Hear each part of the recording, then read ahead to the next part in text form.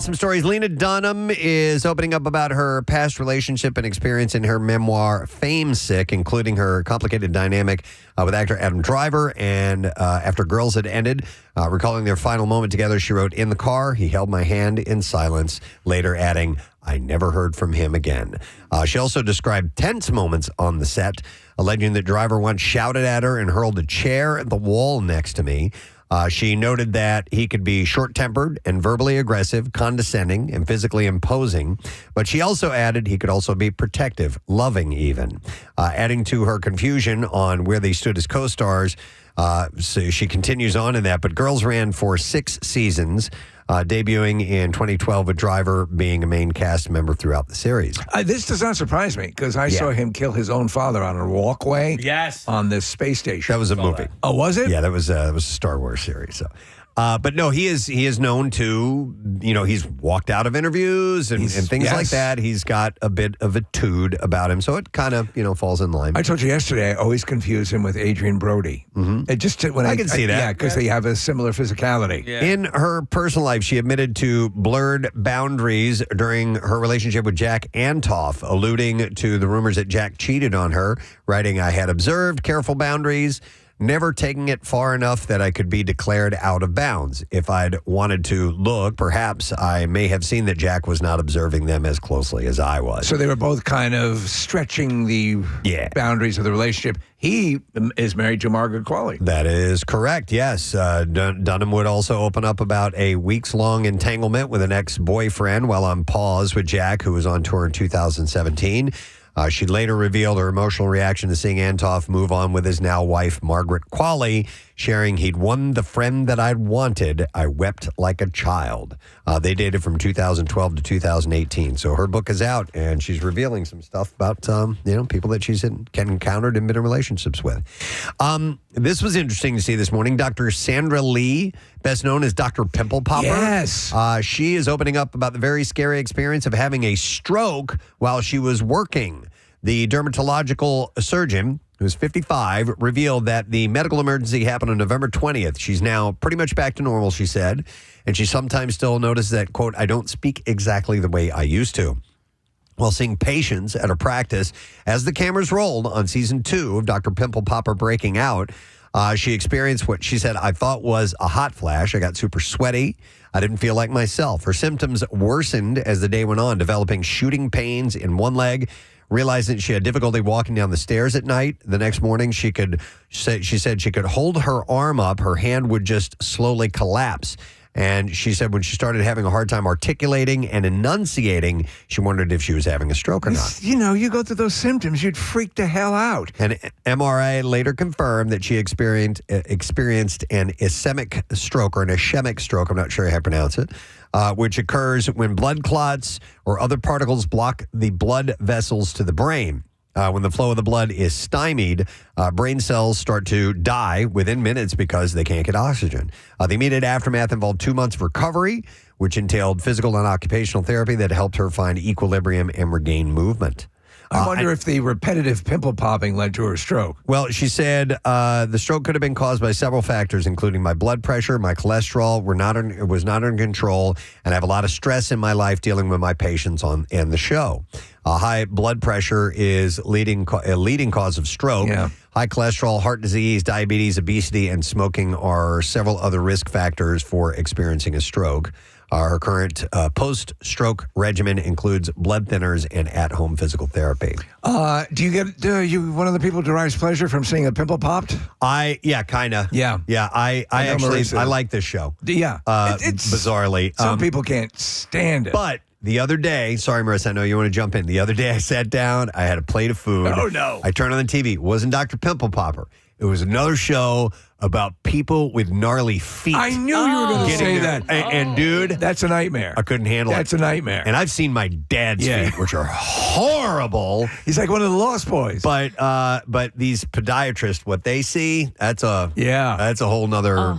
Are you the same kid? You can watch the pimples pop, but not the feet. I like the pimple popping, but I don't like the big cysts and such. Oh, okay. Yeah, which I think this show goes into like really crazy. Big time. Yeah. I do large ones. I do like when there's a hair that comes out though, and the hair kind of makes the pus come out. So it's like releasing a valve. Yeah.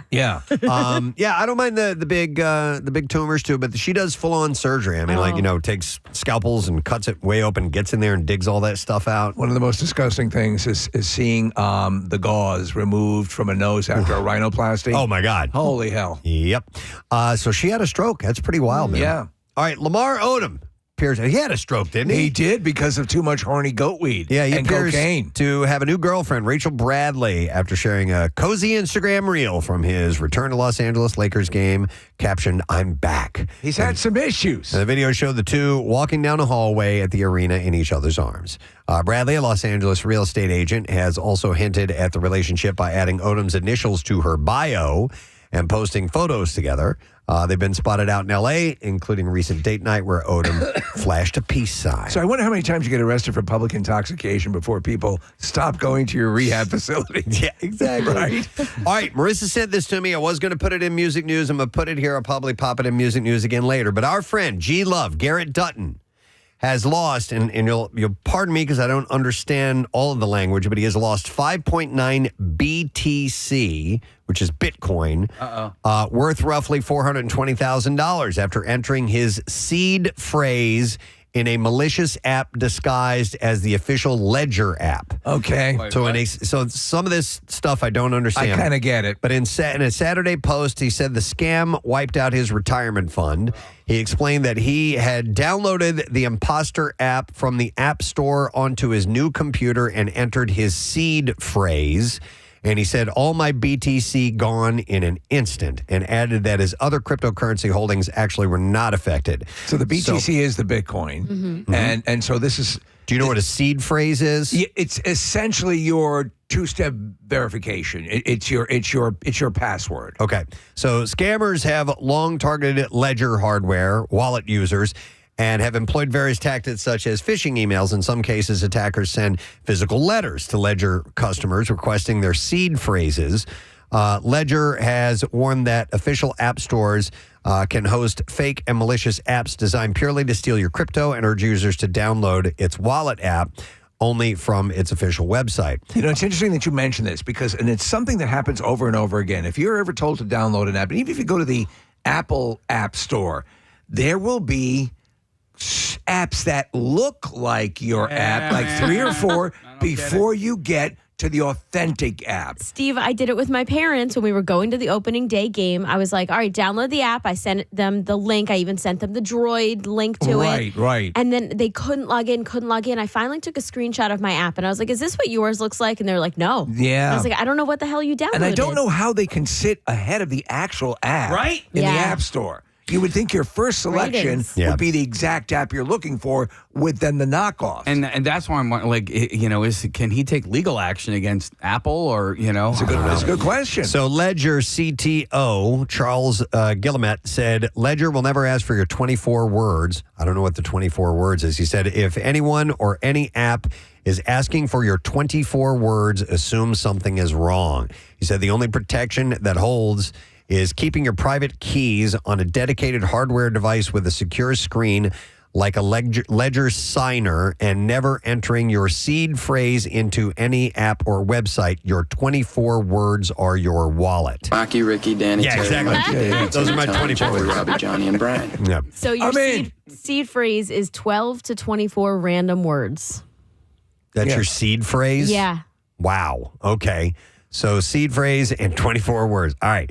Crypto-related fraud has been on the rise, with losses climbing to a record $11.36 billion last year. according to the FBI's Internet Crime Report. The Internet Crime Complaint Center received 181,565 crypto-related complaints last year, marking a 21% increase from 2024, with an average reported loss of $62,604. So a friend of mine is pretty wrapped up in this, and he's, he explains some of this stuff, and he's having some success. You know, he loves it. The thing that he says is anyone would say at this point, don't make it your main thing. Don't, and to put all of your retirement money in your crypto account might have been a mistake. Yeah, I have just a little bit that I don't even know how many years ago it was, but and I watched quite a while. Yeah, it's quite a while, but but I've watched it's a volatile market, man. Yeah. I watched Bitcoin go up well over $100,000, and now it's down to like 70 something.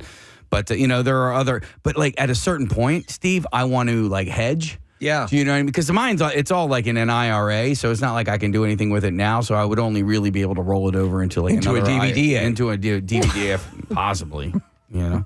We can only hope. All right, after legendary career that's lasted almost 7 decades, Dustin Hoffman is telling his story. His memoir, called Look at Me, is described as a jubilant romp through Hoffman's life career, from his childhood to his first role on stage in 1961 to ascent into legendary status in Hollywood. He said, after 88 remarkable years and decades of wanting to write this memoir, I've finally done it. And he said, I look forward to sharing it with you. You can look at Me will be available everywhere on November 10th. You forget he's one of the great actors, and he roomed early on in his acting career with Robert Duvall and a number of other, legendary actors. Yeah, it's going to be a great book, I'm sure. Yeah, I read Al Pacino's book, and that was wonderful, and that's why because the people the circles that they've run in are incredible. So don't waste my motherfucking time. Sorry. Doesn't want to read it. Timothée Chalamet caught a lot of flack for his opinion that no one cares about opera and ballet, but it seems that at least one person appreciates the actor speaking his mind on the finer arts. In a new interview with The Times, Alex Beard, the chief of London's flagship opera house, has thanked the Hollywood actor for boosting ticket sales. See that? It's like a boomerang effect. He said, I thought it important that we didn't issue a kind of hoity-toity response to Chalamet. He said, we simply said, take a look at what we're doing, mate. And you know what? Our post got 2.5 million engagements and 500,000 shares just on Instagram, and our ticket sales got an immediate boost. He says, so cheers, Timmy. So this is all increasing ticket sales. That's why the International Association of Mimes asked Chalamet to call them pasty-faced dickheads. And say how stupid they are. Yeah. All right, Brandon Bug Hall, who portrayed Alfalfa in the 1994 film The Little Rascals, has been arrested in Ohio for failure to show for court date in December of 2024. The original Alfalfa, because Steve and Preston, Marissa, I'm talking to you as well. I was watching It's a Wonderful Life. Yeah. And the original Alfalfa is in the pool scene. Yeah. Yeah, in the high school. So I was like, I wonder, he was murdered. Dude, what a horrible, horrendous. A lot of those people ended up meeting a terrible fate. Hollywood at that time was he was beaten to death by Spanky. No, he was actually shot. Over a disagreement over a hunting dog. Yep. It was like a stupid argument, and somebody killed him. It was crazy.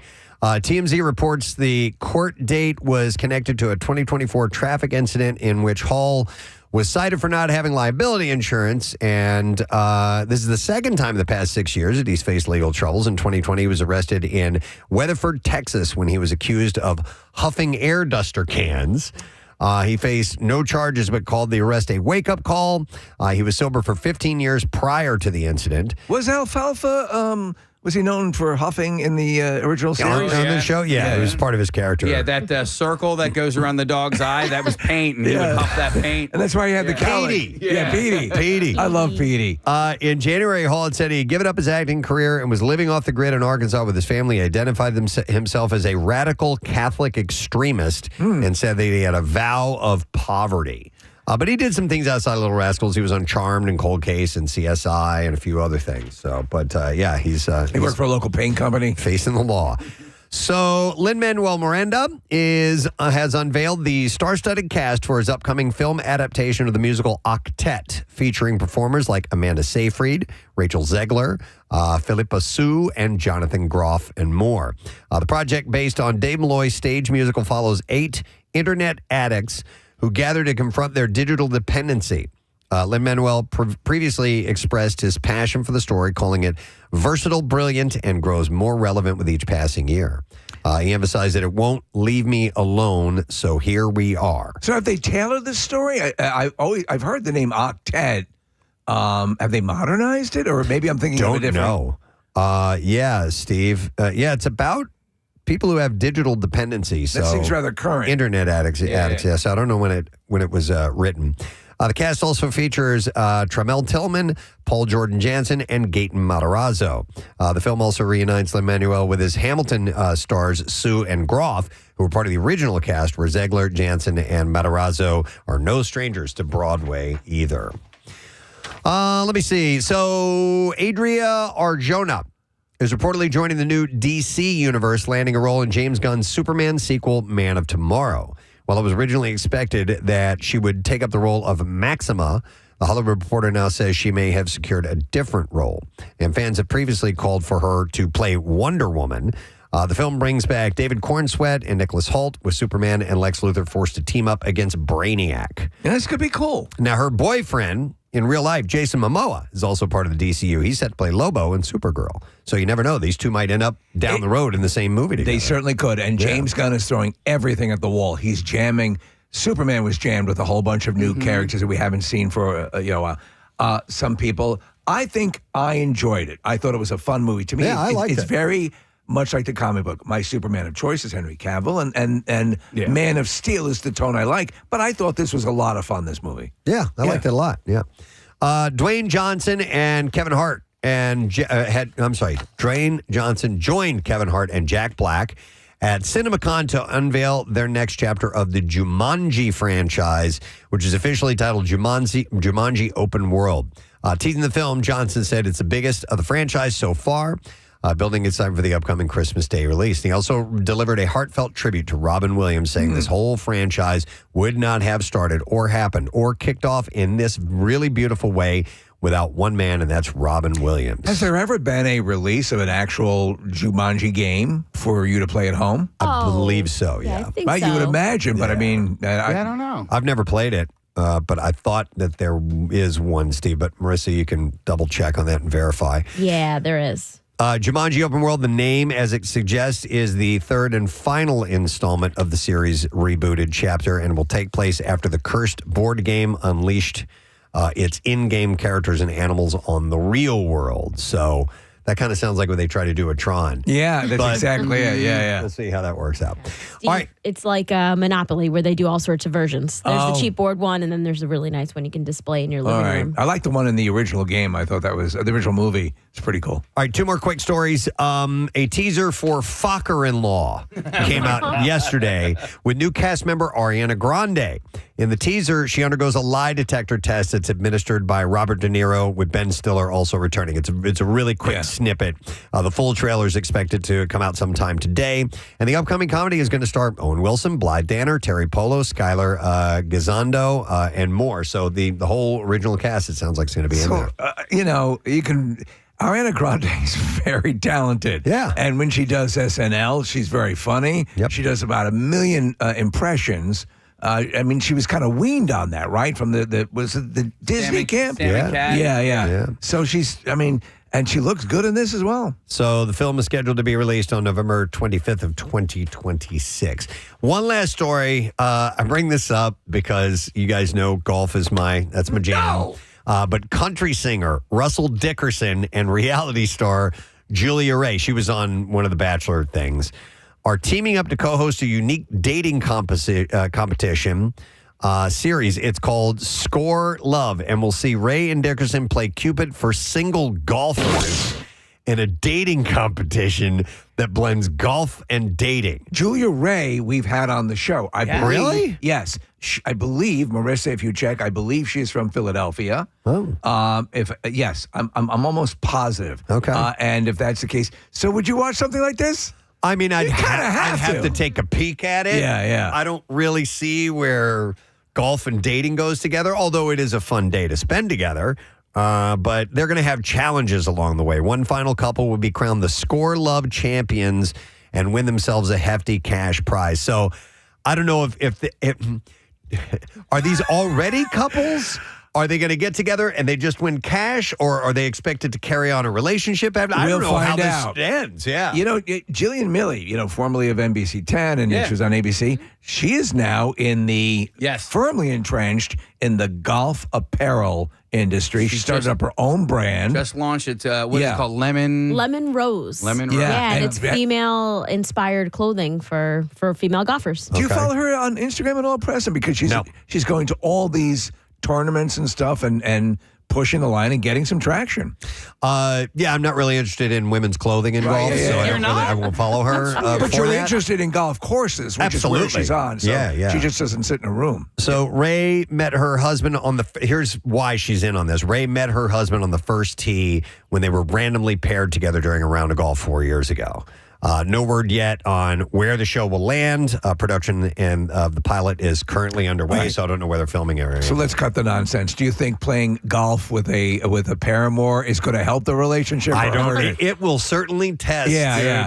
In fact, you told me stories of where you played with couples and they were damn near at each other's throats. My buddy Dan loves golf almost as much as you, Preston, and he said out loud in front of his wife, if my wife ever took up golf, I'd start playing tennis. That's funny. It is hard to play with your partner, but it is a game that takes up so much of your time that it is good to have in common. Sure. Yeah, Marissa and Matt play golf together. There you go. And I tried to get Rochelle into it. It didn't take, and that's fine. I just thought it would be kind of cool as a destination activity if we travel somewhere. Let's take our golf clubs. We'll play around a golf over there. Hypothetically, it would be a great thing to do. Yeah. Listen, and if it's not for press, if you had two separate activities, it's like, I like to play golf. I like to caddy, but I like to sit at the clubhouse and drink. But that only sucks if you also like to sit at the clubhouse and drink. But if your partner likes to hike or do an activity that you're not into, it's like, okay, you do your activity, I'll do mine. We'll meet back at the hotel. Bang, real quick, grab some dinner. There you go. Case you were trying to get Diane interested in bear hunting. I was. Yeah. And as it turns out, I'm not interested in bear hunting. Yeah. And she loved it. Yeah, it's crazy how that I love killing these huge things. And Julia Ray is from Wayne, and we had her on in 2020. No kidding. Yeah. So maybe, Preston, when the show debuts. Listen, let's talk to her, sure. Yeah. All right, we're ready for clips.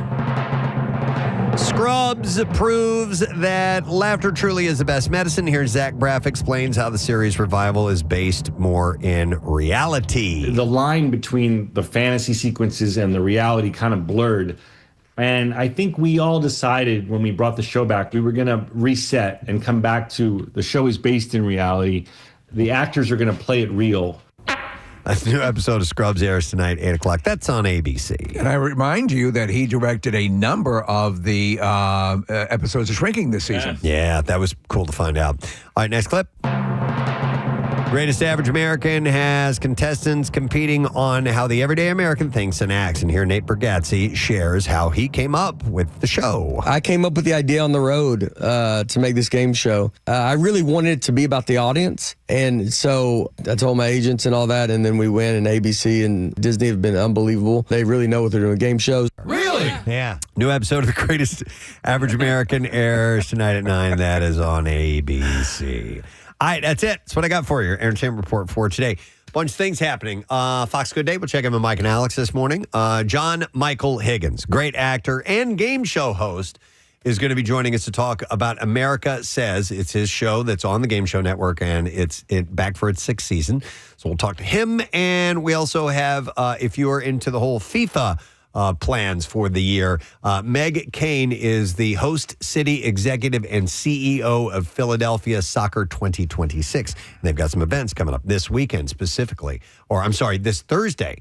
So she'll tell us about that. We want to weave our way into this. Yeah, man. All right, so we'll take a break. We'll come back in a second, and we'll keep moving forward. Wednesday morning is here. We'll be right back. Stay with it. Oh, I guess we never played that. I guess I didn't do that. All right, we'll be back in a moment. Stay with us. 93.3 WMMR and Live Casino and Hotel Philadelphia present the 21st annual I Bleed for Preston and Steve Blood Drive, Friday, June 19. A full day of blood-giving goodness at the Greater Philadelphia Expo Center in Oaks. Old owners get the newest Preston and Steve shirts. And the satisfaction of knowing you made a difference for someone in their time of need. We'll be broadcasting live all day, so make your plans now to donate, benefiting the American Red Cross. Appointments are required, so secure your spot today at WMMR.com. The 21st annual I Bleed for Preston and Steve Blood Drive, sponsored by Live Casino and Hotel Philadelphia. Voted best casino in Pennsylvania by Casino Player Magazine from 93.3 WMMR. Putting Philly. Uncontrollable peals of laughter every time they orgasm, and nothing was funny. They're not alone. The study involved anonymous responses from 3,800 women, and 86 of them reported experiencing these responses. Overall, 61% had physical symptoms, 88% had emotional responses, and more than half felt more than one symptom. A third experienced a headache. Yeah. Almost a quarter had muscle weakness, and close to 20% reported foot pain or tingling. So if your nose started to bleed, would you think you were in the upside down at that point? Only 2% reported getting a nosebleed, by the way. So Okay. that was more on the rare I would side. think like I'd burst a blood vessel or something if that happened. Yeah. Laughter was fairly common, as 40% experienced it. Well, if something feels orgiastically good, that's why there's a correlation between tickle porn or tickle, that sort of thing, where people really want to be tickled into, submission. And 4% had hallucinations. I'm sorry. I was thinking about something. What? Remember the one time we all made our orgasm faces here? I forget. There's a video. There's a Daily Rush video somewhere, Steve, and I think it might be a screen cap of you, and you're just like, just this grimace on your I would face. never want to see my face. How about that, man? Would you? The next time you're taking care of yourself, have your phone I'll nearby. I'll stream it live. Take a quick video. Marissa's got the it's on our YouTube page. It's Daily an old, Rush. It's an old videos from 12 years ago. And man, who wants to see that? I think I had purposely paid attention to when I was taking care of my own business as to what my face contorted into. I didn't look at myself while I was doing that, but anyhow, try that out at home today. The most common response, though, from the women that were surveyed about this was crying, actually. 63% said that they had, and another 43% say that they felt the urge to do so. A flood of emotion, hormones. Yeah. There's a happy Marissa, cry. Not to get very personal, but have you ever had any of these? Any odd reactions? reaction? Dad, stop listening now. No. But I have had a partner that did. Oh, really? Yeah, I was with somebody who cried. Really? Yeah, it was weird. Wow. Yeah. Like often or just one time? Every time. Every time. Whoa. Wow. Yeah. No It wasn't like a sob, but it was like it was a whimper because it was probably like holding back from trying not to cry. Okay, question. Did you ever talk to him about it or ask him? No, it wasn't the type of relationship that I needed Okay. to. All right. I just can laugh about it on the radio so many years later. No, I was just wondering if you got any insights from him about that. Yeah, it wasn't. That's interesting. I didn't need to talk to him that much. Okay. All right. Gotcha. That's why you're married to someone else, right? Yeah, exactly. Only 17 of those who reported having any of these experienced them consistently, and 69% had them sometimes. So if you have a weird reaction like that, it's not Fine. necessarily, out of the ordinary, and just be aware. What if you involuntarily evacuate your bowels? You mean that doesn't happen to you guys, too? We should talk That's to how I somebody got about that face. Let's talk. All right, we'll go somewhere else. Now, Marissa can relate to this. It's something called time blindness. Very. Russell Barkley, a retired clinical psychologist at the University of Massachusetts, is often credited with linking time impairment with people with ADHD or autism. In 1997, he called it temporal myopia. But recently, time blindness has sparked a social media debate. Where is the line between a genuine condition and someone who is disorganized or just plain rude? Yeah, a lot of people use it, and everyone wants to jump on the latest syndrome and stuff and say that's why I'm late for work all the time is because I have this. But it's not. There is a definite clinical condition that is not what a lot of people think it is. Time blindness is the inability to determine how long a task will take or conceptualize how much time has passed. It relates to executive function that occurs in the frontal lobes of the brain. It is a well-documented characteristic of many people with ADHD. And Stephanie Sarkis, a psychotherapist in Tampa Bay, Florida, said anyone can have issues with running late. Just with ADHD, there's functional impairment. And it impacts family life and social life. It impacts work, money, management, all areas of life. Sarkis said if a person's chronic tardiness is 1 star in the constellation of symptoms, then it could be evidence of a treatable disorder. She cited research that stimulant medication prescribed for other ADHD symptoms, such as inattention and restlessness, is also effective at treating time blindness. So yeah, you said ADHD is might be all right to part of this. I err on the other side. If I'm anything, I'm too early more often than not. But I'd prefer that. I like you. I think we both agree, Preston. Rather get to the airport way early than close to on time. I feel like the airport. I get too nervous. The airport one is the only one where I'm like, okay, I want to be early. I see you walk in like when we do movie screenings. You walk in like 2 minutes before the movie starts. I've been there for 45 minutes. Yeah. Well, the airport thing. Yeah. And the reason that I don't mind getting there super early is, number one, fear of the major inconvenience that it would be to miss your flight. Right. And how many hoops you have to jump through. I am already going to be tired from this day. Yeah. And I don't need to add on several hours and complications and all that. So getting there early is totally worth it. Plus, there's stuff to do at the airport. Right. Yeah. Could pretend you're a spy. Yeah. So for me, it's more of like this. You never know what the security check-in line is going to look like. Yeah. And I've been there where I've just walked right through, and then I've also been there where the line goes all the way down. No, the line goes all the way down. The corridor. Yeah. And so my fear is that I'm going to get there and it's going to be really, really crowded. Right. And Press, you're right. There are a ton of things that you can do, and also even if they're I can just sit in the terminal, play on my phone or whatever. Yeah, see, I just have all of these things all together, and it's so terrible. You're like right up. You'll right up to the last second. Yes. And Steve, I'm self-diagnosed ADHD, and I see the videos on Instagram, and I watch them, and I relate with the person who thinks that something takes 4 minutes and it takes 27 minutes. Yeah. But every once in a while, one will come by and it'll be like, "Oh yeah, you had an event," and they're saying like, "Oh, I'll be 5 minutes late," and you're like, "That's okay. I've been here for 3 hours." Like that doesn't compute with me whatsoever. So this is you then. Whatsoever. Yeah.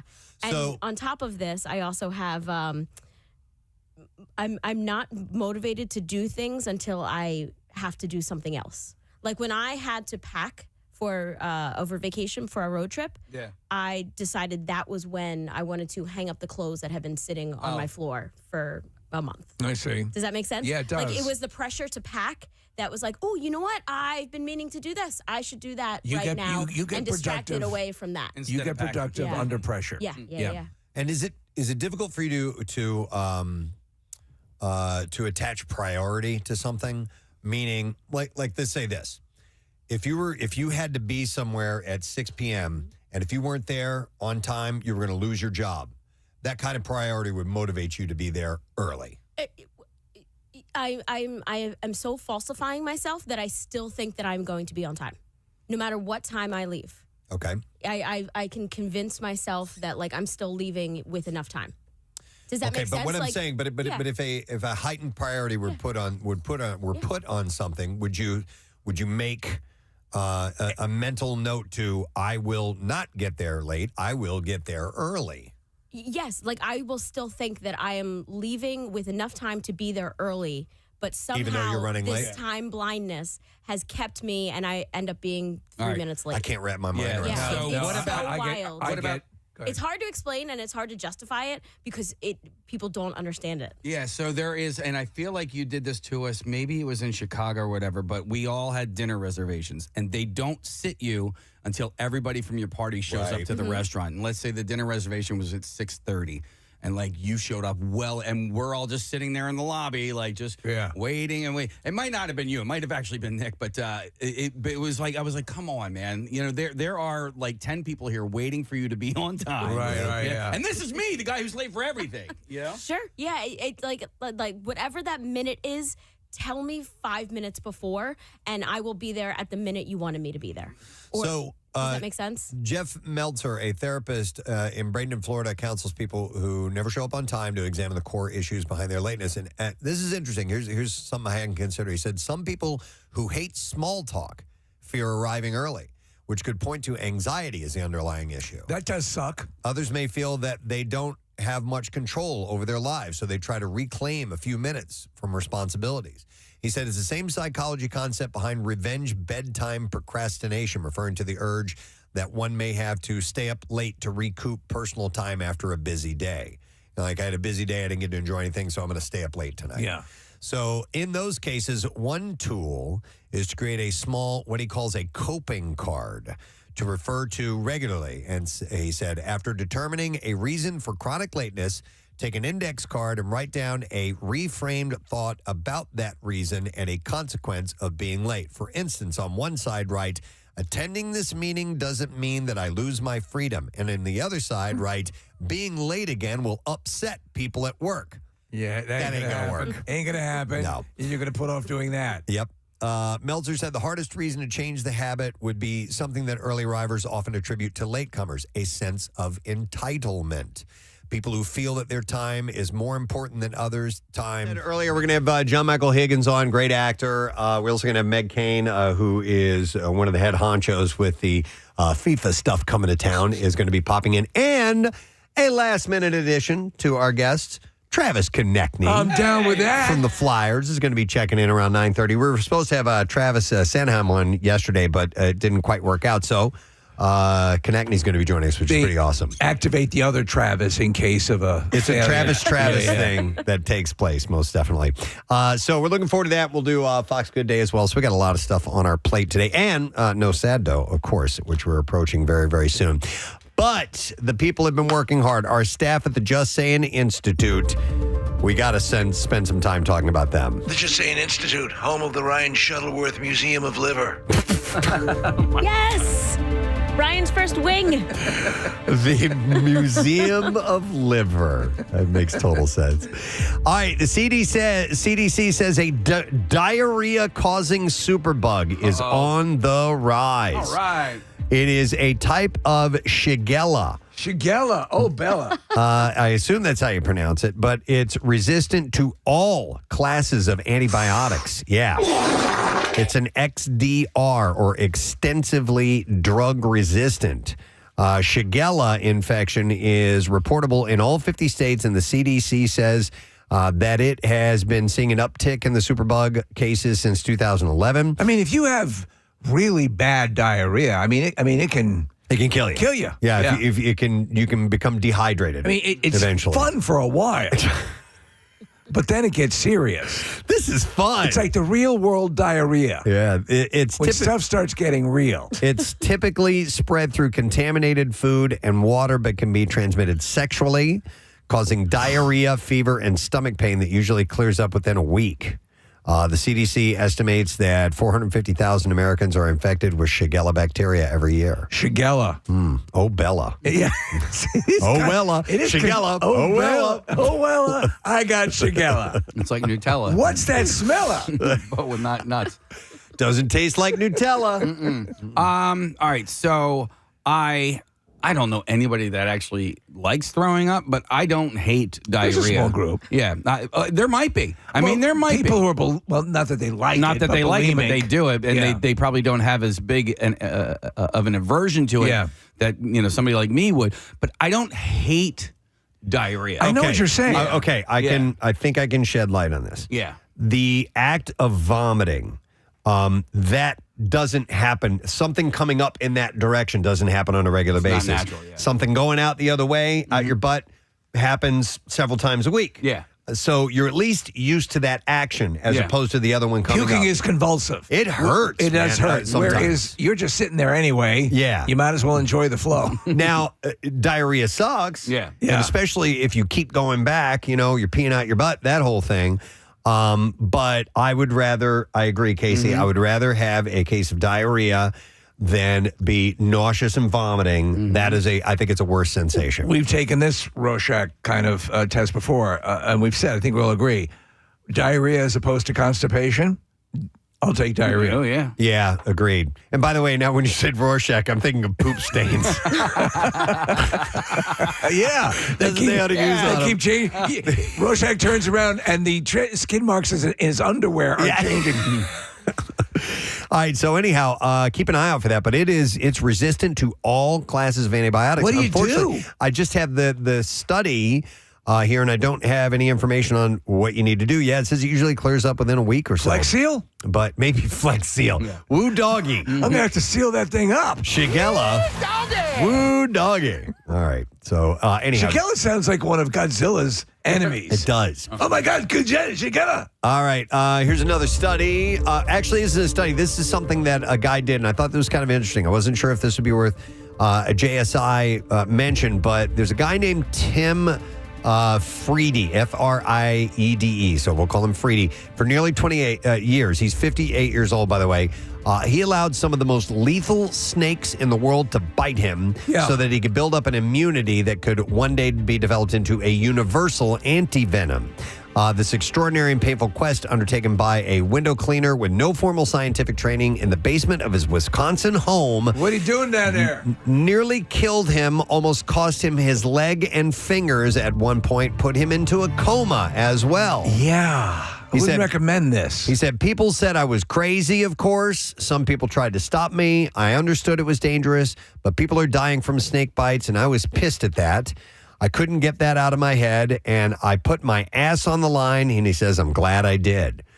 So his sacrifices are now poised to help deliver a new broad anti-venom that may avert some of the 138,000 deaths and 400,000 disfigurements and disabilities currently caused each year by snake bites worldwide. It's brave and stupid at the same time. But yeah, so there is... there are some, we think about, there's an anti-venom and there's all these, things that they have. But there are some snakes that are so lethal that if you can't get to that venom within minutes, you're gone. Most victims are poorer people in developing countries across Asia and Africa. In total, as many 5.5 million people globally are bitten by snakes each year. The numbers will climb, study suggests, as the climate crisis increasingly causes snakes and humans to overlap. On Sunday, a man was bitten by a rattlesnake. We talked about that in California. So treating snake bites is complicated, but the range of different antivenoms required for the several hundred species that can significantly wound a human. But Centavax, a California vaccine company that Friede now works for, is aiming to produce a near-universal antivenom using antibodies from Friede that he developed after being bitten so many times.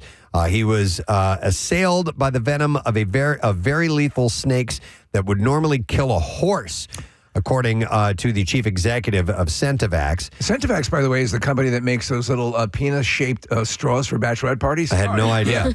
A study last year found that Friede's replicated antibodies can neutralize the toxins from 19 snakes in the Elapid family, which is a group containing about half of all venomous species, including cobras, mambas, taipans, coral snakes, and kraits. Coral! A trial of this antivenom is set to take place on pets in Australia this year before any use in humans. He said, I wanted to make sure that this wasn't all in vain so that people couldn't say I was an idiot for doing this. Oh, they're saying it, but it was still pretty brave to do that. Is the, Mister, could you do a quick check? The most lethal snake in the world. I think it's a black mamba. I thought it was. Black mamba and or the fer de lance. Oh, I don't even know. It's in here, Steve, but it's at the end of the story, and I would have it to just says dig Asperissa through all in the of this. So I will get to that in a moment. But anyhow, the experiment nearly ended in disaster. In the first year, on the 12th September 2001, he allowed himself to be bitten by a monocled cobra and then an Egyptian cobra, two of the most dangerous snakes in the world. In the same hour he did this, he slipped into a coma for several days. My question with the monocled cobra is, how do they take it in and out of their eye? Yeah, they don't have hands. Yeah. Despite the reservations of his wife, they're now divorced, by the way. Freddie almost immediately I'm sick of it! Went back to building up his immunity to different snake species. He felt that he wanted the authentic experience of being bitten to properly simulate what would have been in a real encounter with it. Would have been a real encounter with a snake. And they talk. These bites can be incredibly painful. Oh yeah. He has further brushes with severe injury and death. In the following years, he passed out with anaphylactic shock several times. One of his fingers turned black and was nearly amputated after being bitten by a rattlesnake. Was he doing this, by the way, Preston? I don't know if you said this at the beginning of this. Was there someone else with him while he was doing it, or was he by himself? That's a good question. One of the, like his neighbor was there helping him with the hell are you doing? But nobody professional. Yeah. No. By the way, the venom of the monocled cobra caused his muscle in his leg to start to disintegrate. He said, the muscle just burst out of my leg. I had to cut it out with a razor blade. Jesus Christ. I couldn't walk for 2 months afterwards. I almost said enough was enough at that point. The pain of being bitten by a snake, he said, is like a bee sting, but 1,000 times worse. It's horribly painful. There's nothing you can do about it. Each venomous snake species carries its own risk, but the worst, he said, are those such as cobras that deliver necrotic venom that eats away at the body's tissue. So like a flesh-eating disease. Yeah, right? it kills the tissue. So he's had more than 200 bites. About half of them are from mambas, which is insane. A particular triumph of Freddie was becoming immune to the most venomous of all snakes, the inland taipan. Okay. A shy serpent that lives in semi-arid areas of Australia and rarely tangles with humans. I'm very shy. He said this is fortunate as the venom from a single bite of a taipan is enough to kill over 100 people. Wow. I'm kind of shy. By the way, he had sent details of his experiences to various scientists, but didn't find anyone who would make use of his findings until 2019. He had been doing this since 2001, and nobody was biting, pardon the pun. But when Centivax hired him and they started taking his blood in order to isolate the antibodies from the antivenom, so they were the ones that stepped up to this. For all these years, his body has been a human laboratory. Yes. Which is kind of wild. The fact that he did it under these circumstances is borderline insane. Yeah. But the end result might save lives. It's very much so. I'm thinking of letting myself get mauled by bears to perfect a better bear spray, Preston. Okay, that's not going to help. No. But if you feel passionate about it. I really do. Far be it from me to now that deter my you. Nutella gas alternative didn't work out. So pretty wild. So they're going to work on animal trials on dogs to see if it will help if they get bite. What do you mean? It's to help save them. I know. I'd like them to die more. The Nat Geo did a series on the most venomous animals in the world, and obviously they were going with things like the blue ring octopus and the box jellyfish, and there's so many things out there. that are so lethal. Mm-hmm. All right, so we'll see if this comes to pass, but it's a pretty interesting story. All right. For the first time in history, humans are being tested with a drug designed to regrow lost teeth from scratch. Really? The only problem is you can only regrow them in your butt. And then they replace them. They take them out and they put them in your mouth. This tastes like crap. Researchers at Kyoto University Hospital in Japan began administering the experimental treatment called TRG-035 to 30 healthy adult men between the ages of 30 and 64, each of whom is missing at least one tooth. This would be an amazing thing. Yeah. The question would be, how long before the tooth reaches maturity? The current phase focuses on safety and dosing, with participants receiving a single intravenous dose while researchers monitor for any side effects. Lead researcher Dr. Katsu Takahashi, who has spent nearly 3 decades on the problem, co-founded a company called Torgum Biopharma to bring the treatment to market. The drug has received orphan status from Japan's Ministry of Health, which speeds up regulatory review. Because they can experiment on orphans. So they are aiming for commercial availability by 2030. That's not too far off. To regrow teeth. So right now, obviously, you know, there's the tooth replaced with the artificial teeth that they can anchor into your mouth, and they're replacing teeth that way, which is very cool. And I have a few, but the notion of your own body generating teeth back, that's pretty cool. The question is, there's a couple of questions. So I guess in the space you would apply the medication in the space where you want the tooth to grow back in.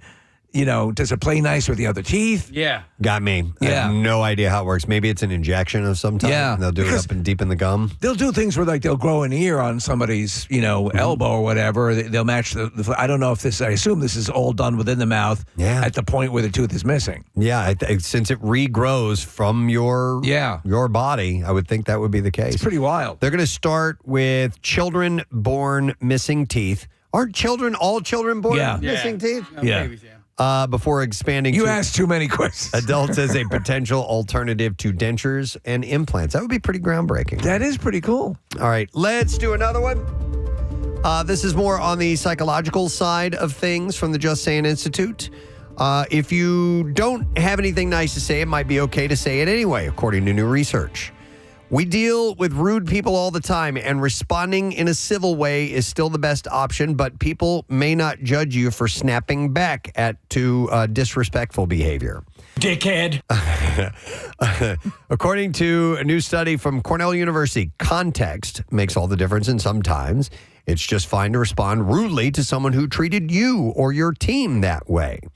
Previous research into rude behavior focused on how it's bad for morale and productivity and can trigger cycles of retaliation, but the new study looks at how people evaluate behavior once rudeness is already part of the interaction.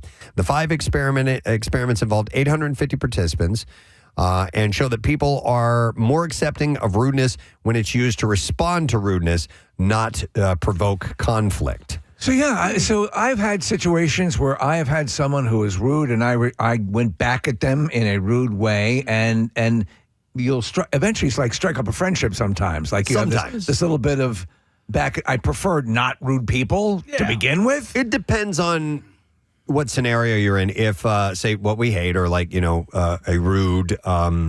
You're a customer. Yeah. And the person that's working where you are is rude to you for whatever reason. It's like, dude, I'm just here to spend money. Yeah. And you want to fire back at them, and that usually you don't get a friendship out of that. No. Let's go out for drinks. Yeah, exactly.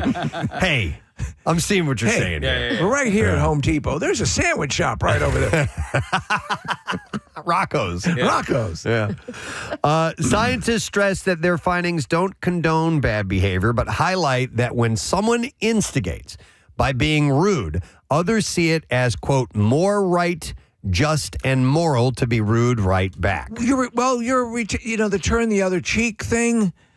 There's a nobility to that, but there's also standing up for yourself. Yeah. And making a statement, and sometimes making someone aware that the way they're approaching you or approaching other people is not cool. Yeah. I'd like to be able to be the turn the other cheek person, and maybe I have in the past. I don't know, but I just instinctively, if I am hit with rudeness, there's a defense mechanism that happens, and it immediately my attitude is fired up. 0 to 60, Yeah. especially in that case, and also because, and Casey, we've talked about this. Go out of your way to put your pleasant best foot forward all the time. Yes. I try to always tell myself that, like, maybe their cat died this morning. Yes. That's the phrase that I always repeat in my head. And I think that's usually for, like, somebody in customer service who's on the other side who just isn't pleasant in a space where you expect them to be pleasant. So you just don't know what's on the other side. So let me ask you this. My issue, and I can understand that, but that doesn't happen until like 20 minutes later that I think about that. Are you able to do it right in the moment? I try to. Okay. Because I will That's the hard part. I will try to be pleasant immediately at first. And then if it needs to be a result of rudeness, then it happens. But or even like if I bump into somebody, right? It happened at the Phillies game the other day. Bumped into somebody and I was so apologetic. And the woman was so rude back. Right. Yeah. But I was overly apologetic. Yeah. Like, I am so sorry. And she turned around. She's like, well, you were going to pay for this food if it fell. Whoa. And it was like, come on, whoa, man. whoa. We are in a crowd. There's a lot of things happening. Boom, knock it out of your hands. Here's $40. Shut up. That would have been great. Yeah. Bang. Or just go to say, where do you live? I'm going to kill your cat. Wow. So Merrick Osborne, the study author and Cornell professor, said that there's more social value in being civil, but there can be social value in acting uncivilly, provided that it's retaliatory. Their incivility almost gives you license to match their energy. So if that's what your heart is calling for you to do, you can answer the call. Well, I told the story about the guy I would always see on the walking my dog to Chelsea back in Manayunk on the trail, and I'd see him, and I was like, he was snotty right from the get-go, and we'd pass each other, and he always had this, and we actually got into an exchange of words one time, and I said, F you. Yeah, and I could see him. I mean, I'm in the woods. A bald guy who looks like me looks like a serial killer. So he demurred a bit. But I found out later that all during that period where I was encountering him, his wife was dying of cancer. Right. So and then we became very good friends. Right. Okay. All right. Another study from JSI. Scientists at Israel's Weizmann Institute of Science have engineered a tobacco plant that can produce 5 different psychedelic compounds at the same time. Do we need that? The plant grows psilocin and psilocybin, the active ingredients in magic mushrooms, as well as DMT from the ayahuasca plant. Jesus. And 2 compounds secreted by the Sonoran desert toad. All right. So these are all this is the Hall of Fame of hallucinogens. You're right. You're absolutely right. The research was published in the journal Science Advances. The goal is not recreational, but scientific. Yeah. That's, Timothy Leary's goal was scientific. But the goal for those people, the people listening right now are like, ooh. Yeah, seahorses, for sure. Forever. Seahorses forever. So someone tie-dyed their lab coat. As researchers hope this kind of plant-based production could offer a more sustainable and humane way to make these compounds for potential medical use. Psychedelic research has been growing, with studies suggesting some of these substances could help treat depression and other conditions. The current concentrations the plants produce are too low for practical use, and the team intentionally stopped short of making the traits hereditary to prevent uncontrolled spread. So in altered states, he uses a concoction of these kind of hallucinogens with a sensory deprivation tank to reactivate primal, well, it ends up being the result, whether that was what he was going for, and he actually, morphs into a primitive man. Yeah, he devolves. Which is really weird. But I mean, I wonder, have you ever embraced the notion that some of these hallucinogens can tap you into altered realities? I personally have not. I have very little experience with that type of thing. I've always been a little afraid of it. Now I kind of wouldn't mind do this microdosing thing and see what it's all about. But I know I've talked to people who have had very profound experiences. Really?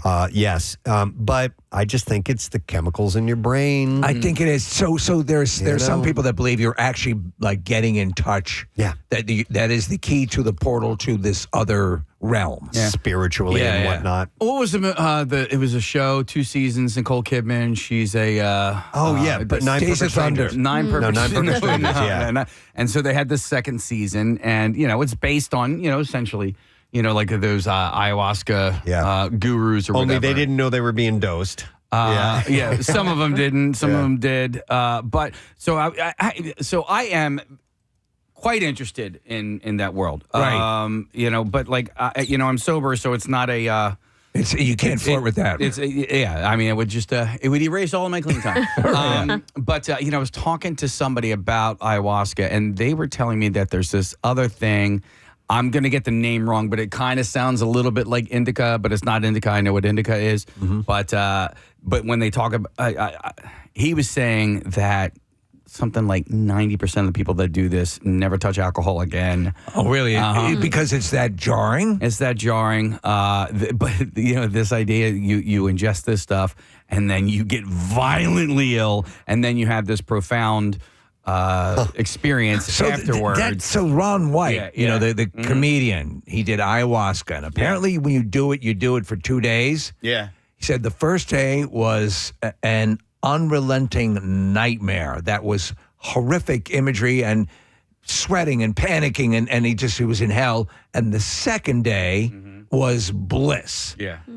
I don't know why that first step is, that to me, that's a big deterrent. Yeah, the throwing up is not. I had a very long conversation about this with Riley Cote, who he was talking about microdosing mushrooms and taking it instead of like antidepressants. So it's like a natural way. You talk about it's just it's just your brain. So this is at least a natural way to balance yourself. I don't know. Natural way. I mean, listen. Yep. Okay. I have issues when the word natural is used from time to time, but I am if it is a way to safely make one happier and not be addictive and so on, and there are ways to do that, I'm on board for trying that out. Yeah, Ibogaine is what the stuff was called. Ibogaine? Yeah. Did I tell you guys I tried my first Zyn? Oh, yeah. I don't know what Zyn is. Zyn is the little tobacco packs that you put in your lip. It's not tobacco. It's not tobacco. It's nicotine. It's a nicotine pack, so it's not tobacco. Yeah. What'd you think? Casey, I was high for an hour. Yeah, I hated it. It makes me hiccup, so I can't do it. Yeah, So you actually felt, because I'm a knob, I know none of this. You actually felt you were high? Steve, it felt like I smoked a full joint myself. And we were just kind of like messing around. My friends got them and I was like, hey, I want to try one. I popped it in for a second. I locked myself in the bathroom of a restaurant. My friend had to come get me. I was so high. Steve, when I was a kid, we'd steal chewing tobacco from my dad. And one time I swallowed a little bit of it and I felt wasted. Yes. So I didn't realize. Wasted. So when I heard of the Zyn packs, when they became a thing, I always thought that was like putting chewing tobacco, like a ball player would. But it's something completely different. It's a similar action because you're tucking it in your lip or wherever you are, but it's not chewing tobacco. You it's end just up straight with nicotine. like a trippy sort of, not trippy, but I'm sure people get used to it Yeah. because I'm sure a ton of people listening right now have one in their mouth, right? Right. When Bert Kreischer was here, he had them in his mouth. Like a lot of people do them. But I felt so high. It was crazy. We don't have much time, but I can't go to this call. I don't think so. Okay, we got to go on Fox Good Day. We had a psychedelic coach who was going to share a few things, but unfortunately, Roxy, we're not going to be able to take your call because we got to stay on time for all right, Fox Good Day. team, get out on the field. All right, so anyhow, just thought these were interesting studies from the Just Saying Institute to pass along to you this morning. So, Some good stuff. yeah, and the new wing of liver. The Ryan Shuttleworth Museum of Liver. Yeah, the Museum of Liver, yes. All right, we are going to take a break. When we get back, like I said, Fox Good Day, and shortly after that, your chance to win $1,000. No Sad Doe. We'll be right back. Themselves permission to be late. You know what makes me feel a little bit uneasy is when we have a guest show up way early. And I know that there are certain guests that like, Mark Summers is an early guy. Right. I think Todd Glass is an early. And that's just who they are. They don't like to be late. Yeah. So let's say we tell them to be here at 8, to be on air at 8:15, and then they show up at 7:30. That makes me feel uneasy because now they're just waiting for 40, and I don't want them waiting for 45 minutes. I'd rather them wait for, I'll tell you, as someone who does arrive early, I never feel that the onus is on the person who's the event I'm going to, that they have to entertain me or. Yeah. I think most early arrivers don't either. So I think you just know that they made that choice. Okay. And they're good with it. Yeah.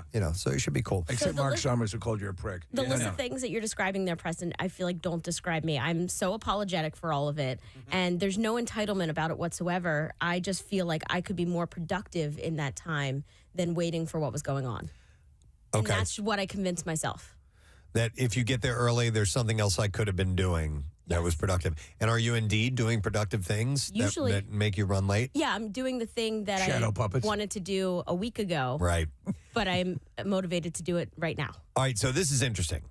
Particularly helpful, he says, has been making a list of how long things take. Getting out the door in the morning felt like it took 20 minutes until this therapist, Levat, listed every step from bed to door. So he actually timed it out. Walk down the stairs, 1 minute. Find shoes, 1 minute. And he said, I had a list that was a whole page long of literally walking between rooms, and learned that it took 45 minutes, not 20 minutes. Right. So if you More than actually twice. do a one-time test of how long things take. Might give you a clearer picture. I get that. Yeah. All right. Well, anyhow, what are you laughing at? I'm laughing. I'm laughing at these texts that came in Oh, that okay. are saying they're associating with me. Okay. Gotcha. All right. So I'm anyhow, surprised they got the time to do that. I like Marissa. We need T-shirts. It's real. It's hard to figure out. Or I thought Marissa was describing me. So I feel you guys who are out there.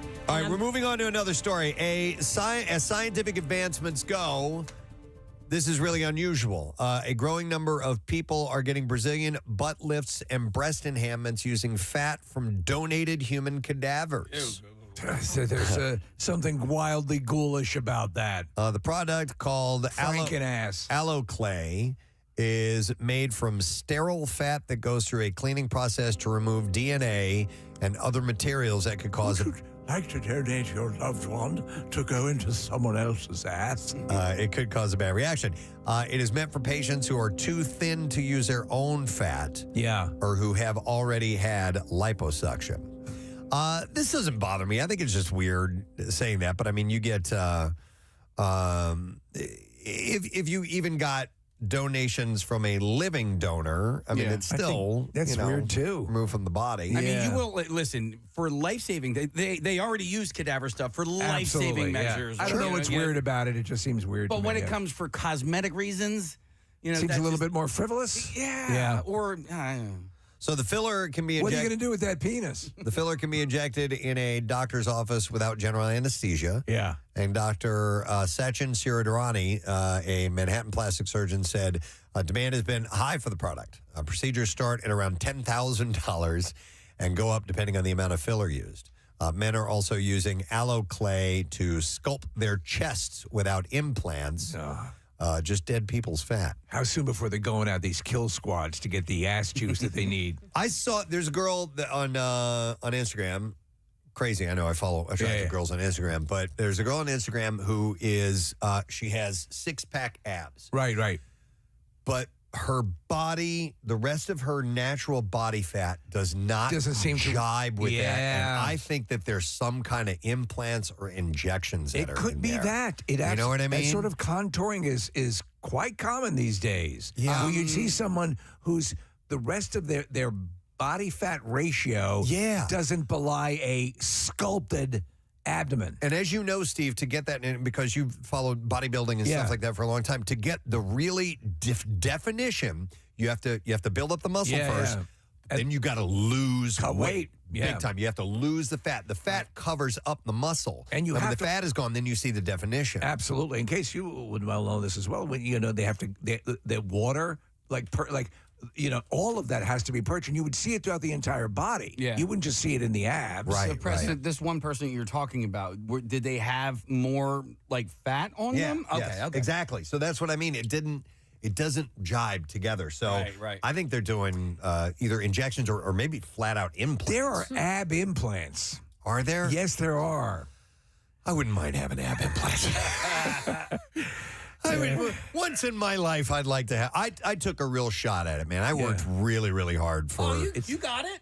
Kind of, sort of, but it was so. I had to give up. I was trying too hard, and I injured myself a couple times. I'm like, I can't do it. Get them on your back. See how you like it? Dude, those back abs are awesome. You must work out like a Look fiend. at that. You've got back abs. Yeah, I mean, these people are Six-pack abs. Are you looking at pictures, Mariz? Yeah, I mean, I guess it's like the equivalent of getting a boob job. You're just getting an ab job. Yeah. So we're looking at the photos of the guy on the left. Can they here, do Marissa. hand jobs? It's kind of like the girl that I was saying. See how you can tell that he's got sculpted abs, but he has big love handles there on the side too. It just doesn't seem to make sense. Quite jive. Yeah. So, all right. Anyway, you can always do dead people's fat if you want to now, because that is It's a good available. band name, Dead People's Fat. All right, I think we got to wrap up the. Or do we have time for one more case? One more. All right. Let's do a quicker one. Yeah. How about this? New research shows that stressed out rats are more likely to use cannabis when given the chance. So they toke up when they get a little bit of agitation? Yeah, they roll a spliff and get fired up, and you're good to go. Irie.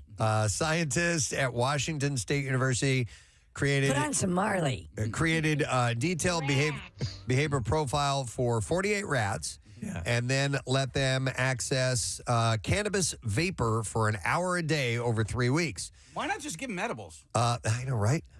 Maybe they could. I'm not really sure. So the rats could get the vapor by poking their nose into a small port. Rats with higher levels of stress hormone cortisone use the cannabis more often than calmer rats. This cheese tastes so good. The connection was tied to their regular baseline stress levels, I'm in the mood for pizza. not stress from specific tasks or puzzles. Researchers also found that rats who had trouble adapting to changing rules were more motivated to seek out the cannabis. It's kind of funny. Trouble adapting to changing rules. They're like, dude, I can't figure this out. Let's just smoke You're up. bumming me out. Scientists hope this information could help people understand their own cannabis habits and make smarter choices about use. Cannabis Rats. There's another band name. That's a band name. The Cannabis Rats. I love it. All right, and there you go. That's Just Saying Institute for today, friends. We'll do some more research and we'll return another time with plenty to feed your mind with. And I saw Temple's fencing Dr. Nikki Frankie, who I believe you guys had at the Camp Out for Hunger. I thought you guys would like to share this. So absolutely, Dr. Frankie came by and taught me how to fence, which I think I did a pretty good job of, other than almost crippling my knee. But she was amazing, though. She was excellent, and she is. She's had a 50-year coaching career at Temple. There was an event a little while back that they had over 100 of her former and current student athletes were in attendance, and each era got on stage and spoke about her impact. The women shared tears, laughter, and joy for the coach who changed their lives. She said it really was very moving.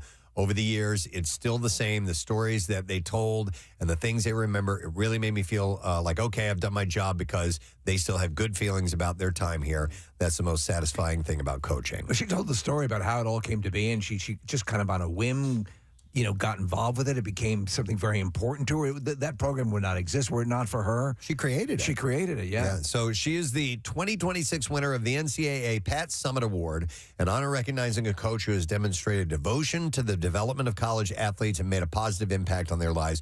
And she was recognized for that alongside other NCAA honors recipients. You should reach out to her and let her know how you were permanently crippled by your 7 minutes of fencing. So her resume reflects her legendary status as a coach, as a fencer in her own right. Frankie earned National Intercollegiate Women's Fencing Association All-American honors, earned a spot on 2 Olympic rosters, and was inducted into the Brooklyn College Hall of Fame. Nice. As a coach, she is the all-time winningest women's athletics coach at Temple, amassing 898 wins in the 1992 National Women's Foil Team Championship.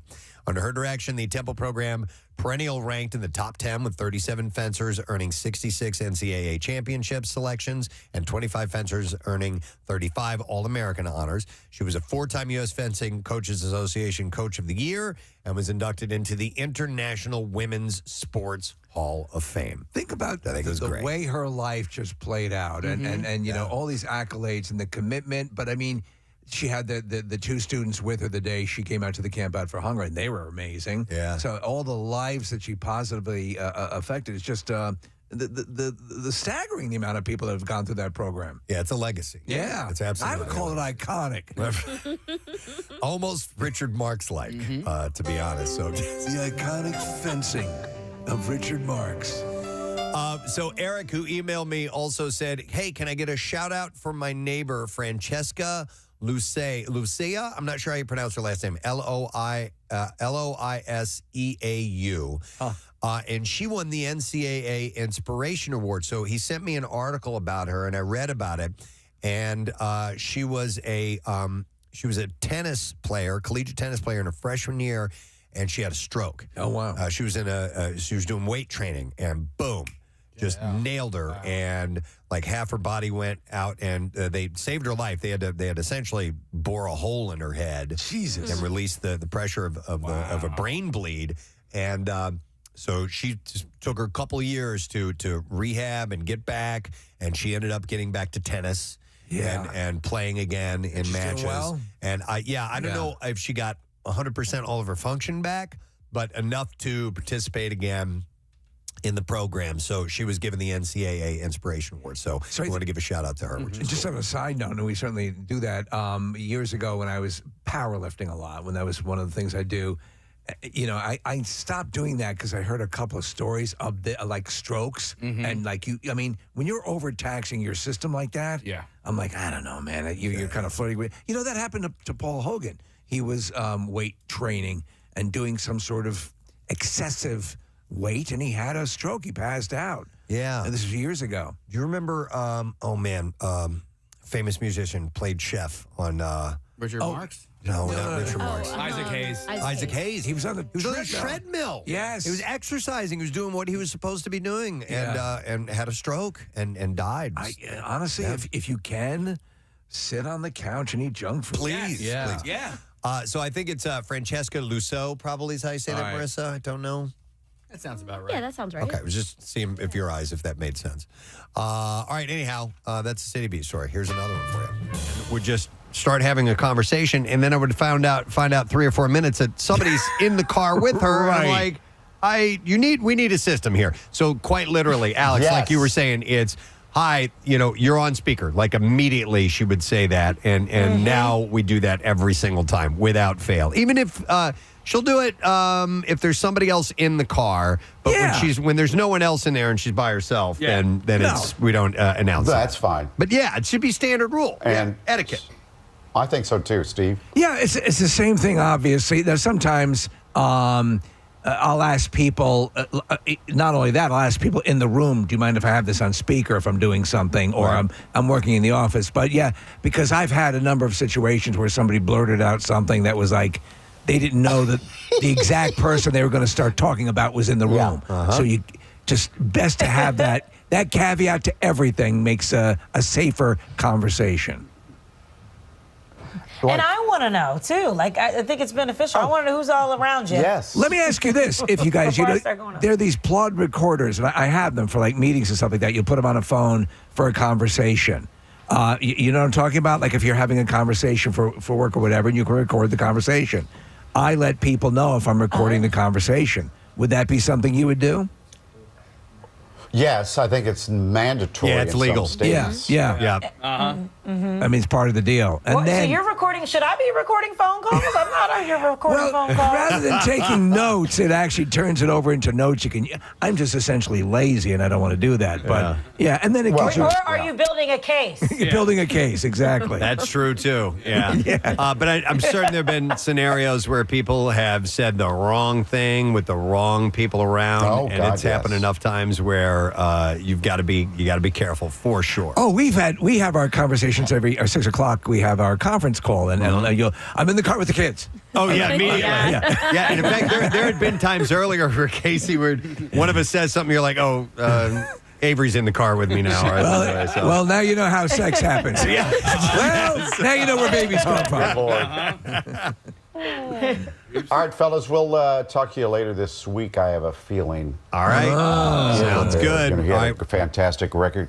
Thank you. All right, we'll see you guys. Bye-bye. What's that now? The record event on the weekend. On Saturday. Yeah, so it's that is coming up this weekend. All right, we skipped traffic, so let's do that now. Marissa, what you got going on this morning? We are jammed up all over the place. 476 northbound, 95 out to the Media Bypass, southbound from the PA Turnpike out to Conshohocken, 76 eastbound, the Boulevard out to Vine, westbound from City Avenue to Gladwin, 95 southbound, slowing Cottman out to the Betsy Ross Bridge, PA Turnpike westbound from Willow Grove to Fort Washington, Route 30 bypass eastbound from 340 to Lancaster Avenue, and then 42, there's road construction that has the left lane closed. It's between Coles Road and the Black Horse Pike. This traffic report is brought to you by Positive Coaching Alliance. Questions about youth or high school sports?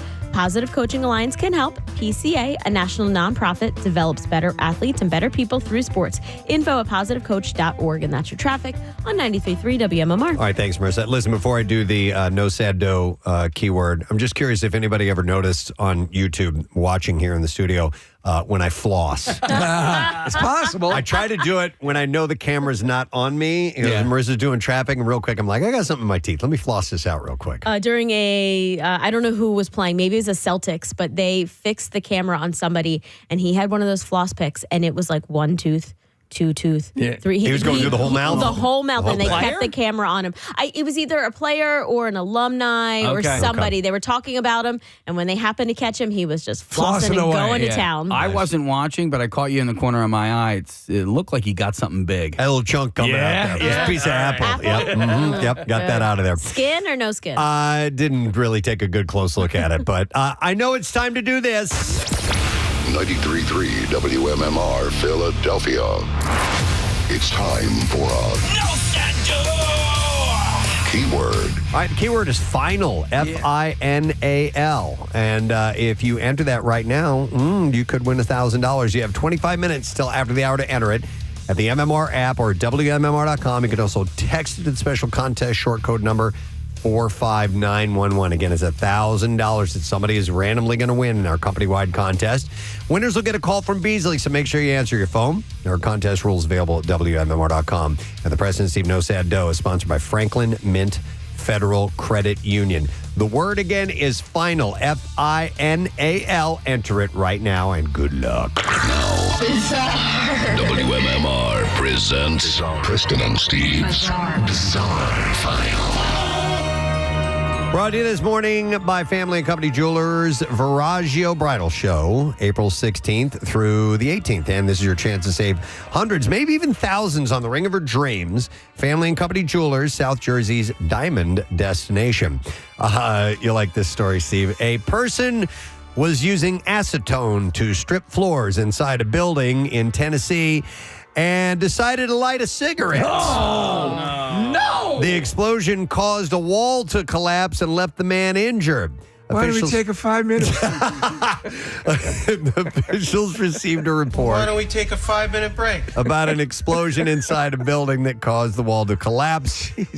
Devin Bogdan, who works across the street, said, I looked outside and there was a big puff of smoke and dust from the side of the building caved in.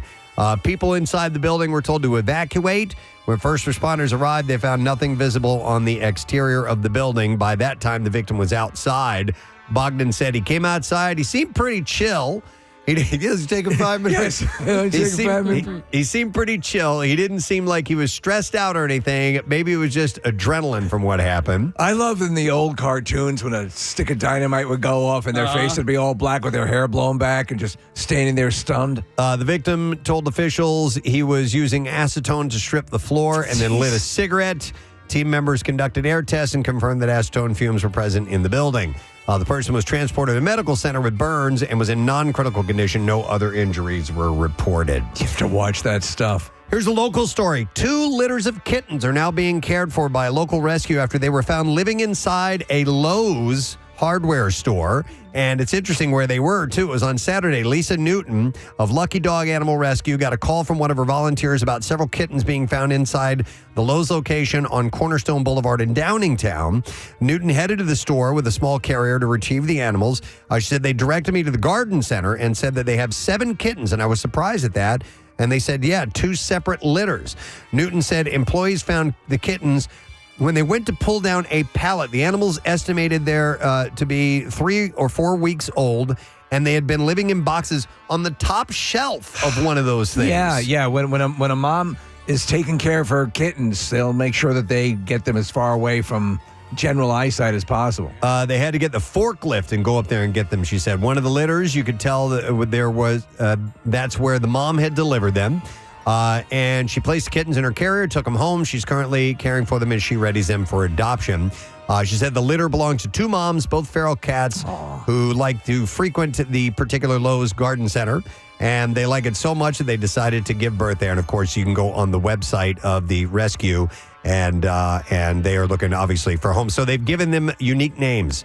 Forklift, Herb, Pallet, Planter, Grass Seed, Low, and Rose. So those are the names of the kittens. That's adorable. We had a cat that we kept, Cupcake. When she came into the house, she was a foster, and she gave birth to her kittens in our hamper. Wow. Yeah.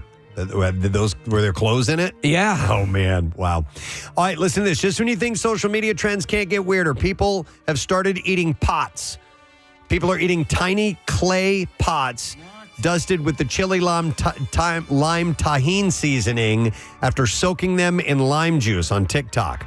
The trend was kicked off by content creator Janeth Herrera, who began craving dirt when pregnant and started posting videos of herself popping the small clay pots into her mouth and chewing on them. She has the pica syndrome. Well, then you go to Home Depot, pick up your pet, and have him snack in the gardening section. Her clips drew millions of views and prompted a wave of others trying it themselves, driving up Amazon prices for miniature clay pots. Reactions among those who tried it were mixed. Some described the texture as feeling like glass in their teeth. Of course. Doctors who spoke to the New York Post said the behavior may be linked to pica, a condition that causes cravings for non-food items, sometimes appearing in pregnancy or alongside nutrient deficiencies. Herrera said that her iron levels came back to normal, though experts noted standard lab results can miss underlying deficiencies. Do you remember the guy we had on years ago who enjoyed eating sand? I do. It's not even like based on the movie clip. Don't get it. Yeah. It's yeah. That's if I'm at pica the as beach well? and I even get a little bit in my mouth, I'm like, Yeah. Oh, I can't. Horrible. The worst is when you get just one grain. Yep. One grain is just the worst. But now I can use this clip. Fresh pots. One more time. It's hard to hear what he's saying. There you go. All right. 1 minute after arriving at his restaurant job in Pennsylvania, a man punched his coworker in the face because the suspect believed that he was doing other employees' work. This was like literally 1 minute after he got to work.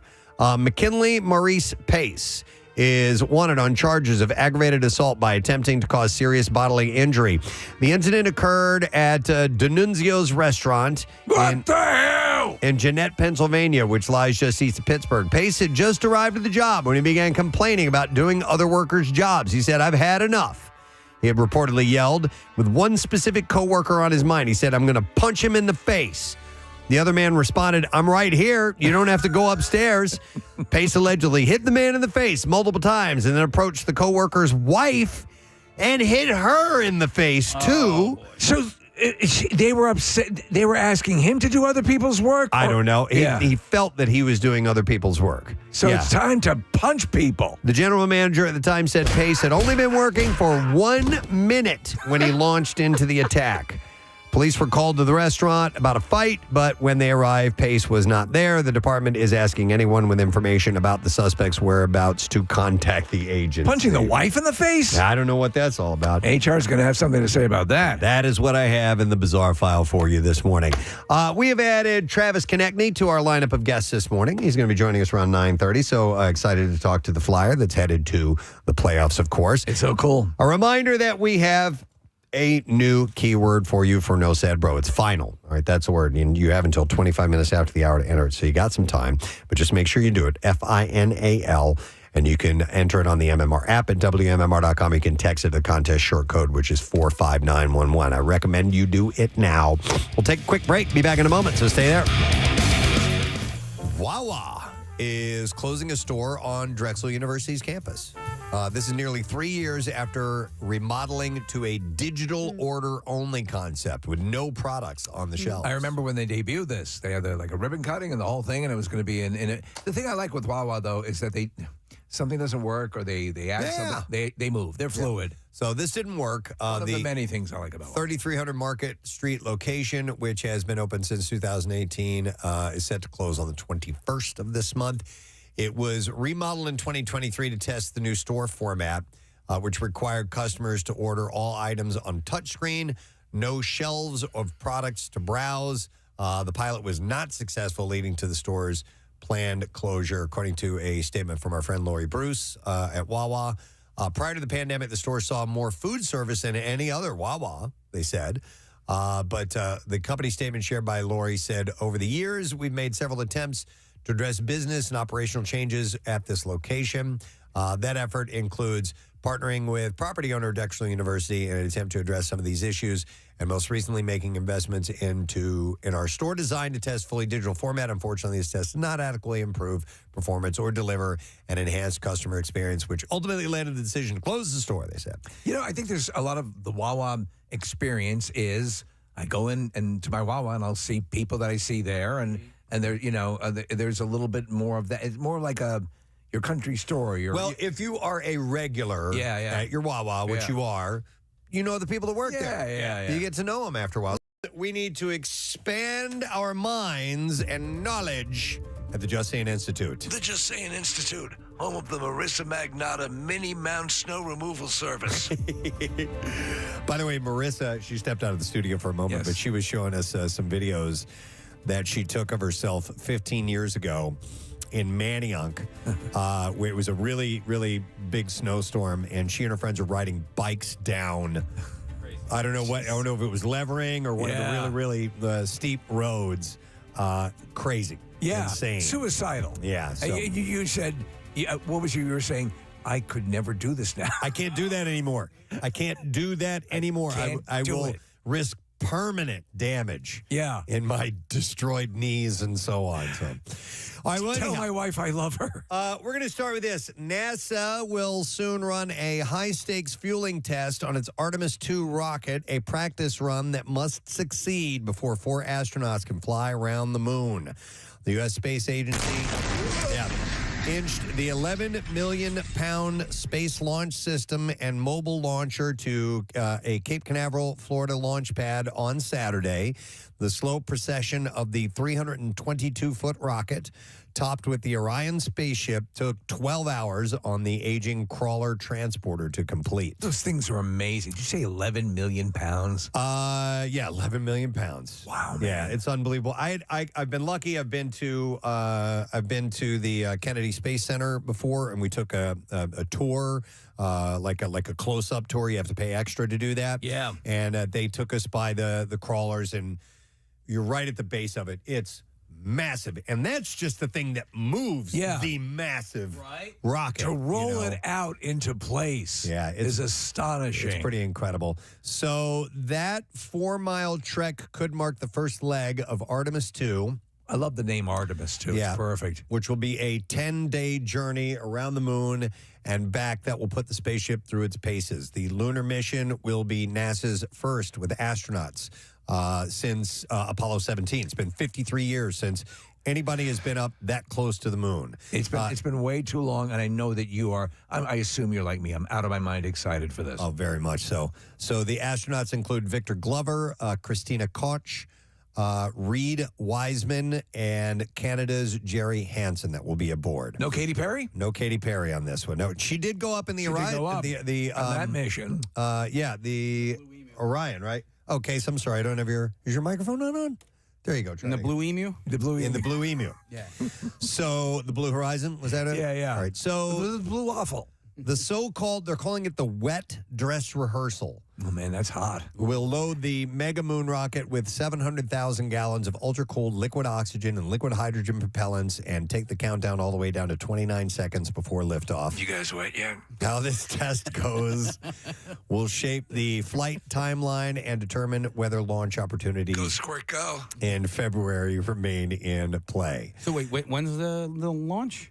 It's going to be February 2nd. Ooh, that's exciting. If it remains, if everything goes right, that can 12 always days before Valentine's Day, Preston. Can always change. So during the test, teams will fill the rocket and rehearse every major step of launch day fueling. Controllers will run through all countdown procedures, including the final terminal count, and then stop on purpose at T29 seconds.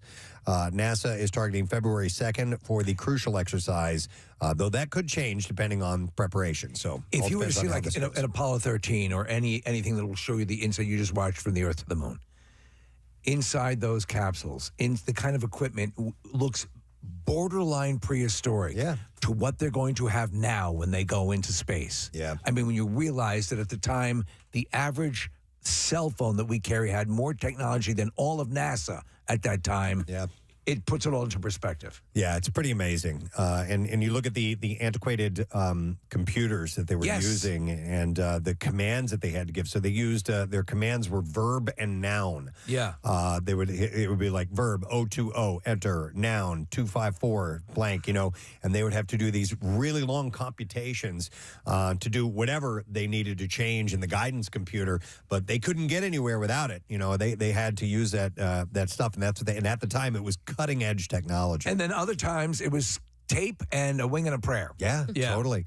So Artemis 2 builds on lessons from the uncrewed maiden voyage in 2022, which needed several tries to complete just the fueling. Engineers adjusted how they load liquid oxygen after seeing temperature issues, and modified hardware after hydrogen leaks were discovered in the connections between the ground systems and the rocket. They also changed and cryogenically tested a key valve that had caused some trouble during the final uncrewed countdown. Since Artemis 1, the Kennedy Space Center has revised procedures and upgraded hardware as part of the Artemis 2 plan. Once the wet dress rehearsal ends, engineers will pore over the performance of the rocket, the Orion spacecraft, and the ground systems. Only if the data looks clean with the mission managers will they move on to setting a specific launch date, but they're hoping for February 2nd. I mean, listen, Pretty amazing. We need to go back. And I know people say, why? It's something we need to do. As a species, we need to explore, Well, yeah, so the old adage is, why? Yeah. Because it's there. It's there, yeah. And that's part of the reason, but there's some practical things, too. Sure. That they need to figure out, and you never know what. Velcro came out of the space program. I mean, come on, man. So did Corningware. Absolutely. That came out of the space program. Yeah. Yes. Yeah, there are a lot of things, Marissa. In fact, you could pull up a list of household items that were created through the space program. They had other uses that they were intended for, but they ended up being perfect for other things that we still use to this day. Yeah, absolutely. The melon baller. That came from of course. That's how lunar soil was scooped with a melon baller. So Marissa just pulled, and I'll just read off the list here. I'll take it here, Marissa. So things that were created from the space program: Dustbusters, little handheld vacuums. Memory foam, yes, was something that was created from NASA and the program. Before that, the foam could not remember. No, wireless headsets. Modern running shoes, water filters, scratch-resistant lenses, freeze-dried food, baby formula, treadmills came out of the program. I mean, the double-headed dildo. Wow. Yes. Oh, my God. That was originally part of a retro rocket. I did not. And they repurposed it. And they repurposed a double-headed dildo from the space program. Houston, I think we have another use for this. Wow. Let me get back to you in a couple of minutes. If you hear some groaning, you just ignore that. So anyhow, they're doing those. They're getting the full what they call the wet dress rehearsal underway.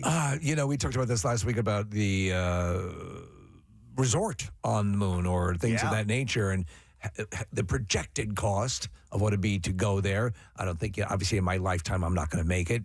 But I mean. How exciting is that? And maybe for some people, don't give a rat's ass. But for me and for you, it's been part of science fiction lore forever. It's been a while. We've been off for a couple weeks, and we haven't shuffled around the streets of Philadelphia. It's time for the city beat, folks. So we're going to Scoobly wow wow. Get in it. Feet, beat, meat. That's all you need to know. That's it.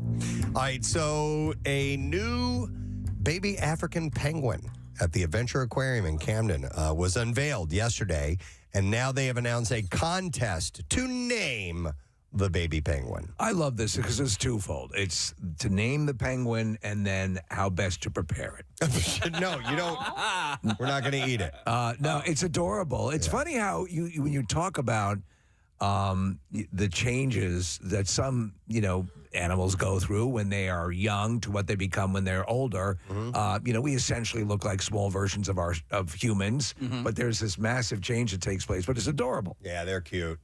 Casey, I know you have a knack for coming up with names for dogs. Yeah. Do you ever, collect those names, have a repository of them, and maybe you could dip in there and find something, a great name for this penguin? Well, my latest dog name actually could go with this With the penguin? Yeah. Let's hear it. Go-birds. Go-birds. Go-birds actually... That's one word. Yep. Go-birds. Where do you stand on go-birds? You? I don't love it. Yeah. I think it's a cute idea. Yeah. But the plural at the end throws me off a bit. Yeah. What about any one of our band names?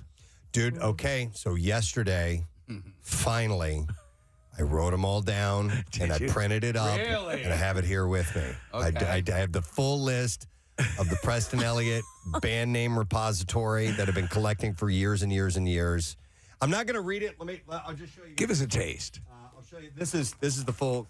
collective here. Oh my God! It is. Hang on. 1, 2, 3, 4, 5, 6. I'm counting the pages. God, we could sell this too. 6. The music industry. I have 8 pages. Well, about 7 pages. I was in a store the other day, Steve, and they had a little notebook, and on the front of it just said band names. Oh my God! Really? Think of what we could. Think of all the money we won't make. Thank you very much, Marissa. I had something in mind that we were going to talk about, but I got a text. Let me read this. See if this does anything for you. It's keying off of the conversation we just had with Mike and Alex, and somebody said, "Hey, man, it would be a great topic for discussion about if someone was on a speakerphone or was talking about somebody else that was listening in."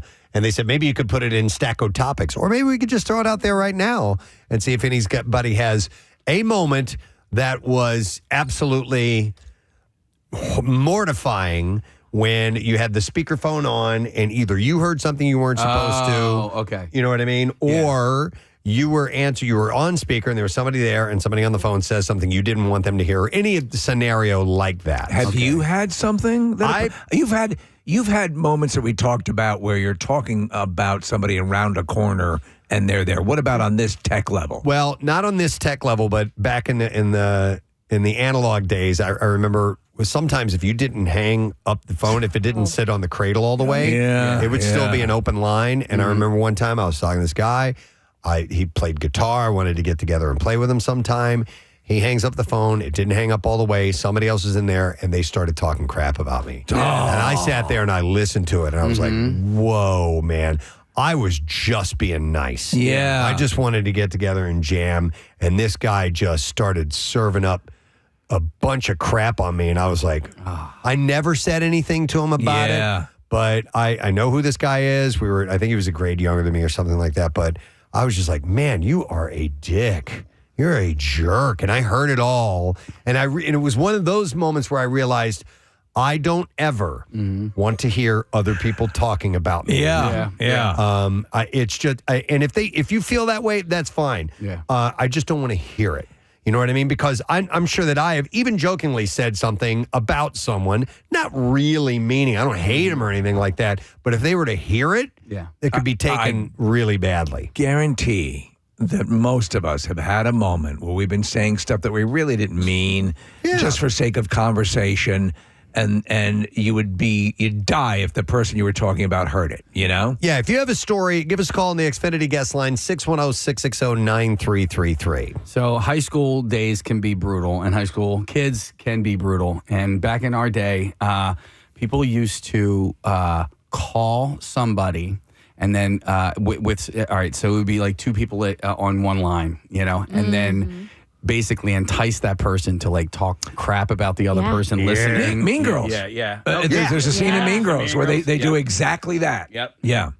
I've and like we said with the segment with Mike and Alex, you know, whenever someone is calling and there's multiple people in the car, where the announcement is made, you're on speaker. Hi, what's up? You know, there was a moment, I think it was Casey said like, the kids are in the car, and everybody started shouting like friendly expletives. Whatever. But there's a new feature on phones now where your phone doesn't actually ring. It kind of asks who the person is, and then it'll tell the receiver who's calling, and then you can decide whether you want to answer it or not. Have you guys experienced this? To screen the call. To kind of screen calls. Yeah, if it's but I mean, explain it again. If you don't have the contact save and somebody calls from an unsaved number, it asks who's calling or why you're calling. So if you get like a call from a doctor's office, they have to say like calling from the doctor's office. So how will you see that? So and then it pops up as text on your phone, and then you decide whether you want to answer it. I've never seen that. Do you know the same way now that your voicemail will, when somebody leaves a voicemail now, it will give a quick synopsis of what the person is saying and put that up as a text. What I don't understand is the phone still actively ringing, and can you answer it after it indicates who it is? So it's ringing, but it's also recording. So it's like recording the voicemail. And I got one from the doctor's office the other day, and the people were just talking. Okay. And I like heard their conversation while they were waiting for me to decide whether I was going to pick it up or not. And I was like, I don't think I should be hearing this. I haven't experienced that yet. Do you think you're flirting with disaster if you add on all those layers? It's like someone's going to screw up somewhere, and then you're going to be back in high school listening to the other guys talk about they didn't want to play with you or whatever. Yeah. Hang on, let me go to some calls. We're going to go to Brittany. Hi, Brittany. Good morning. Yoo-hoo. What's up, Brittany? Hi. So it was a couple years ago, and I was pregnant, and we didn't tell anyone. We were waiting, but I had told my boss. So she knew, and we were on speakerphone with a work meeting, and I was working from home, and my dad was at my house doing some work, and she said something about the baby and how I'm feeling, and my dad was walking right by the kitchen where I was working. Oh, man. Why were you holding out on telling your dad? So it was one of those things. It was still early on, and we had a couple miscarriages, so we were waiting, and my boss had known just because of being sick and a couple. Yeah, the work. Sure, work I implications. see. Okay, yeah, and wow, that must have been uncomfortable. Yeah, so it was one of those things that I caught it really quick, and I started talking over her. And my dad's very good at not saying anything, so he kind of just looked, but just let it go. And we still never talked about it. I mean, my kids are a year and a half. Oh, that's funny. He probably knew, but he played it off really well. Nice. Your boss went, shut up. Thanks, shut Brittany. up. Yeah, shut up. Let's try Phil next. Hi, Phil. Morning. Good morning, Durka. Durka, sir. What's up? I work off-site a few miles from my main company, doing basically construction work. And I had, for a year and a half, no facilities over here. Okay. And I sort of had a complaint about it, and I called my supervisor, and I was talking to him. I'm like, I had a little incident where I had to hang off one of my machines to do my business. Oh, my God. Okay. And at that point, I found out that my supervisor and GM were in the building listening to the call. They were listening to the call, and they heard it on speaker. Oh. Well, maybe you drove the point home that much more. Yeah. That you were so pissed off that you had no problem talking to the higher ups about having to take a dump hanging off a bulldozer. It took a little while, but they got one over here. All right. Well, listen, mission accomplished. Yeah. So, exactly. Oh, and I'm everything turned out pregnant. all right. Thanks, Bill. Yeah, by the way, let's see. All right. This is a voicemail incident, though, but I'm going to go to Pat. Hi, Pat. Good morning. Hey, good morning, Gadzooks. Gadzooks, sir. What's up? So back in my mid-20s, I was out with some friends, and I got a missed phone call from my girlfriend at the time. And when I realized that I picked it up, got the voicemail, and it was my girlfriend cheating on me while having sex with some guy. Oh, whoa. No! Okay, so it was like a butt dial or a ball dial or something like that. And dude, what is going through your mind while you're hearing this happen? Are you hearing like moans and grunts and things like that? Yes, I was hearing all that on my voicemail. It also didn't help that I was like sitting at a bar drinking with friends, so like alcohol was in my head. Did you listen to the whole thing? You probably got turned on. Yeah. I'm going to have to rub one out. Dude. No, I mean that. So, yeah, what did you do? Because do you drive over? Do you hold it in the queue and then bring it up to her later? How did you handle it? Yeah, I thought about going over there, but then, like I said, drinking, so I had no way of getting there. Right.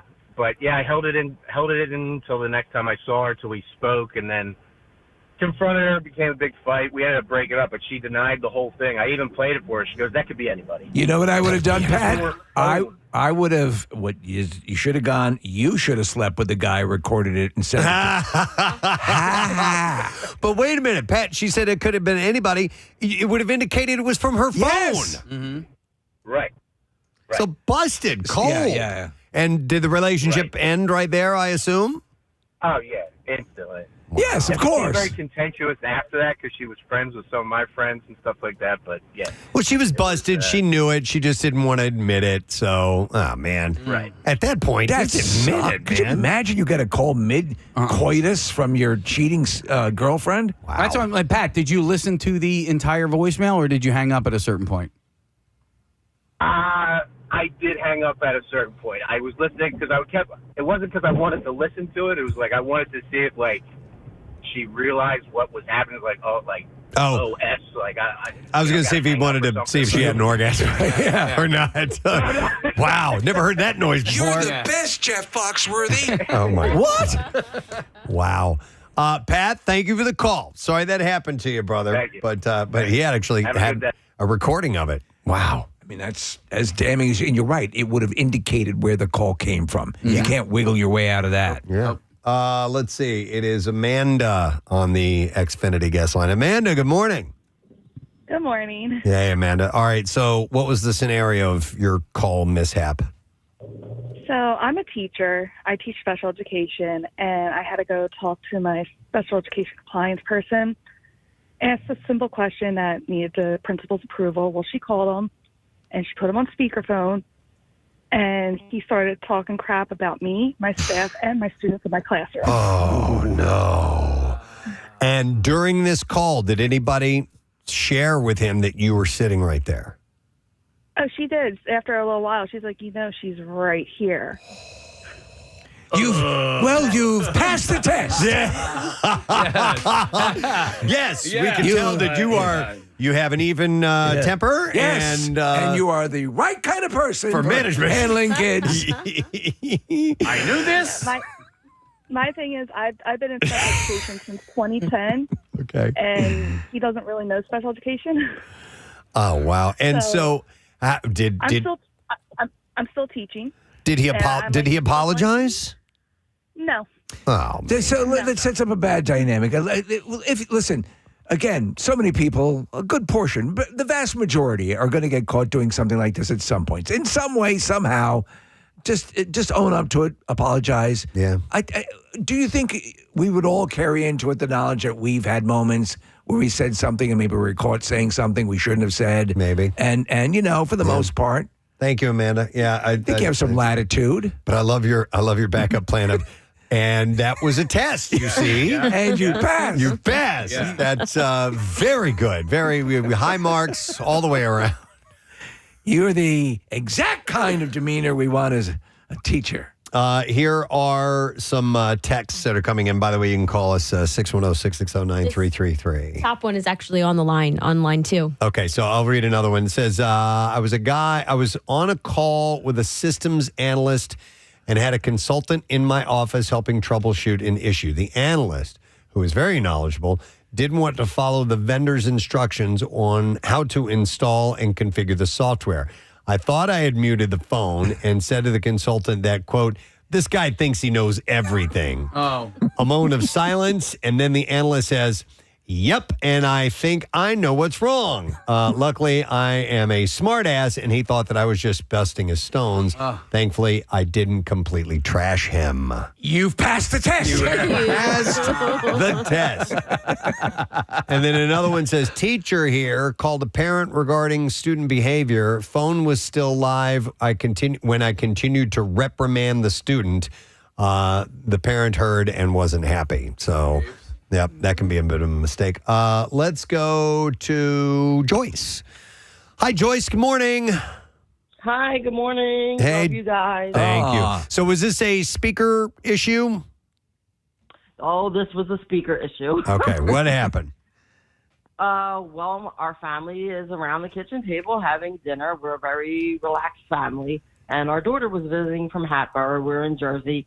We're having dinner, and she calls her fiance at the time. She's got the phone out in the center of the table on speaker. And my husband, myself, my son, a couple of cousins, and she calls him, and he answers very lively, hey, what's up, sugar teas? Excellent. Oh, my God. Tell me everybody cracked up. Everybody cracked up. I love it. I was talking to you, Joyce. I died the most. I fell out, man. I love it. That's I love funny, it. man. Thank you, Joyce. That reminds me of there's a scene in the first City Slickers movie. I think it's the first. It might be the second one, but anyhow, Billy Crystal's character is at work. They're in a conference. Right. They get a page that says, your wife is online, blah, blah, blah. And he puts it on the speakerphone in front of all these people. And she's just like, when you get home, I'm going to tear your clothes off. And just starts diving because it's his birthday. Yeah. And he sprints and dives onto the table to stop the phone call. And you from know that's happening. happened. Oh, most definitely. I have Sean, who's joining us next. Hey, Sean, good morning. Morning. What's cracking, everybody? Yo, buddy. Just talking about an issue with the speakerphone that was embarrassing. What happened to you? So it was actually a boss of mine. We were he was on a call with a vendor. Vendor wasn't being real nice. Gets put on hold, and he kind of mutters under his breath, "Cranky bitch." And the lady comes right back on immediately. Immediately goes, "Did you just call me a cranky bitch?" And he, for his credit, he doubles down. He goes, "You know what? I did. You were just not really being real nice. And I didn't really appreciate it." Wow. And that was a test. This was a test. So how did you respond? No, so I don't even, honestly, we were all cracking up at this point. We didn't even hear what happened. Like, we were all lined up. Our desks were all lined up. We were just cracking up laughing. I get, thanks for the call, by the way, Sean. I guess that, listen, you may as well, if you're going to fess up, maybe somebody might appreciate that.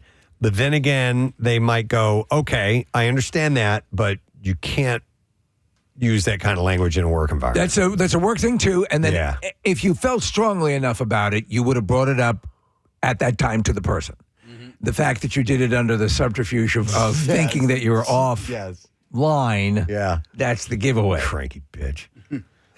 But honestly, if you wanted to tell this person that they were a bitch or an a-hole or whatever, and you get caught, and then you're like, you know what? Okay, all the cards are on the table. Yeah, exactly. You know what? I've had this issue with you for a long time. No, and you need to lighten up. I said stanky bitch. Yeah, that's a whole other thing. When you've decided that it's time, all in, you know, or you've let something slip, and you're like, okay, I just may as well. Say it all right now. I've been conducting a test this whole time. All right. Cards on the table. This is a test. This is Christy, who we have next. Hi, Christy. Welcome to the Preston and Steve Show. Hi, guys. Hey. You guys are my favorite. We love you. Thank you. All right. What's this story you wanted to share with us? So, my son's in high school, and he's in this, like, graphic design class, and he brings scissors to this class, and I get a call, and he's like, "Mom, I'm in big trouble. I am getting searched by the police, blah, blah, blah." And I start laughing hysterically, and I'm like, for scissors? That is the dumbest thing I've ever heard in my entire life.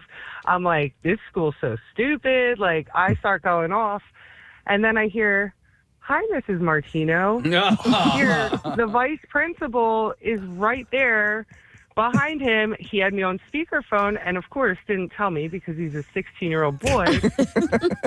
And I'm like, now mortified that the vice principal just heard that entire thing and, you know, tried to make it sound like it was some serious thing. Well, it turned out to be nothing. I basically fought it. But, like, at the end of the day, I was like, oh, my God, I can never face this man in my life. Sure. And did your son learn a lesson that day? Not about scissors, but about the speaker. Yes. When he Okay. got in the car that night, when I picked him up, I was like, I laid into him. I was like, are you kidding me? Right. Don't ever do that to me again. I love it. Oh, man. You'd just be mortified. Thanks, Christy. That reminds me of, I just saw a video on Instagram the other day, and I think the caption said, "This has to be Philadelphia." And a guy's sitting at a McDonald's drive-thru, and he starts filming part of the way through, and the gal who's working the register and on the PA, you know, taking the orders, she's going off. Oh, really? On something that's going on at work. This mother effer and blah, blah, blah. I mean, just dropping bombs all over the place. And the guy's sitting there, he's cracking up. Yeah. And then there's a pause, where she kind of stops her tirade and he's kind of giggling, and you just hear her go, "Did you just hear that?" She's like, "You heard all of that." The girl on the speaker is saying this is so funny. That, and people don't realize that. You pull up those; they're pretty responsive, those speakers. Mm-hmm. And I've been on the inside where I've been placing an order, whether it be like at a Dunkin' or something. Yeah. And there's a drive-through, and you can hear the full conversation in the car. And now what they've done though is a lot of them are wearing the headsets, but a lot of times you'll have the people at the drive-through. There used to be like a lot of times just a speaker, and they were going back and forth through the speaker. Yeah. The headset probably cut down on a lot of that. Yeah, but this was the gal that worked there at McDonald's, and she was just going up. But I'm sure they hear people when they pull up and trying to figure out their order. They hear that whole conversation on the inside. Maybe. I got you. Yeah. I can't believe we had all those years with Nextel phones. Remember Nextel had that walkie-talkie feature? Uh-huh. You could just like chirp anybody and just say whatever the hell you wanted, no matter where they were. Marissa, they blew up on job sites, and they were really popular, and then they were everywhere. And then they had an app that emulated that, and it was annoying.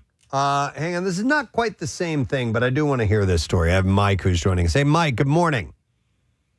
Good morning. You guys rock. Oh, you rock, brother. All right, so this is not a speakerphone thing. This is a PA, a public address thing, right? Yes, I'm DJing a wedding, and it'll be a card. I'm DJing a wedding, and the maid of honor makes her speech. She hands me my microphone and says, "I slept with the groom last night." No. And the microphone wasn't off. The whole place just goes silent, and I just go, "Oh, my God." What? So she hands you the microphone. Why did she all of a sudden confess to the DJ that she slept with the groom? It was like she was bragging. And then the groom was like, "Oh, my God." Like, the whole place just went silent. Needless to say, the reception didn't last too much longer. Was she drunk when she was bragging this to you? I would say no. I think she was just like, "Hey, by the way." That's just weird. Just want to let everyone know that I got anal from the groom last night. Enjoy your pound cake. Yeah. And that was a test, too. See how This much has been an elaborate test. Thanks, Mike. That's weird. I've never heard of anything quite like that. It's just now you've heard of somebody drunk and then speaking their mind on a microphone at a wedding. Yeah. But that's interesting. Let's see. We have a bunch of people calling in. I'm not sure what everybody has to say, but let's go find out. I've got D. Maria. Is it D. Maria? Is that your name? D. Marie, yeah. Oh, hey, D. Marie. What's up? Hi. I just wanted to share. I worked at a company a long time ago, and we had outside, where you can sit and have lunch. Yeah. And I was at one table, and there was a group of ladies at the table behind me. Well, all of a sudden, I hear them talking about me. And I'm like, okay. I'm like, all right. And I'm listening. So it started getting I was getting kind of upset and mad. So I nonchalantly stood up, went to their table, sat down, and they looked like, "Who the F are you? Like, what are you sitting here?" And I'm like, "Oh, no, go ahead and continue." And they're like, "Well, who are you?" And I'm like, "Oh," and I had this nickname. I'm like, "Oh, I'm Mama D." So continue the talk. Their mouth dropped. Oh, they did. They were talking about. Well, this is different than we were talking about using speakerphones. But yes, but they were talking about you. They didn't know who you were, though. No, they did not. How would they have encountered you before? Unfortunately, my daughter had an accident, and they were talking. It was a small town, so they were just talking about it. And oh, okay, I got you. Rumors. I got you. Did these ladies work as wedding DJs by any chance? All right, that's interesting. Thank you, Dee Marie. Appreciate it. What? You're welcome. Oh, yeah. Okay, so a little bit different than what we were talking about. We only have time for a moment or two. Yeah, this looks good. Maybe we'll end on this. I'm going to go to Jay. Hi, Jay. Good morning. Good morning, Ed. Good morning to see you. All right, what's this embarrassing story you got? We talk a couple. Oh, Are you there, Jay? Speakerphone. I glance back, and my daughter is in the back seat in her car seat. Jay, can you hear me? Yeah. You broke up Yeah. there for a second. Start over, please. So I have a tight group of military buddies, and we talk a couple times a week. And I had a phone call from one of my boys, and my daughter is in the back seat, but she's engrossed in her tablet with a headset on and everything. I didn't think she was oblivious, to everything. Yeah. So we're talking and talking. The phone call ends, and then later that evening, my daughter says, "Hey, Daddy." Well, I was advised not to say the word, but you can say it. Go ahead. What? Are you sure? Yeah. She says, "Daddy, what is bukkake?"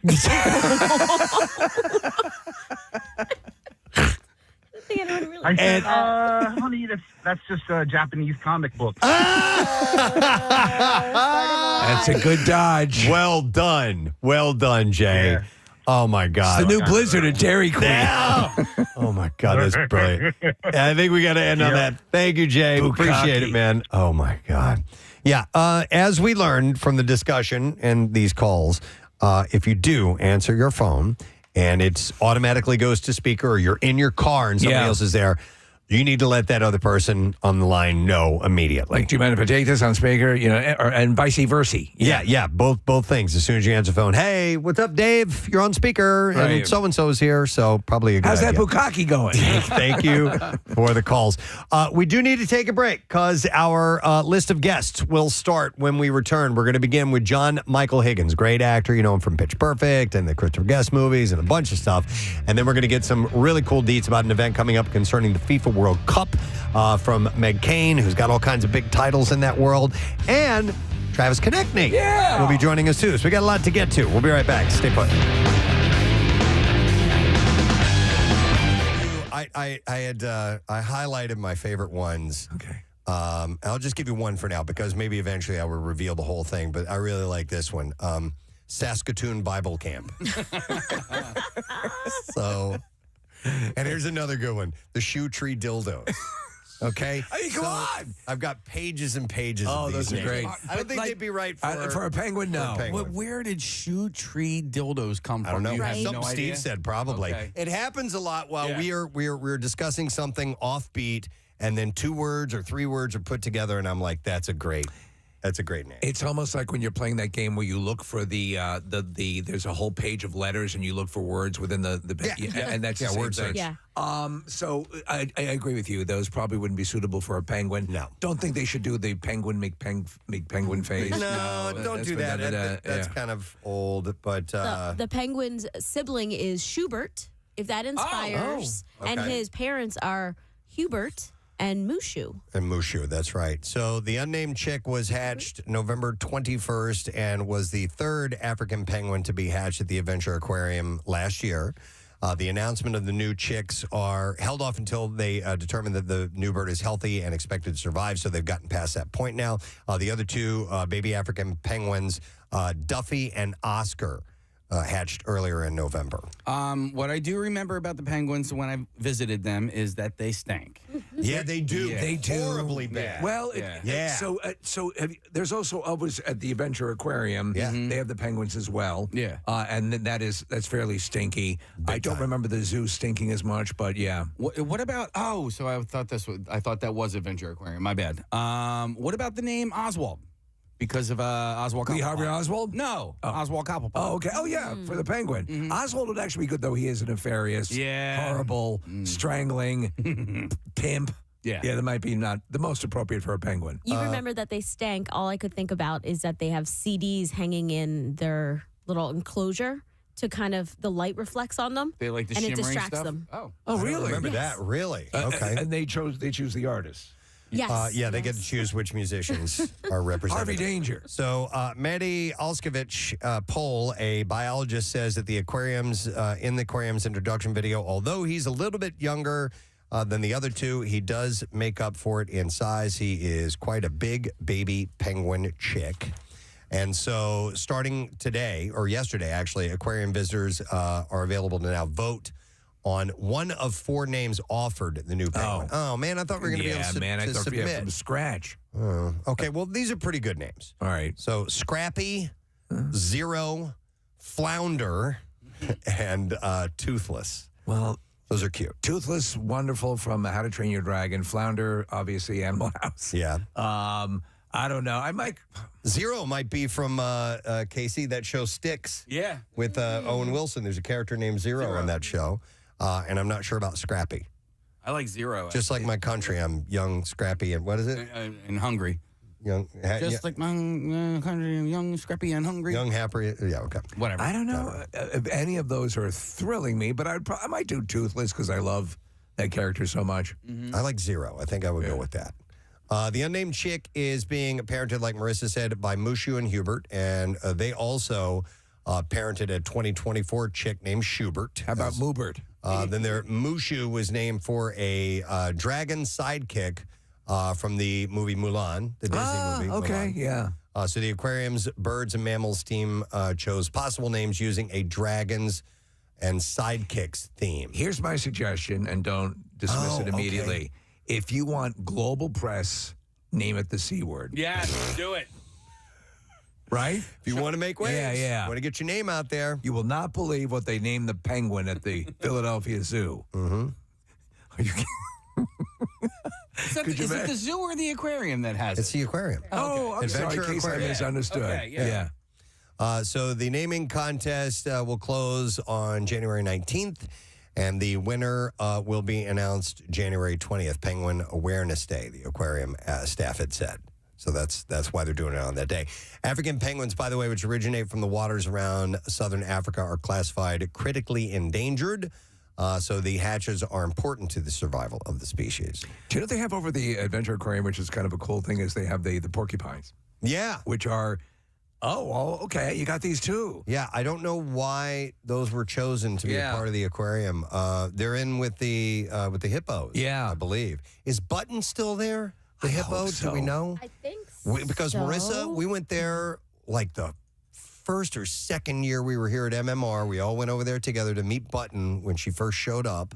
Yeah. And I have no idea. Got to be a full-blown hippo now. If that's full status. And you know what? They're simultaneously adorable, but they're deadly. Are deadly. Yeah. They're awesome, though. They're really cool. How long do hippos live? Because in 2019, Button turned 22. So that would make Button 22. Yeah, I don't know. I have no idea what their longevity is. I assume it's fairly long, but it doesn't seem to be a high-stress life. There's that iconic photo of me, like Button's mouth completely wide open, and then my mouth next to it, my tongue ring hanging out. Yeah. I made you do that because at the time we had learned that you could put your whole fist in your mouth. Can you still do that, by the way? I don't know. It's been a minute since I'm trying. I'm a married woman. That would make you even you don't have to do that anymore. Yeah, that's when you stop doing it. The thing is that you could, a human adult could easily fit in that friggin' mouth, that hippo mouth. It's amazing. Oh, I thought you meant my mouth. All right, so if you want to help name the penguins, you can do that. You can check on the Adventure Aquarium website. All right, here's another thing. I like this. From the City Beat. They're going to do some cocaine. This happened shortly before we took a break, and I wanted to point this out. It's kind of an older story. You may know it, but I thought this was so cool. It's out of West Deptford, and somebody had sent me this story, and I forgot they were somehow or another, they knew the people involved. So when a lottery rep called John DiCarlo and told him that someone at his bar won over $590,000, he knew something was up. And it was from the Quick Draw game, a popular activity among patrons at Southwood Bar in West Deptford. Drawings take place every 4 minutes. And on the night of December 8th, a New Jersey lottery rep informed DiCarlo that someone in his establishment won that $100,000 that afternoon. But something was up. Nobody at the bar that day indicated that they were holding a big winner. And maybe the lucky patron didn't want anybody to know. They secured a large sum of money, stuff like that. But maybe they didn't realize that they won the ticket and was discarded and possibly gone for good. Yeah, how do you go about finding that person? Listen to this. So what ensued was a man's holiday season journey of detective work, dumpster diving, and rummaging through piles of garbage to reunite a life-changing slip of paper buried in chicken wing residue Wow. with its rightful owner. That's right. So DiCarlo said that there were multiple people playing that day. He said it took a little detective work to get down to that individual and then take a chance. Do I dive into that dumpster or not? He said because it may very well not be there. So the way the game works, ticket holders can select up to 10 numbers between 1 and 80. 20 of those numbers are drawn every 4 minutes, and players can select their wagers and how many draws they want to play. Most players at the bar only select 1 or 2 numbers, which yields a smaller prize, but you're far more likely to match a couple of numbers than all 10. Each ticket features a second progressive game underneath, and for an extra fee, players can win a growing jackpot by matching all 10 numbers. And to bet $1, you can win 10% of the prize. Bet $5, you win 50%. Bet $10 to win it all. DiCarlo admits that he didn't know about that part until the lottery rep had called, and that's when he learned that a patron had bet $5 on the progressive jackpot, which had been nearly $1.2 million. Few people pay attention to it since it's a tough win, you know? Yeah. He said, so I called my bartender, and I said, did anybody go jumping for joy? He said, for most folks, that would be a significant semi-life-changing event, and they're like, no, nobody did anything. So he and his wife, Denise, the co-owner, were in alignment, and they were going to do whatever it took to find that lottery ticket and give it to the winner, but they didn't know who won. The jackpot was won at 3:16 p.m. that day, so DiCarlo examined his bar security footage from that period. He narrowed it down to a few people and then selected a possible patron. The footage showed that the customer with a ticket folded over the edge of the bar, which was later brought to the trash. And he said, I couldn't see it in the camera if it hit the trash or not, but I thought if that's a ticket, they didn't claim it, it's not in their wallet, there's a good chance it's going to be there. So he decided to search the dumpster the following day. And so he apparently it was reported that morning, media outlets, that there was a winner there. And so everybody started calling him and saying somebody at the bar won. He's like, yeah, I know about it. With calls. So he got into the dumpster. He took out 10 bags of trash. He put them in the back of his car. He took them home. And then he started going through he went through almost every bag, and he couldn't find anything. He did find Lenny Dykstra's dentures. Finally. That's where they were. But he said after going through those bags, it's etched in me now that we did pretty good on wing night. So I was going through blue cheese, and I ultimately found one ticket in the bottom of those bags. It was ripped in half, and it was drenched in hot sauce. I looked at the number. It didn't match. It was at the bottom of the bag, so I thought, I don't know, maybe it's not here. Or maybe he missed it. And he decided to search contents 2 or 3 more times before changing gloves, and he decided to get back in there. He said, I lifted a couple of napkins at the bottom of the bag. I looked.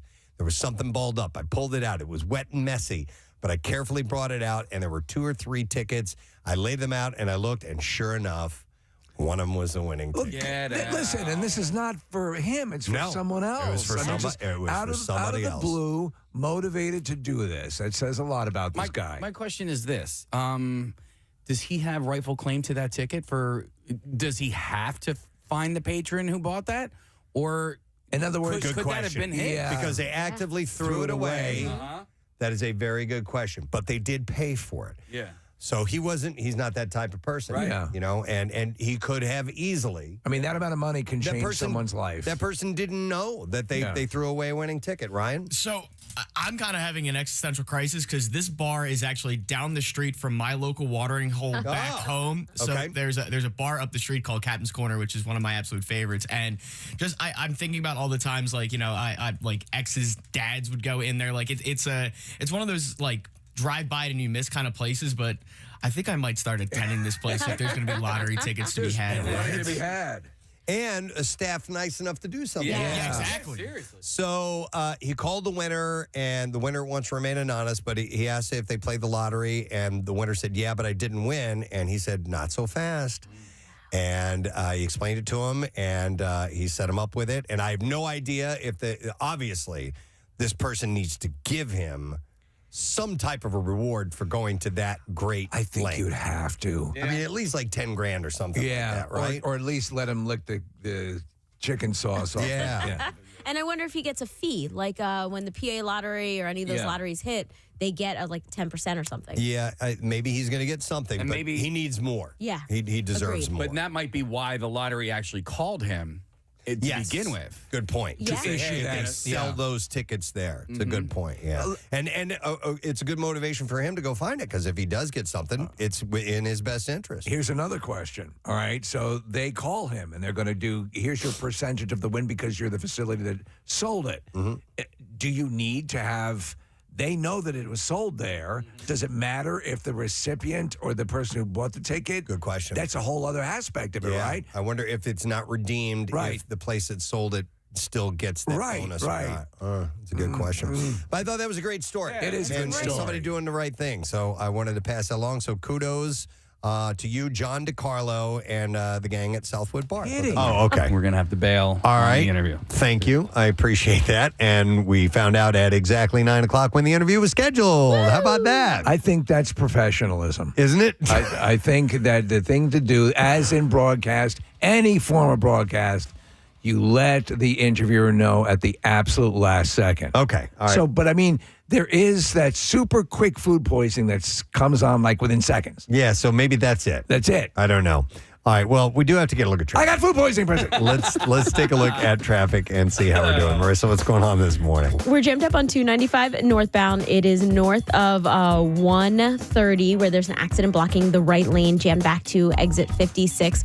We're slowing on the Vine westbound from 95 out to the Schuylkill eastbound, Boulevard out to Vine westbound from Bear to South Street, and City Avenue out to Gladwin, 95 northbound. We are slowing in Delaware from Market Street out to 476 southbound from Copman out to Vine, PA Turnpike between Willow Grove and Fort Washington, and the Blue Route northbound from 95 to the Media Bypass, and southbound from the PA Turnpike out to Conshohocken. This traffic report is brought to you by Positive Coaching Alliance. Questions about youth or high school sports? Positive Coaching Alliance can help. PCA, a national nonprofit, develops better athletes and better people through sports. Info at positivecoach.org. And that's your traffic on 93.3 WMMR. All right, thanks, Marissa. Fortunately, we have someone else to chat with. Yay! And we will do that right now because we're getting ready for the FIFA World Cup and all the things that are surrounding that. Huge. We have a guest who is in the studio. She has one of the lengthiest titles I've ever read in my career. Amen. So I'm going to try to go through this. The host city executive and CEO of Philadelphia Soccer 2026 and president and CEO of Signature 57, Meg Kane is here with us. And I do not have food poisoning. No, thank you. You're welcome. You don't tell fibs. You're here. I am here and on time. That's a lot of C's, Yeah. CEOs and presidents and all kinds of things. You're A lot of titles. an overachiever, aren't you? Overachiever. A-type personality. This is such an All the anomaly. things. Right? I mean, with this time, all of the confluence of all these major events. It's incredible. And so obviously you worked in these various things, in these various aspects, but to have them all dovetail at once is got to be simultaneously daunting and thrilling. It's absolutely thrilling. I mean, I'm a lifelong Philadelphian, right? Yeah. So, I mean, to see Philadelphia have this opportunity on the world stage with FIFA really being at the centerpiece, but also the 250th anniversary of the country, the MLB All-Star Game, Yeah. PGA Championship is next month at Aronimink. And Pennsylvania's having its moment too. I mean, the NFL draft is a week away in Pittsburgh. So there's so many big things that are happening. And that, I think, is just an opportunity unlike any other. Well, you talk about, and that's the way we think about it. You know, we've spent so many years doing the show and having the, things like, Hitchbot and all these things that are bad. This is on the world stage, putting our best foot forward, putting on our best presentation. This could result in years of increased tourism and as when these things come into town and infrastructure is set up and things that we can enjoy for years moving forward. And I'm sure that's how you perceive it as well. Absolutely. I've worked on Philadelphia Soccer 2026 since 2019 when we were bidding for the World Cup. And so to see it now be 57 days away from starting when it's a germ of an idea. Right, that we could be a host and we're competing against, 17 other, U.S. cities and trying to get FIFA, who really didn't know much about Philadelphia, to choose us. They knew we were between Washington, D.C. and New York. That's always. Right, Yeah. as always. So how do you make sure, especially in COVID, that they can feel the energy and the excitement of Philadelphia, right? How do you get that feeling? Because we're a real surprise and delight, right? That's what everyone says. Like, I didn't know anything about Philadelphia, but now I want to come back. Right. And that's what our tourism data shows, is that people love to come and return. Once they're here, this is a place that they come back to. And so from a global perspective, what a unique opportunity for us to be able to tell that story. We love that. Absolutely. And to take it a little bit beyond the Rocky Steps and the statue, which I love dearly. Rocky Fest is coming up in November, 50th anniversary. So another thing to celebrate in 2026.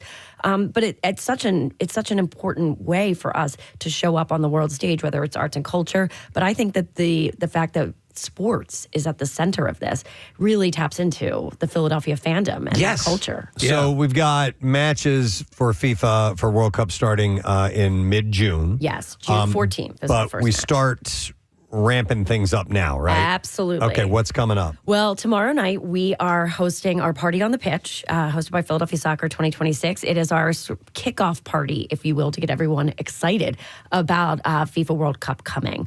We have a great lineup. We are having guest bartenders. It is American football versus football. So we have Connor Barwin and Brent Selleck from the Eagles, who are going to be bartending against the Philadelphia Union, led by a captain Alejandro Bedoya.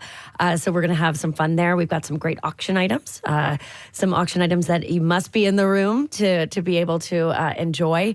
It's at Ballers, an amazing new spot. If you haven't been there, it's definitely worth going. Where's Ballers? So Ballers is off of the Delaware River, Beach Street. It is the former Philadelphia Electric Company. It's been an amazing project done by Lubert Adler to convert this, older, if you will, substation into a hotel venue.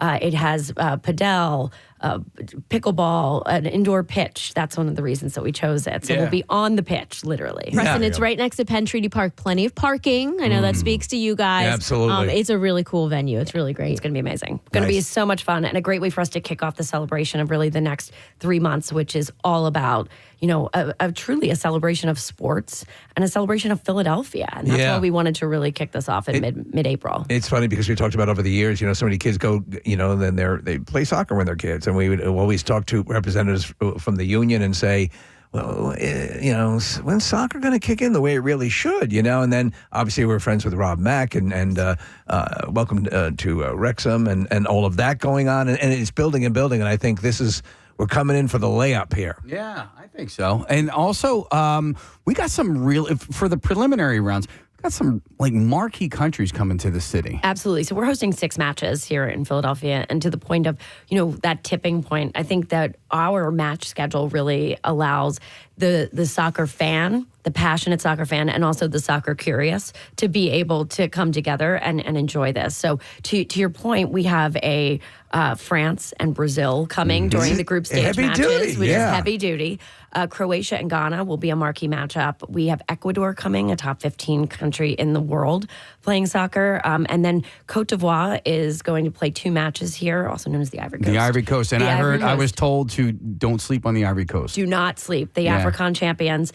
They are also going to be training at Subaru Park at the home of the Philadelphia Union. So that is their home away from home for 3 weeks. So we will feel them and their energy for several weeks prior. What are some of the ways that we can get involved around the city? I mean, I'm starting to see it. I have a lot of friends who are liquor sales reps and beer sales reps, and they're putting signs in all the windows of bars and distributors around, and you're seeing this logo around. What can we expect? So the best way for anyone who wants to have a World Cup experience in Philadelphia is to come to our fan festival.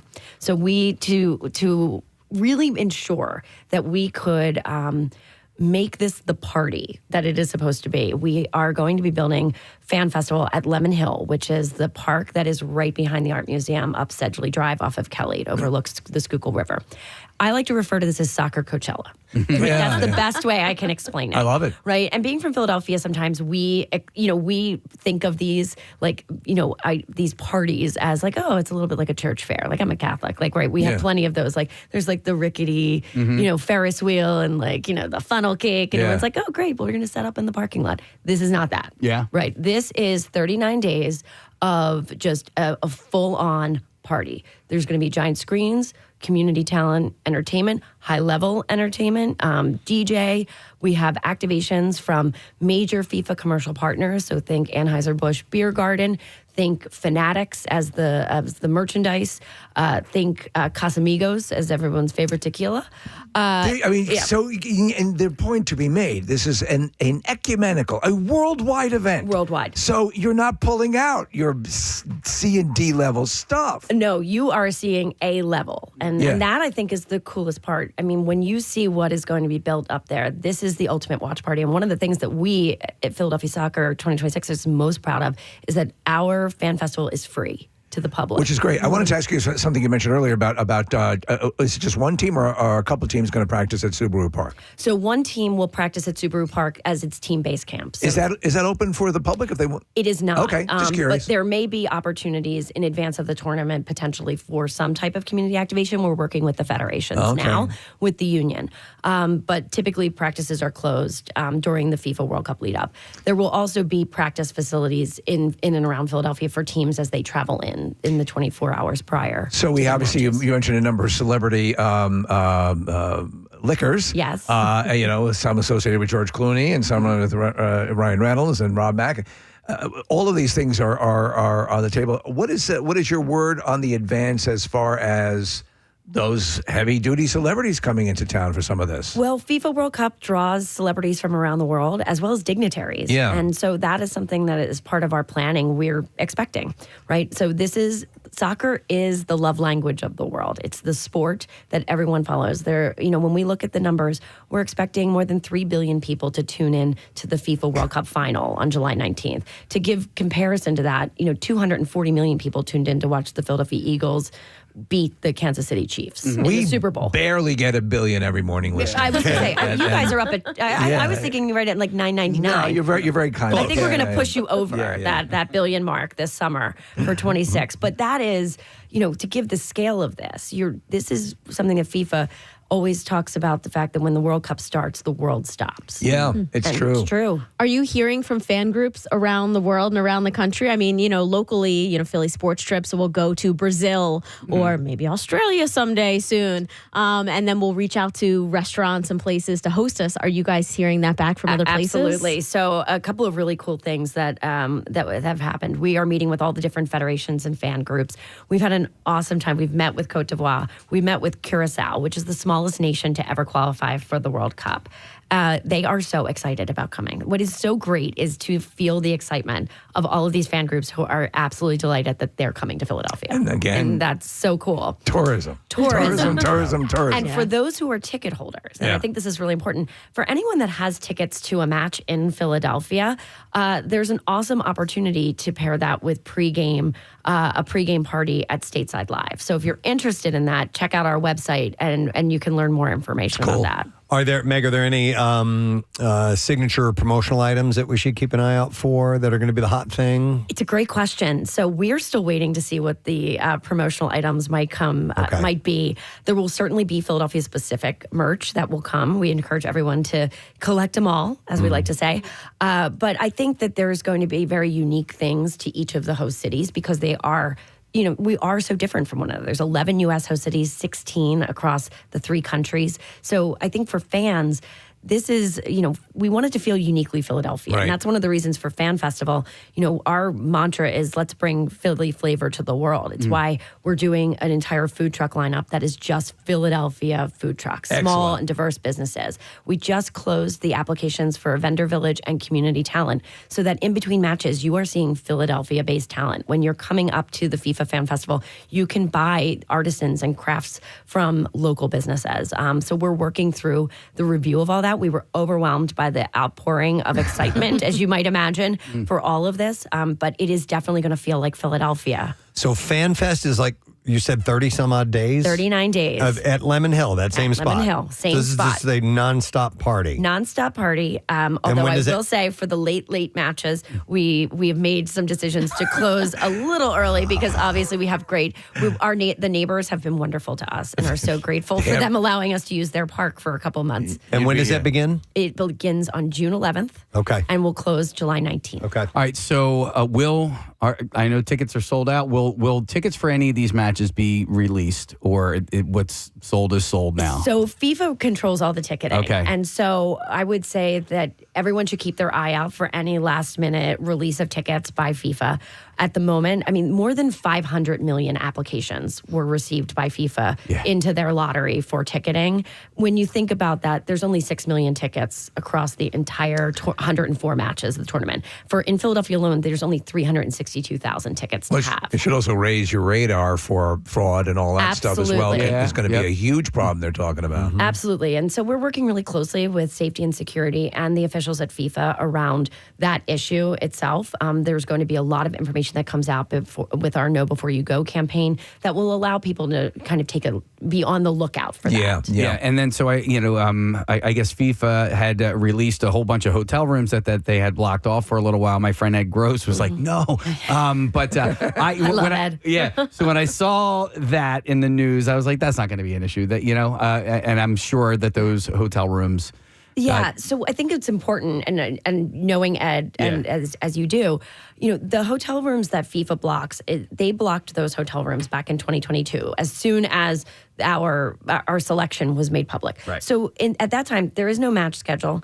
At that time, we were still only thinking there was going to be 80 matches, not 104, to be spread out. Yeah. So in terms of changes to the tournament that impact what FIFA was looking to do, the hotel rooms, we always expected there to be, there's 2 releases, right? There's the 120 and then it's 60 around that time. We always expect there to be that level of release because these are all about FIFA hotel rooms, not fans. And that's the key thing. This is for their staff, their refs, their commercial affiliates, not any fan rooms in that number. Right. I could not imagine the logistics that you honestly, like when you were awarded these positions, was there in the back of your head going, I don't know if I want to tackle this? Having lived through the papal visit, which you all remember, I think in my mind I was so excited, and then I thought, how did I get myself into this again?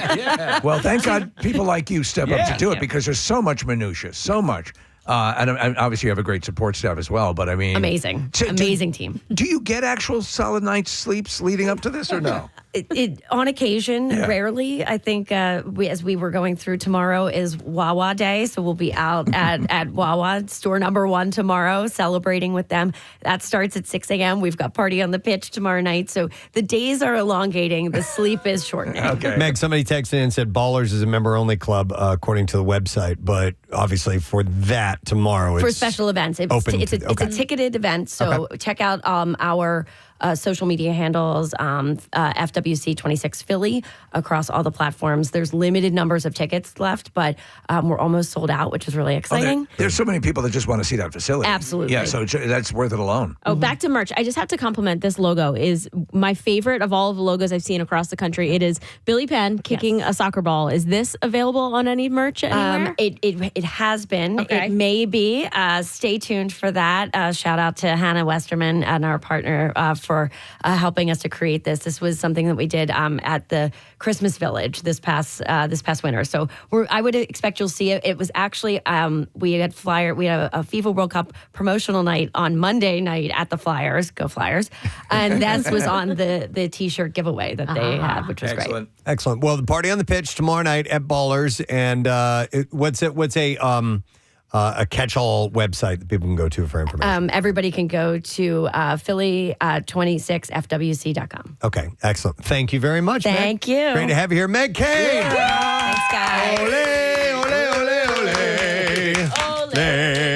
Ole. Appreciate that. By the way, that song, that Ole, Yes. Ole, Ole. Yeah. Is that the tune? Is that something else? It's a Bouncing Souls song. Is it? Well, that's how it's an original like hymn or like a chant that they do in soccer, and then the Bouncing Souls turn it into a song and they use it. What I'm saying is... is it Brazil's? Yeah, so that's what I wanted to go It's to. Brazil who's coming here. That's one of their chants. And then France is Ale. For the France. And then it's a little bit different, and it's they're the Le Bleu. So, all right. If you go to our website, How Do You Fan will teach everybody about all the different cultures that are coming, all their favorite food, all their chants for all the teams. So if you go to our website, How Do You Fan, PHAN, of course. All right. We'll teach everybody. You can pick a team and join the fun. I like that. Cool. Thank you very much. welcome. Appreciate that, Meg. Marissa pulled this up. The Ole Ole Ole originated as a 1985 football chant titled, I can't even pronounce that, by a Belgian singer named Grand Jojo. I just thought the melody, da da da da da da da da da, I thought it was from something else, and they just tagged on Ole onto that, but I guess I'm way off base. The skin care regimen, right? Ole? Yeah, something like that. Ole. Oil of Ole. Oil of Ole. Yeah. Oil of Ole. Ole, baby. I'm just wondering what the Philly version of that would and should be. Filet. That sounds like a steak, though. Filet. Cheesesteak. Yeah. There's a Cooper Sharp on it. We're good to go.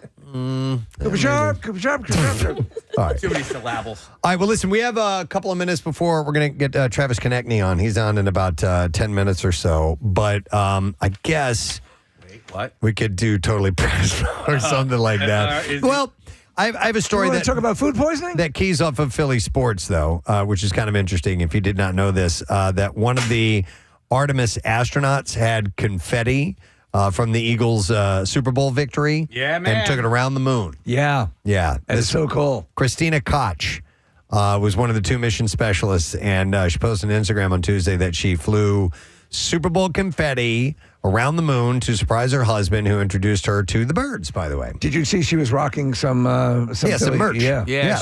I think those were pictures from when she was at the International Space Station. Exactly. That was on the ISS, but this was her taking confetti actually around the moon. She wrote on social media, going to the moon may have been my Super Bowl, but I sure loved watching yours. She said, I watch Eagles games on Earth too. My husband introduced me to this team and city, gritty, hardworking, embodying the underdog mentality. And now I'm all in. As a surprise for him, I flew confetti from the Super Bowl around the moon. That's great. Yep. I wonder how she got the confetti. I wonder if they were there. Somebody had to have given it to her. Yeah, NASA gives it out. Oh, is it? Yeah, it's They had NASA confetti. they have all the confetti from the Super Bowl. I didn't know that. I have confetti from that Super Bowl. Were you there? No, but listeners were there, and so I have confetti. They grab some. Yeah, I have confetti from both Super Bowl victories. I have them in like a tiny little mason jar. Oh, you put them in? Okay. Yeah. You know, James Mason jar. You know what you could do? You could put them in a one of those clear Christmas ornament things. I could, but I just have it in this little jar. It's not a mason jar. I don't even know what you like. It's almost like a little spice jar. Remember Angelina Jolie and Billy Bob Thornton had the little vials of blood? Blood, yeah. If you could put the confetti in one of those, you're not a necklace kind of guy. I'm not a necklace guy. I'm a watch and ring guy only. But no, I have it like it's on it like it's in a little display thing. I have it on my little TV stand in my back room. Are you talking about Super Bowl confetti? Yeah. Matt actually put it in a picture frame with a picture of he and I from the parade. That's a good so idea. it kind of like lays on top of it, and then it is in our decor. That's a really good idea.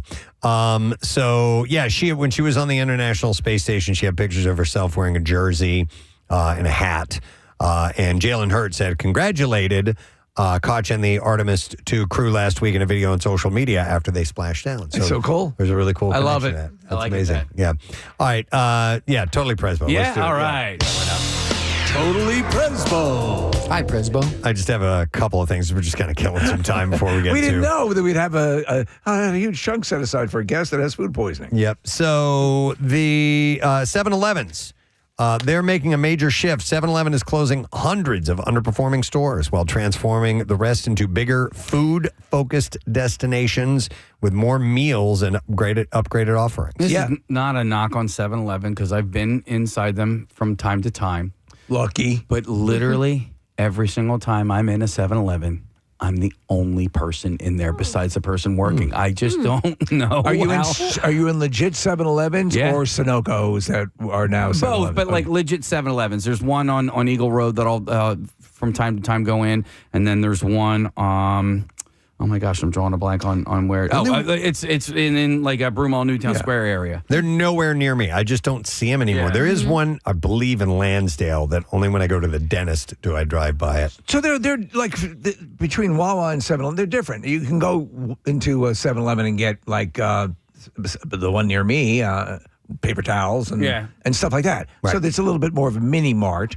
And Wawa's more food focused. And 7-Eleven has a shorter time to be in there. You're going in, you're grabbing one thing and leaving. Where you're Wawa, gone. you're ordering a sandwich, Yep. you're getting coffee, you're getting all the things. The company plans to shut down 645 locations. That's a fair amount. Yeah. And they're thinking of just going with 7, Preston. Just 7 stores? No, 7, the number in the title. Oh, just changing it to 7. What is 7-Eleven? What is that? 7 to 11. It used to be open from 7 a.m. to 11 p.m. Now there's 24 Yeah. Some hours, of right? them. Yeah. So they are opening. They're closing down 645 stores, but they're opening new, larger stores designed to compete with chains like Wawa and Sheetz. I'd like to see them open up department stores, like on the order of Boscov's. The revamped locations will lean heavily into prepared foods, drinks, and even international-inspired menu items, moving beyond the typical convenience store vibe. So 7-Eleven, briefly, and they still have a little bit of it, they flirted with a very healthy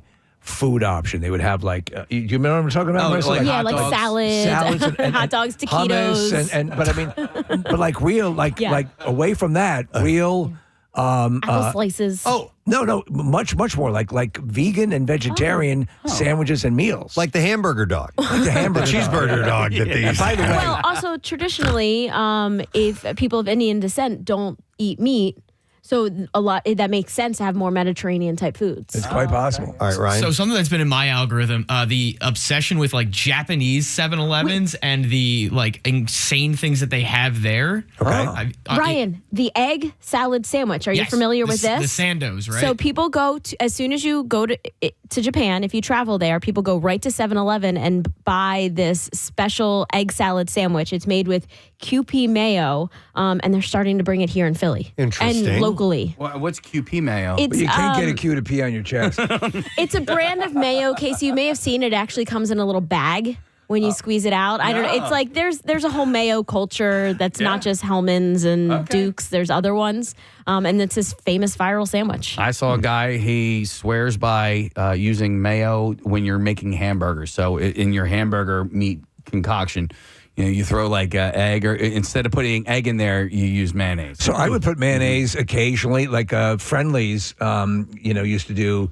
They'd put butter. Sometimes they butter, and sometimes they would put a light coat of mayo on the bread. Yes. Mm-hmm. Wendy's does. Oh, do they as well? Yeah, absolutely. Yeah, that's why one of the reasons I love their burgers is because they have, and Burger King might too. Put a little mayo on there. I'm not 100% sure. I love me a Burger King too. I think mayo and ketchup is. We're talking about 7-Eleven. Come on, Preston, you're talking about the burger dog, all those things on the rotating grill. Yeah. To me, the longer it's been in, the longer it's been burning, the better. Yeah, most definitely. Yeah. I like a good charred or one that looks like a shriveled penis. Yes, I'll take that shriveled penis.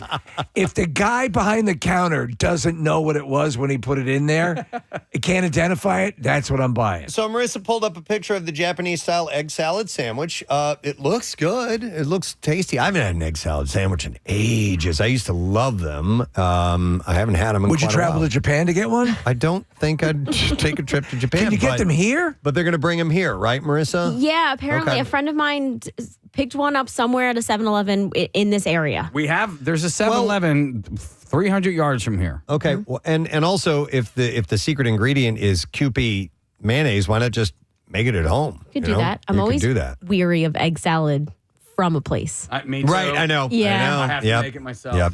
All right, well, anyhow, they're closing a bunch of them, and keep an eye out for that. Here's another Presbo. Totally Presbo. Hi, Presbo. eBay is tightening up its auction rules by making winning bids truly final, meaning that starting on May 13th, U.S. buyers won't be able to cancel after the auction ends. While buyers can still ask sellers nicely, it's totally up to the sellers to say yes or no, a move aimed at keeping auctions from falling through, which would lead to items selling for less. I didn't know you could do that. Did you participate? Have you participated in eBay to any great extent? Yeah. absolutely. But I do the buy it now option. I don't do the bidding. I do the direct. If it's something, I just buy it. If it's something I want, I don't get into a bidding war that I can't find somewhere else, I will absolutely just go ahead and pay that amount. And I haven't done it much, but from time to time, I just bought a Japanese egg salad sandwich, and it's amazing. What's the shipping on that? It's about 2 weeks. Oh, yeah, okay, should be good.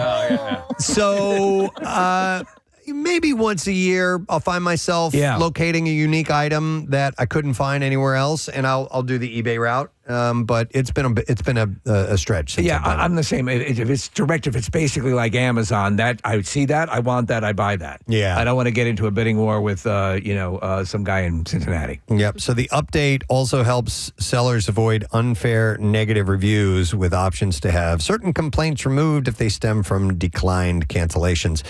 You can still use the F word, right? It's essential, of course. It's essentially a return to eBay's old school, you win it, you buy it approach, just with a little bit of a new twist. So I do Facebook Marketplace. I've never done eBay in my entire life. Oh. Yeah. I'm a little scared of it. Of eBay? Yeah, I don't know. I'm a little scared of Facebook Marketplace. Yeah, we should swap sometime. Yeah, we should. I'm going to get that end table. Oh, Jesus. All right. Our guest is ready to go. Excellent. He's a professional. Yeah. He's on time. He didn't call out sick from Didn't lie food about- poisoning. yes. Like we did with John Michael Higgins earlier. That's why he's a winner. And he's going to the playoffs. Yes, he is. With Philadelphia's team. It's a beautiful thing. Ladies and gentlemen, we're excited to have on our program. Welcome, Mr. Travis Konecny to our show. Travis, good morning. Hey, how you doing? We're good, brother. Hey, congratulations, man. Happy that you guys, it's something that everybody each time as we get to the end of the season is like, come on. And you guys made it happen. I got to ask, Travis, after something like that, when you guys win, obviously, and move on to the playoffs, how exciting it must be. And obviously you celebrate and you're fired up. How shortly after that is it that your mindset starts to get to, okay, now it's time to get to work? Yeah, it's pretty quick. I mean, you get the relief of getting in, and there was so much build up around it because for a bit there we weren't sure if it was going to be doable, and once we got on that run, you're just consumed with hockey for that whole month trying to get it done and finally get in, and then the weight was lifted off, and you take a couple days to let it sink in, and then you start thinking about game one, and you got more jobs to do, and it's really exciting. That's all we're saying. No, and that's the right approach, because we had JJ on the other day, and we were talking about the fact that this is a has a young team with an energy to it, and I saw this kind of breakdown of where we stand right now, and I think it's amazing. Saying this is a big moment, a dangerous underdog, describing you guys with speed, scoring punch, especially from you, Konecny. And a chip on their shoulder after years of missing out. Expect a hard-fought series against Pittsburgh. And that seems to be the vibe that I think we as fans are getting. Do you feel that as well? Yeah, I mean, I think we like where we're sitting as far as, we've been kind of doubted last few seasons, and every at the end of every season, I was always saying, like, we're so close, and I know we have it in the locker room. It's right there, and we finally put it all together and got in. And going in as the underdogs, we're just playing the way we were all year. Just believing in our locker room, staying tight, and it's going to be a hard series. Like I said, it's going to be that rivalry. The last time I was in the playoffs with fans in the building, anyways, I was playing against Pittsburgh, and I remember it. So. It's going to be a lot of fun.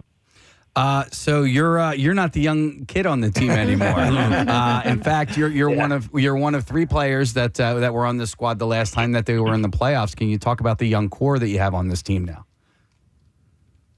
Oh yeah, I mean, you guys have seen it as of late. It's been awesome. I mean, it's a lot to look forward to. I mean, it's been kind of something we got a boost from right away, which probably isn't expected with so many young guys that they make such an impact. So it's a breath of fresh air when you guys come in that are so prepared and ready.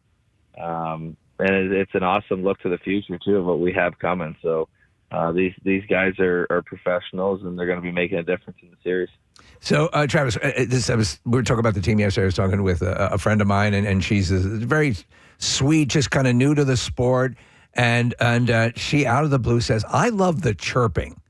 And it's like, I didn't expect to hear that. And the chirping is such a part of the game, and you are known for your chirping chops. What was the greatest line you ever uttered, or the greatest line you ever heard uttered back at you? Oh, I don't know. I don't know. There's just, you don't really plan it out. I don't even really remember how. Yeah, there had to be one that stuck. I remember there was one with Marchand in Boston when I was a rookie. I was wearing 63 in one of the preseason games, and I lined up beside him, and he just said, "I'd want to be me too." That's pretty solid. I wanted to ask you, Travis, are you, because I love it when you're mic'd up, and I was watching videos of you mic'd up. Are you the loudest guy volume-wise on the team? Do you yell louder than anybody else, or is there anybody else on that team that is louder than you? Oh, I don't know. I'm probably the loudest one on the bench.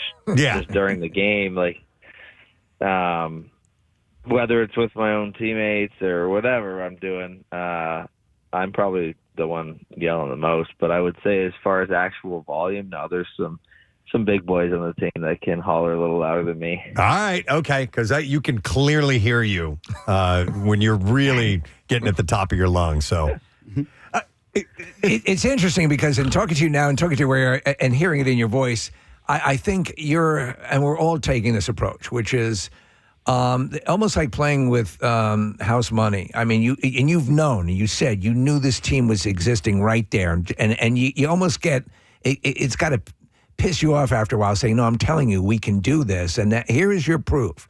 And so from here on in, whatever happens here, I think this sets the tone moving forward. And do you feel that? I mean, something like this, as obvious as it is, to have this can turn that ignition key like nothing else. Yeah, I think, like you said, regardless of what happens, obviously right now our goal is to go on a deep run, and everyone's looking at the Stanley Cup. That's the reason we play. That's what we want to do here. But in the long, the big picture, I think winning some of those big games coming down the stretch, feeling comfortable, understanding what our standard is now in the locker room and what we need to do year after year, and knowing that, I think that this stretch of games for the last month has been really important for our locker room. Yeah.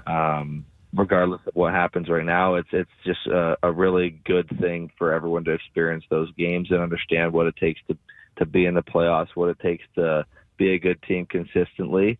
But like I said, right now we're not focused on the big picture. We're focused in on the playoffs and winning this series. Yeah. Yeah, it's wild. I mean, because, house money is not a term that I would use with you guys right now. You guys ended up with 98 points on the season, which, I mean, that is nothing to sneeze at, right? You have a team like the Avalanche with 119 points, or a team that you guys just beat in the Hurricanes with 113 points.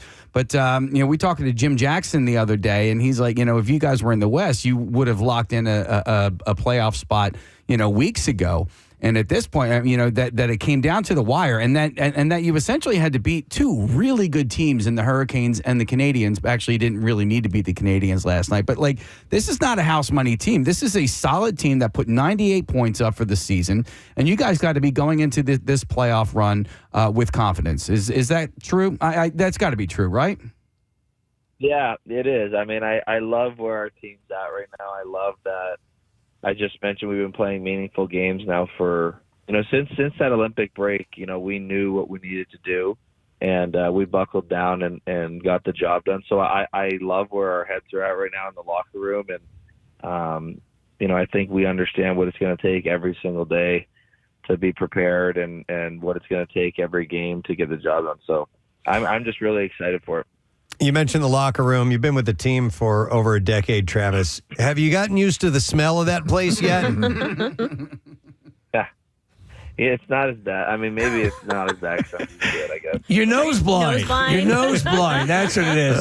You take a civilian walk by, your knees are going to buckle. Oh, probably, yeah. It's rank. There's a great video that hit my algorithm of the NHL Tonight guys watching the shootout from Monday night. And they're just sitting at the desk waiting to do post game. And they're literally jumping out of their seats when Forrester makes that goal. And then when Vladar had the shutout, like it was that energy that we were feeling. And to see that on a national level was really cool. Do your feeds start filling up with like fan videos and excitement from in the stadium and all of these viral videos as well too? Honestly, I don't have the socials, but I was being told by all the guys that there was tons of stuff out there, and I mean, you could feel it in the building. Honestly, with just like the excitement, the relief, all the fans, just everybody. You could sense how awesome it was for the city, and yeah, it was a really big moment for us, and like I said, just excited to keep pushing forward here. Yeah, you could see it when you guys ran over to each other or skated over to each other afterwards. Like it was more than just like, guys, we did it. It was like, we did it. We effing did it. It was unbelievable. Yeah, I was. I was just like the whole thing with people counting us out since training camp, and just the belief in our locker room since day one, and. We had a standard in our locker room of making the playoffs, and that was our goal. And I think we just kept getting better and better over the season and believing in ourselves and realizing how good of a team we were. Yeah. And now we've put ourselves in a great spot. Absolutely. Hey, I want to ask about shootouts because, when you're approaching, when do you know what you're going to do with the puck? Do you before you even touch it, or are you just kind of weighing it?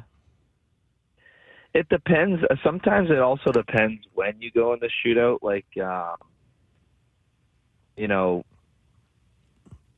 for Forey's goal, for example, he said that he was probably doing the same thing when he was going to come in and shoot it, but seeing how he reacted when I did the same motion, he said it helped him a little bit. So you kind of pick up on little things. So it depends kind of when you shoot, if you know what you're going to do or not. Like, I think Zegras, for the most part, Ziggy will come in and kind of decide as he's going on the fly. He's good enough to do that. It's like somebody on the golf course, Mike, somebody putting right before you. You get a read on the line ahead of time.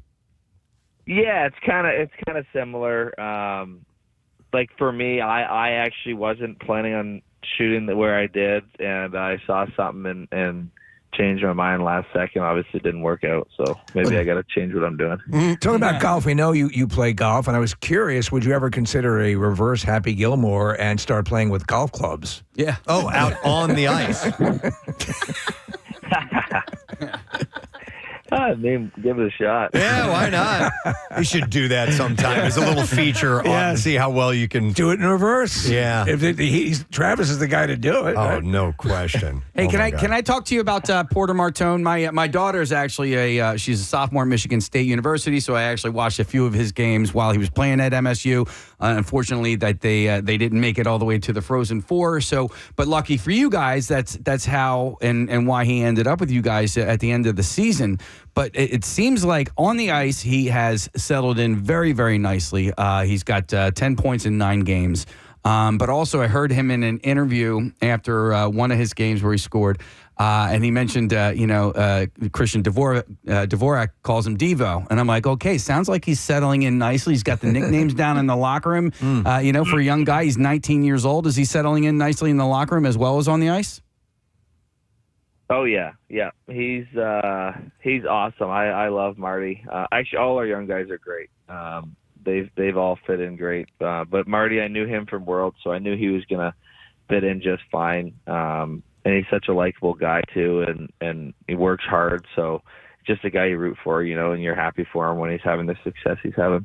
How much of this is? And we were talking about Tocchet and his understanding of the players and, being firm but being approachable. And I assume that is something that really speaks well to the younger players. Would you agree with that? Yeah, for sure, because like there's a standard there, during the games that you have to meet, and if you're not going to be there, then you're probably not going to be playing just during those moments when it's it's time to crunch time and get the job done during the game. But then after the game, Talk will approach you about something, or he'll grab the young guys during practice, work on something. So able to hold like the standard to where we need it to be, but also have a little bit of a more personal relationship the next day at practice, and it kind of makes you feel comfortable. So it's, and he's not just being hard on you because he wants to be. Right. He's just trying to help you in the moment. You got to win the game. If you're not on, you're not on, and the next day you work at it, kind of thing. So yeah. And when you see results, you realize why he's doing it. So and you guys are, it's off and running, man. Everyone's very excited. Yeah, we're excited too. Nice. Trav, do we know when game 1 is yet? Not sure. Nope. Okay. Nope, I'm not sure. I haven't heard. I assume today or tomorrow the games finish up, so whenever they can push the schedule, I assume that's what they're waiting for, is the games to finish. All right. Well, let's go Flyers, man. Yeah. Excellent. Travis, thanks for coming on this morning, bud. We're really happy for you guys, and we're gonna obviously be watching with a lot of excitement. So we appreciate you taking the time today, brother. Awesome. Thanks, guys. You got it. Take care. Travis Konecny, TK, on the Preston and Steve show, and it's happening. Oh, it's happening. Yeah, I'm so excited. It is, most definitely. I completely can understand the notion of they know they're there, and and everyone's kind of yeah right, but you have it, and you just need that moment to prove that you've been correct. You've known that the building blocks were there, and this is a vindication, for lack of a better term. Well, a team can get hot, and those are teams that win. Yeah, and listen, and that's it. I know it's another sport, but look at like what the Giants did when they won the Super Bowl. Like they went in, I think they were 8-8 team or in 9-17. So they barely squeaked into the playoffs, and then they ended up beating the Patriots, who are undefeated, right? So you don't want a hot team. You don't want to face a hot team when you're going into the playoffs. The St. Louis Blues, when they won the Stanley Cup, they were at midway point, they were less than 50% winning, and they won the whole damn thing. It can happen. Being dismissed, is a great motivator sometimes for the right kind of person. I don't understand the NHL playoff picture, though, because, the Flyers are a 7th seed. We already know that we're going against the Penguins, who are a 6th seed. And so I don't know why they seed it the way they do. And like the NBA, 1 seed go against the 8th seed, 7 goes against 2, 3 against 6, and then 4 and 5. And I don't understand why they do it the way that they do it. But I love that we're playing the Penguins. I love that. I'm waiting for Chuck to come running down here and explain it to us. Yeah. All right, but we can't wait. We got to take a break. Yep. We got to get ready for No Sad Doe. So let's do that. We'll return in a moment. Bizarre File Stories, and maybe you $1,000 richer. So stay there. We'll be right back. Something else from City Beat. The Atlantic City Expressway is going to stop accepting cash at all its tolls on Sunday. That's when it starts. And drivers without an Easy Pass will be billed more than double the fare amount per trip. They're going to make you do it. Dude, yeah. I'm having such a struggle right now with Easy Pass. I just had to re-up everything because you got to go on. It's not easy to navigate. Okay. But it says it right in the name. No, it's not. Their website is just not user friendly. It is not. It's not. And also so I don't know if my transponder's bad or what the deal is, but I re-upped everything, and then we literally just went through the tolls over the Christmas break, and the day before, I re-upped everything, and then when we went through the tolls, it says pay on, unpaid, and then it took my picture, and as it took my picture, I'm looking at the camera like, what's going on? Come on, I just paid all this stuff. You had a similar situation probably about a year plus ago, and it was Jersey, right? And then I had my thing with my Easy Pass for a car that had been stolen, my wife's car. All right, so before we get fully into the weekend and wrap up the week, I have to empty the junk drawer. Just get It's the junk drawer. Preston's cleaning out his junk drawer. getting things out of a junk drawer. Finding stuff here in a junk drawer. All right, thank you, Kyle Mack, for doing that jingle. And Steve, you should sing backups for Minute by Minute. I think so. His I band. think if they want to be less successful, that would be the move. All right, let me dig in here. And, there's something. All right, so if you want to stay on the moon and you have a few $1 million burning a hole in your pocket, well, a Silicon Valley startup called GRU Space is now taking reservations for a lunar hotel that it plans to open around 2030. This is the company that invented Flex Seal. That's them. Yeah. Woo doggy. Deposits range from $250,000 to $1 million, and the total cost of a stay could top $10 million once the ship is included in that, the actual rocket that will take you up there. So the hotel would start as inflatable habitats that can hold up to 4 guests for multi-day visits. So we're talking elaborate bounce houses. Guess so. I don't know how down I am with that. Guests could take part in moonwalks, drive rovers, and even play lunar golf. Founder Skylar Chan, who started the company at age 22, sees the project as a first step toward humans living in space long term. Listen, if things were along, and I'm talking about we've beta tested and a number of people have gone up and it's now an actual thing. Right. Would you do it if you had the resource? Probably. What now? I'd be wary of the of the ship exploding. The or risk, yes. something going wrong. Right. But if it became fairly commonplace, which it's not going to in my lifetime, I would probably consider it. Now, you also have to be very wealthy in order to do it. That's the other thing. Yeah. It's never going to be inexpensive. Because Well, you just sold those shot glasses from the Kentucky Derby. But the fuel is so expensive, and that's what it takes to get people up there. So I don't know. How about you? Yes, it would be a dream come true, but it's not going to happen. Yeah, not in my lifetime. There's a pretty good book. I didn't love it, but it's called Artemis, and it is the same author that gave us The Martian and Project Hail Mary, and it's all about a moon base essentially, and it's gotten to the point where it's a full. It's an indoor complex where it's not just a place to stay, but there's entertainment and all kinds of things. It's big enough. Is it a community like a biosphere? Yeah, it's like that. And people can travel up, and it's a travel destination. Right. And then you can take trips out to go and see, where the first lunar landing was, because all that stuff is That would still be out tourism. there. And they use it as tourism. I thought that was a pretty cool idea. I think the idea, if we want to, you and I go into business and we make sure that there is a retro Pizza Hut on the moon. Yes. Wouldn't that be Oh, great? my God, yes, for sure. And there would have to be a replica of the diner from Spaceballs. Yes. For sure. You walk in and they're playing Van Halen. And I mean, it kind of sucks that our moon's kind of boring. Like, why couldn't we get Europa? Europa is frozen. It's all frozen. It's liquid. I know, but like. But you can go skating while you're up there. Skiing and stuff. Absolutely. It's activities. And hot chocolate tastes best. Isn't it colorful, though? Europa? It's white. Oh, is it white? Yeah. All right. I don't know. Right. So listen, the moon, don't give short shrift to the moon. The moon's got a lot going on. Yeah. We're finding that there's water in some of the craters on the dark side, and there's all sorts of things. Plus, moon gorillas. I mean, it's kind of a desert, but the craters give it a landscape of sorts. But yeah, I mean, you're not going to get a variety of colors.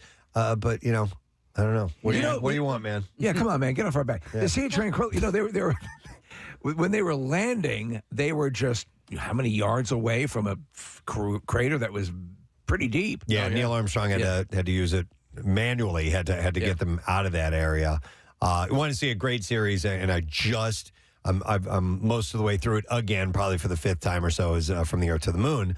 And the second trip up, they got much more specific on where they landed. Yes, They proved that they could navigate to a very specific spot. But that first time, with Buzz and Neil, Steve, they were just kind of down to the second. They were just kind of hoping they could put it down somewhere safe. Second trip up, they landed near the diner. So Yeah, exactly. And that inspired Spaceballs for that scene. So anyhow, the hotel doesn't exist yet, obviously. but the company says that it's not stopping people from already signing up. So people are on board. Do you know what they should do? In like Blazing Saddles fashion, put in a toll, like, get it all the way up. But I mean, these people are putting these deposit downs. I hope they are refundable deposits. Yeah. But some are spending up to $1 million to make sure that they have, essentially a spot in line. So you have FU to the FU money. Oh, yeah. It's got to be billionaires, that are doing this type of thing. So, but anyhow, if you're interested in that, you can look into GRU Space or GRU Space, GRU. For Invincible Me. Yeah, exactly. All right, let's see what else.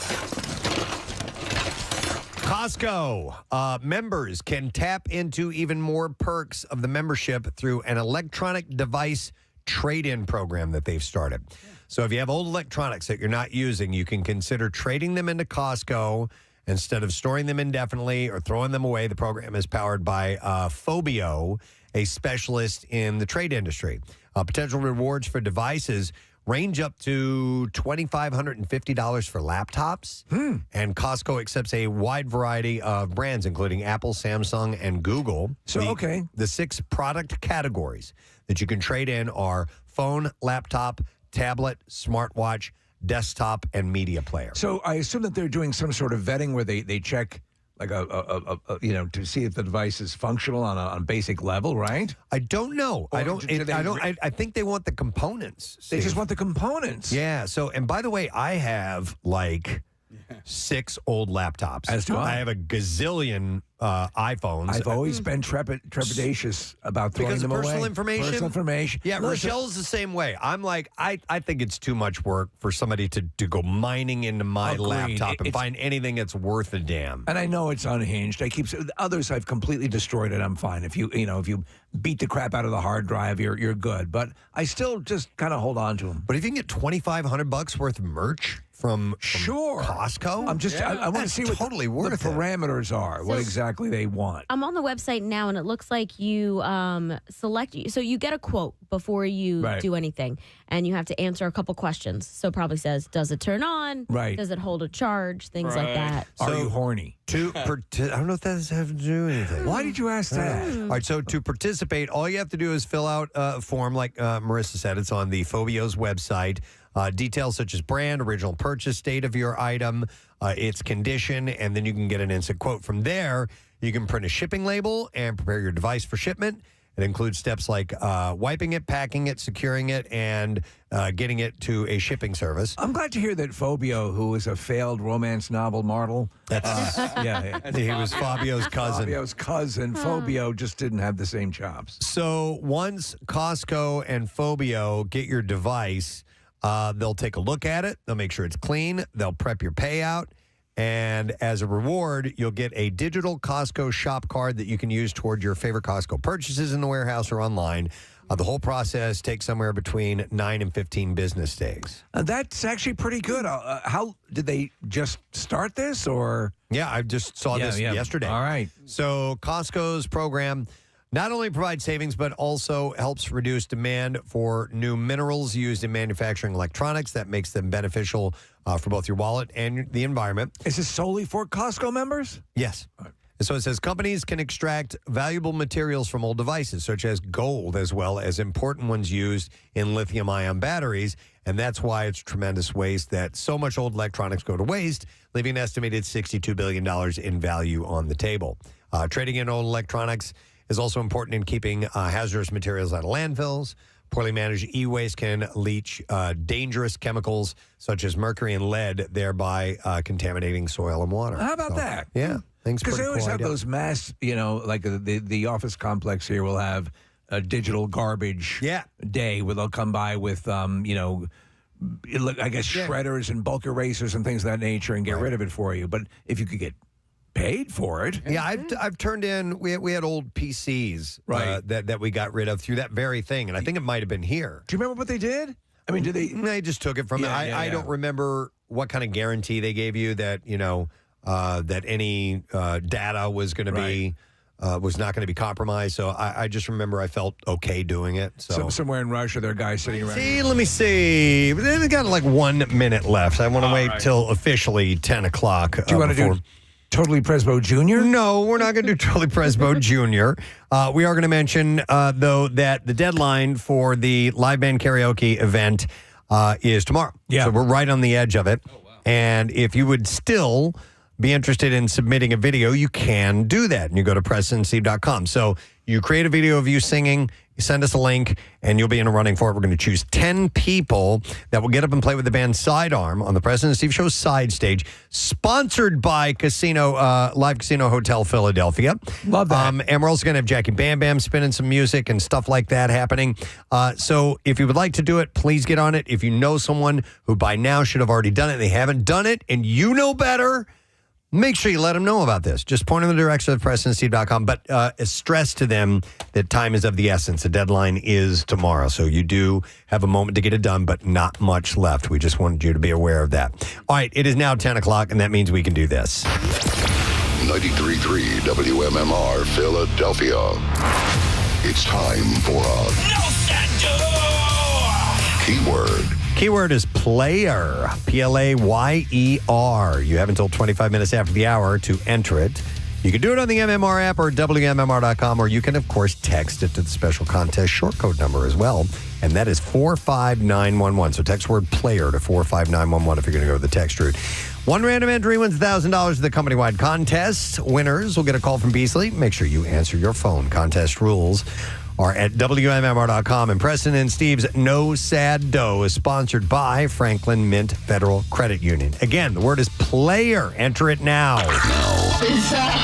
WMMR presents Preston and Steve's Bizarre File.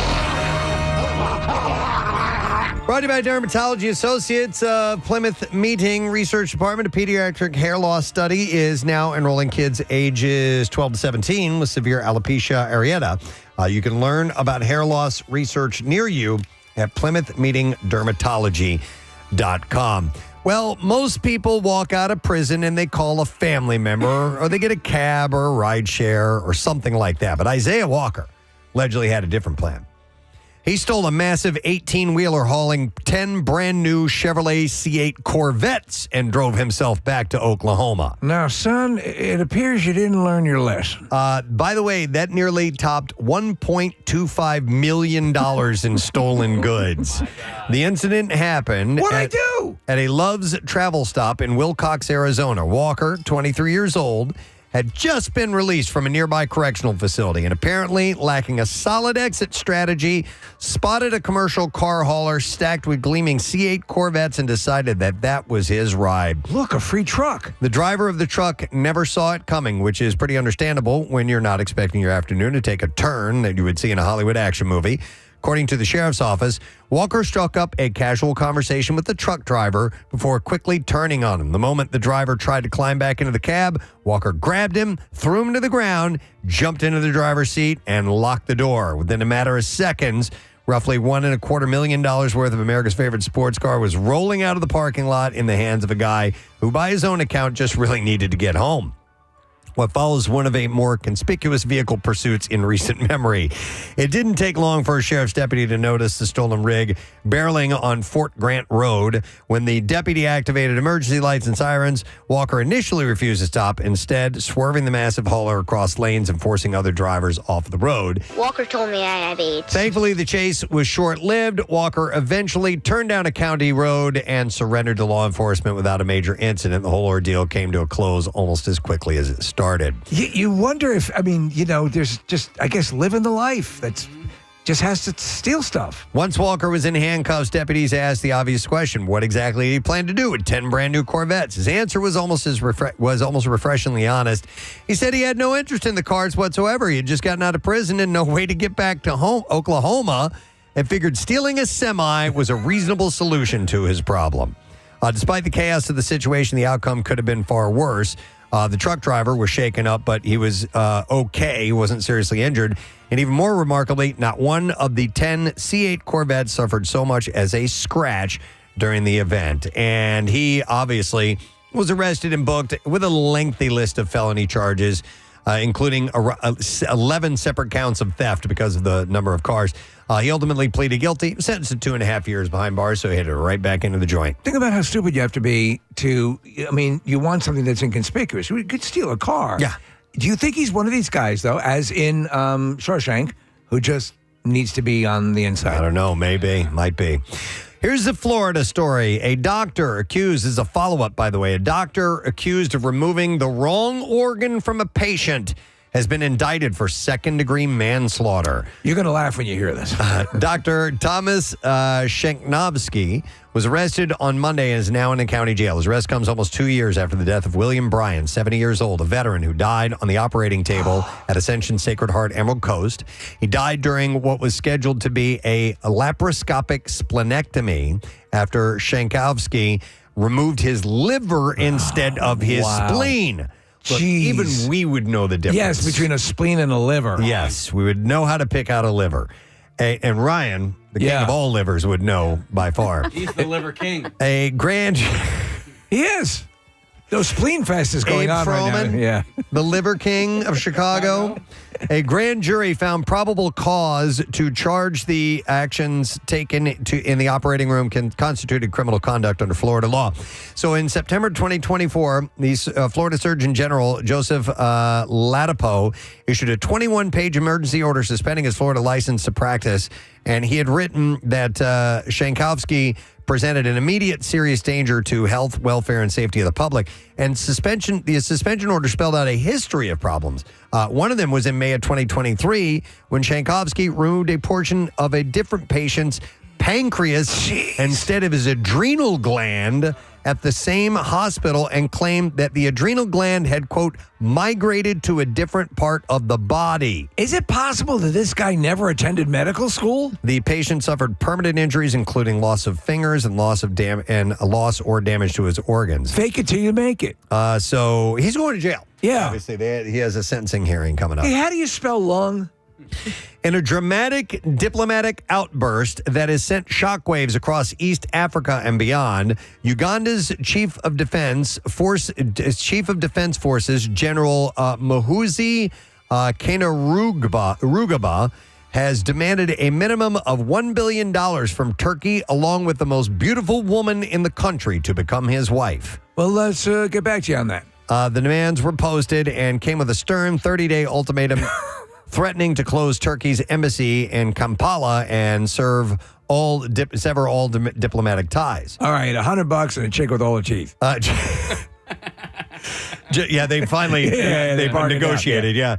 So General Muhoozi framed the $1 billion figure as a long overdue security dividend for Uganda's nearly 2-decade military commitment in Somalia. Uganda bore the brunt of operational costs and casualties, while Turkish firms reaped infrastructure benefits estimated in hundreds of millions of dollars. This goes back to since 2007. The general stated explicitly that Turkey must pay before any talks can begin or face immediate embassy closure. And on top of the cash demand, the general wrote in a follow-up on a post, on top of the $1 billion from Turkey, I want the most beautiful woman in that country for a wife. The most beautiful woman in the country? Yep, that's his demand. Well, this is war. That's what he says. Yeah, exactly. All right, and then let me see if I got time for another quickie here. Let's go with this one. An American hiker had to be airlifted out of the French Alps after being bitten by a snake.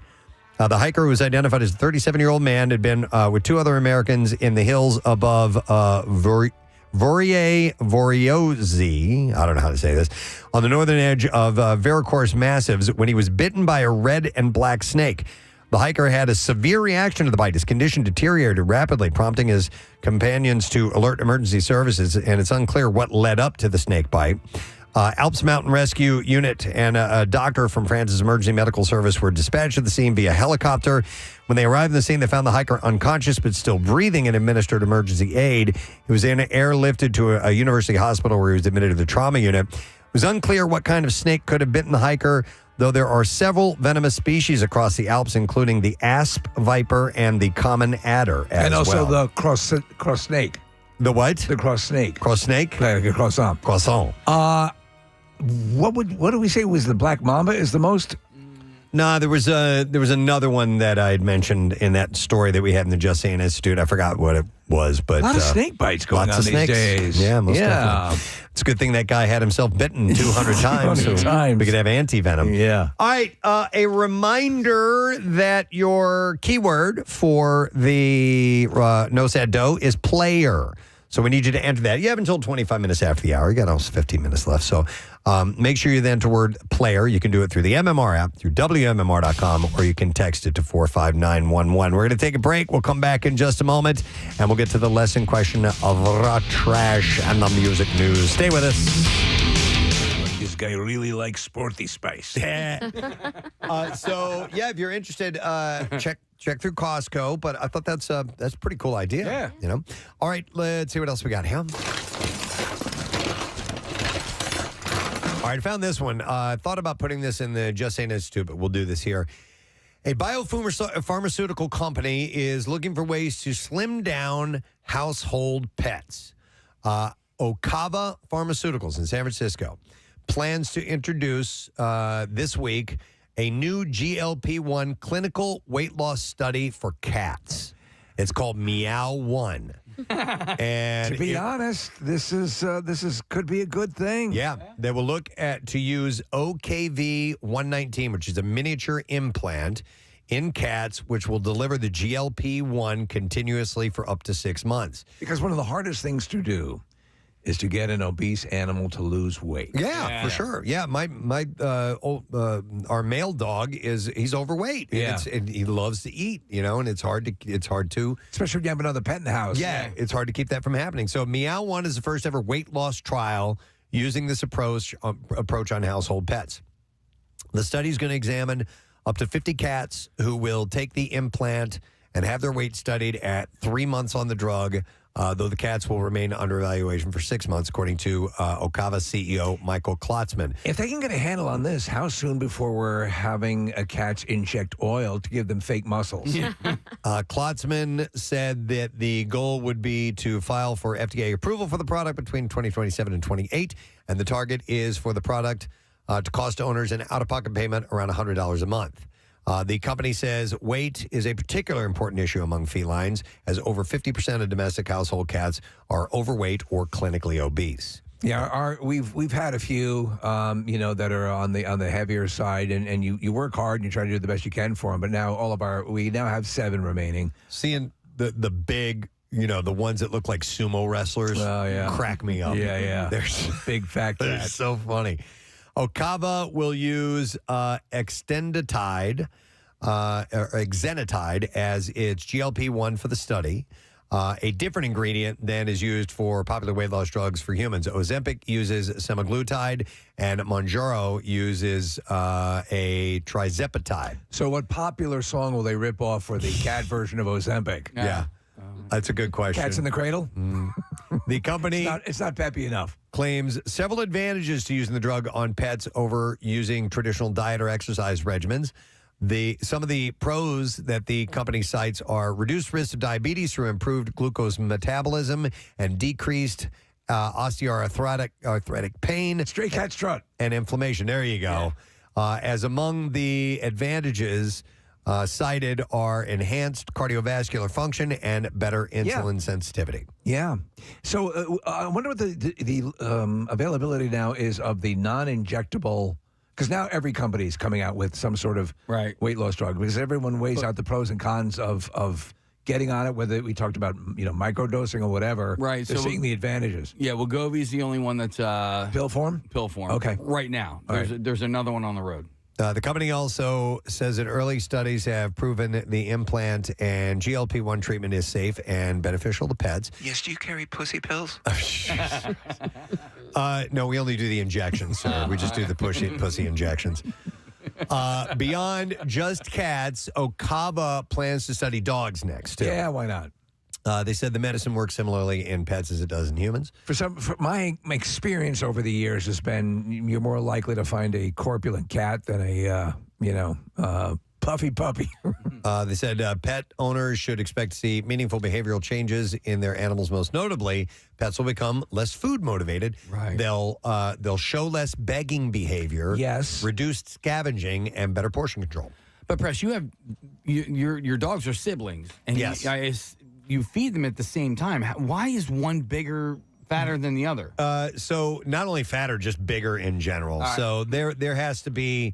They're not pure Yorkies. Okay. There's some other bloodline in there, and we think that in the genetic milkshake that happens when they're being created, that Haley, the female, had to have gotten some Chihuahua in there because hyper. she's smaller, she's more intense in her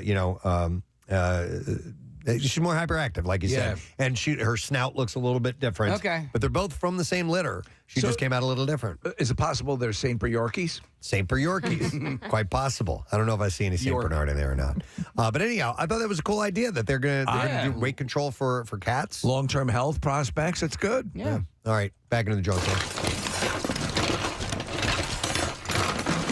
All right, I saw this story out of China. Parents have found a new way to pressure their kids into getting married, and it involves AI-generated videos. These clips, which are flooding platforms like Weibo, show fake older people expressing regret about not starting families when they were younger. And in one viral video, an AI-created 58-year-old woman sits alone during hospital visits while other patients have family members caring for them. Another shows a 56-year-old character wishing that she had listened to her parents.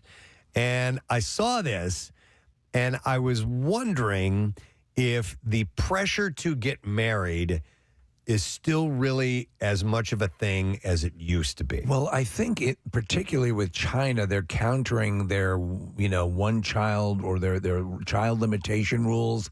They find themselves with the population, even though they have a huge population, they're fighting a lot of issues that came with all of those rules in the 90s. So, but that's a good question, Preston. Is there the pressure if you are?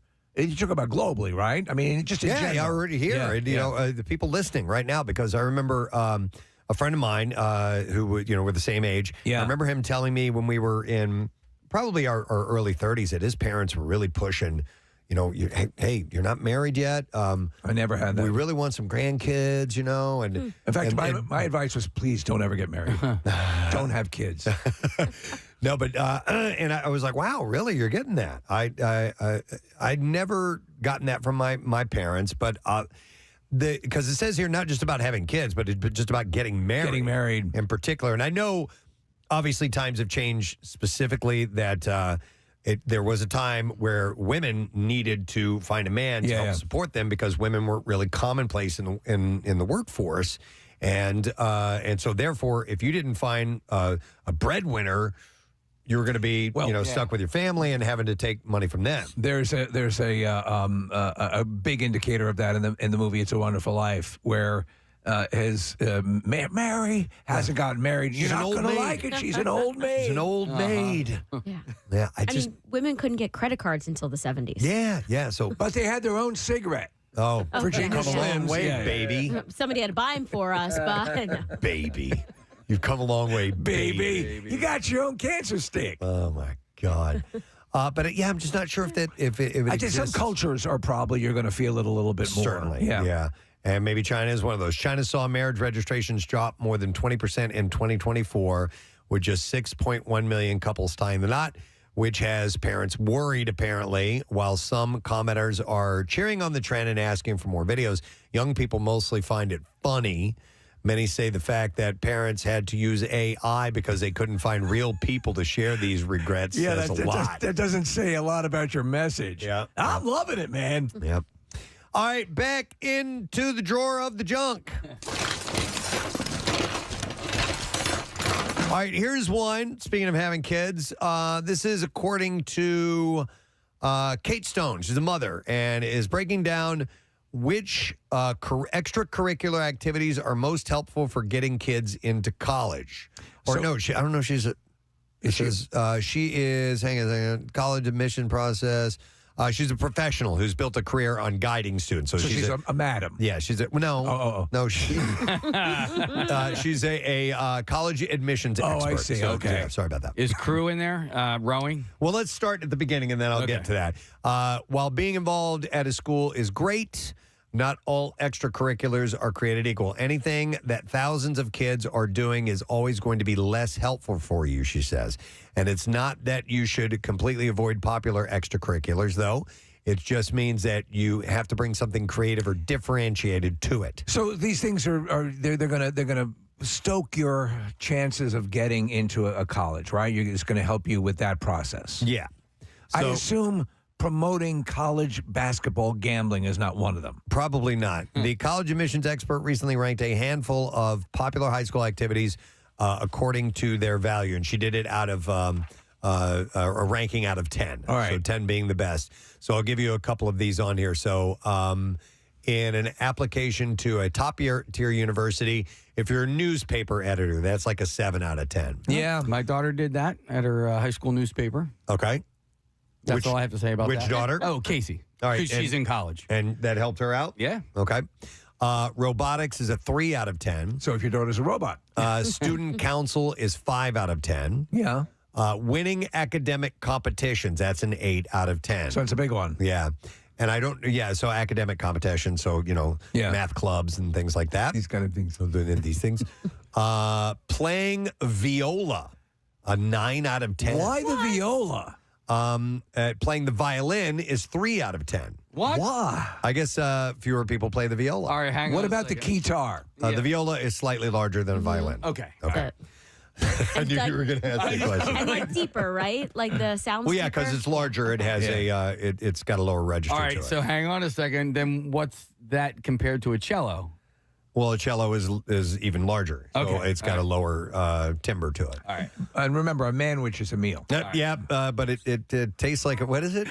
Looks like a sneaker, tastes like a meal. No. Wait, which one? The sneaker one or the meal? The manwich. It's something is something, but a manwich is a meal. A burger's a burger, but a manwich is a meal. Maybe is that Something what it was? like that, yeah. I forgot. Hi there. We're the Preston and Steve Show. It's a gorgeous day today. 90 degrees is what we're going up to with lots of sunshine. Maybe. Actually, a lesson. I mean, cool. Yeah. That's cool. But it's going to be great tomorrow, too. I mean, like, it's hot. I mean, like, beyond comfortable and warm. 92, 93 degrees tomorrow. Preston, without humidity. Without humidity. That's the difference. Yeah, big time. Don't care about 90's fine. Yeah. 83 on Friday, the high. Saturday, 77. Going to be a beautiful weekend then. And then Sunday, kind of back to normal. Some showers and the high of only about 60 degrees. So enjoy this weather, please. And enjoy something free, because if you answer the correct question, you can end up with a 4-pack of tickets and FanFest access for the Monster Energy AMA Super Motocross on Saturday. Was that a burp? Yeah, my bad. Okay. I just heard in the background. All right, so here is the question for you. Man, I did an early one yesterday. I'm going to do another early one today because this is a good one. What did we find out Steve is making his own gasoline out of? 610-660-9333. To save some money on gas, Steve is making his own gasoline out of what product? 610-660-9333. That was like from 6:20 this morning. So jump on the Xfinity guest line, give us an answer, and maybe you win the prize. The trash business is a gold mine. 93.3 WMMR with Preston and Steve's Hollywood Trash. Brought to you this morning by Horizon Services Cooling. They have a precision AC tune-up for just $79 for a limited time. You can get your home ready before summer hits. Book now at horizonservices.com. What's going on this morning, Steve? Well, Preston, director Osgood Perkins and Nicolas Cage teaming up again for a sequel to the hit horror movie Long Legs. Perkins says the new movie will pick up exactly where the first left off and will be titled Slightly Longer Legs. Oh, my God. Drew Barrymore declaring she's done with bras and will no longer wear them. Barrymore says there's something very freeing about feeling your breast gently rubbing against your vagina. Don't do it. Hey! Wow. And finally, Sony Pictures announcing the third movie in the Jumanji franchise will be released this year. All the original cast will be returning for Jumanji 3. Just stop playing the goddamn game. That's Hollywood Trash. All right. Yeah, let's see if we can get a winner. We need to find out what Steve is making gasoline out of these days. And we have Alan, who's going to be joining us on the phone line. So let's go to him. Alan, are you there? Yes. All right, Alan, do me a favor. Alan! Thank you. Alan! Tell me what Steve is making gasoline out of. Nutella. Hang on, Alan. We're going to set you up with a 4-pack of tickets and FanFest access to Monster Energy AMA Super Motocross. Saturday, April 25th. That's at Lincoln Financial Field. Tickets are on sale now via supercrosslive.com. Now, Preston and Steve's Music News on 93.3 WMMR. Brought to you by Dermatology Associates of Plymouth Meeting Research Department. A pediatric hair loss study is now enrolling kids ages 12 to 17 with severe alopecia areata. You can learn about hair loss research near you at PlymouthMeetingDermatology.com. All right, so the nominees for this year's American Music Awards are out. Taylor Swift leads the pack. She got 8 nods. Morgan Wallen, Olivia Dean, Sabrina Carpenter, and Somber are all close behind. I don't know if I'm going to be there. That's Somber. 7 nods each. Other highlights include Olivia Dean and Somber going head-to-head in categories including New Artist of the Year, Song of the Year, and Breakthrough Album of the Year. So I'm digging this Olivia Dean. She does a song with another guy that I'm digging called Sam Fender. Mm-hmm. And she reminds me in a way, Preston, of a bit of Sade, a bit of Anita Baker, and she's got some pop chops and everything. She's good. Cool. EJ, Audrey Nuna, and Ray Ami, the singing voices of Hunter X from K-pop Demon Hunters, were nominated for Song of the Year, Best Vocal Performance, and Best Pop Song as well. Queen Latifah will host 52nd American Music Awards, which is going to be May 25th in Vegas, marking the return to the role after 30 years after co-hosting in 1995. The show will air live on CBS and stream on Paramount Plus with fan voting running through May 8th. As far as there's a category I hadn't seen before, Best Throwback Song. Okay. Best cover? Is that essentially what it is? No. Or is it just a song that's back on the charts? Is this like something that's hit the charts because of TikTok? Exactly. Or a trend? Probably, yeah. Exactly. Four Non-Blondes, What's Up? Okay. Black Eyed Peas, Rock That Body, and Goo Goo Dolls, Iris. So we've seen all these viral videos pop up. And Iris has been huge. I love Iris. Yep. I've been on a massive Goo Goo Dolls kick. What were you like in the 90s? Yeah. I like the ones that are punk rockers. They're like, I didn't listen to Goo Goo Dolls. Goo Goo Dolls started as a more punky band. Yeah. So I mentioned this story earlier this morning, but G Love from Philly, Garrett Dutton, has lost a bunch of money through Bitcoin, roughly $420,000 after entering his seed phrase in a malicious app disguised as the official Ledger app. In a Saturday post, he said the scam had wiped out his retirement fund, and he explained that he had downloaded the imposter app from the App Store onto his new computer and entered his seed phrase. And he said, all my BTC gone in an instant. He added that his other cryptocurrency holdings were not affected. So this is a scam that happens. We were talking about it earlier, and about sometimes if you download an app, if you go to the App Store and even the Google Store, you'll be looking for a specific app, and there'll be 3 or 4 apps ahead of it that kind of look like the app that could throw you off. Yeah. Dude lost nearly $500,000. It's horrible. I assume he has no recourse. Yeah, I don't know. The internet crime, by the way, crypto-related fraud has been on the rise, with losses climbing to a record $11.36 billion in 2025. The Internet Crime Complaint Center received 181,565 crypto-related complaints last year, marking a 21% increase from the year before, with an average reported loss for each one at $62,000, man. So that is like $1 billion. I'm planning on talking about this to I've been funding this Nigerian prince who's coming in at the end of the week. Yeah, he's got you covered. Yeah.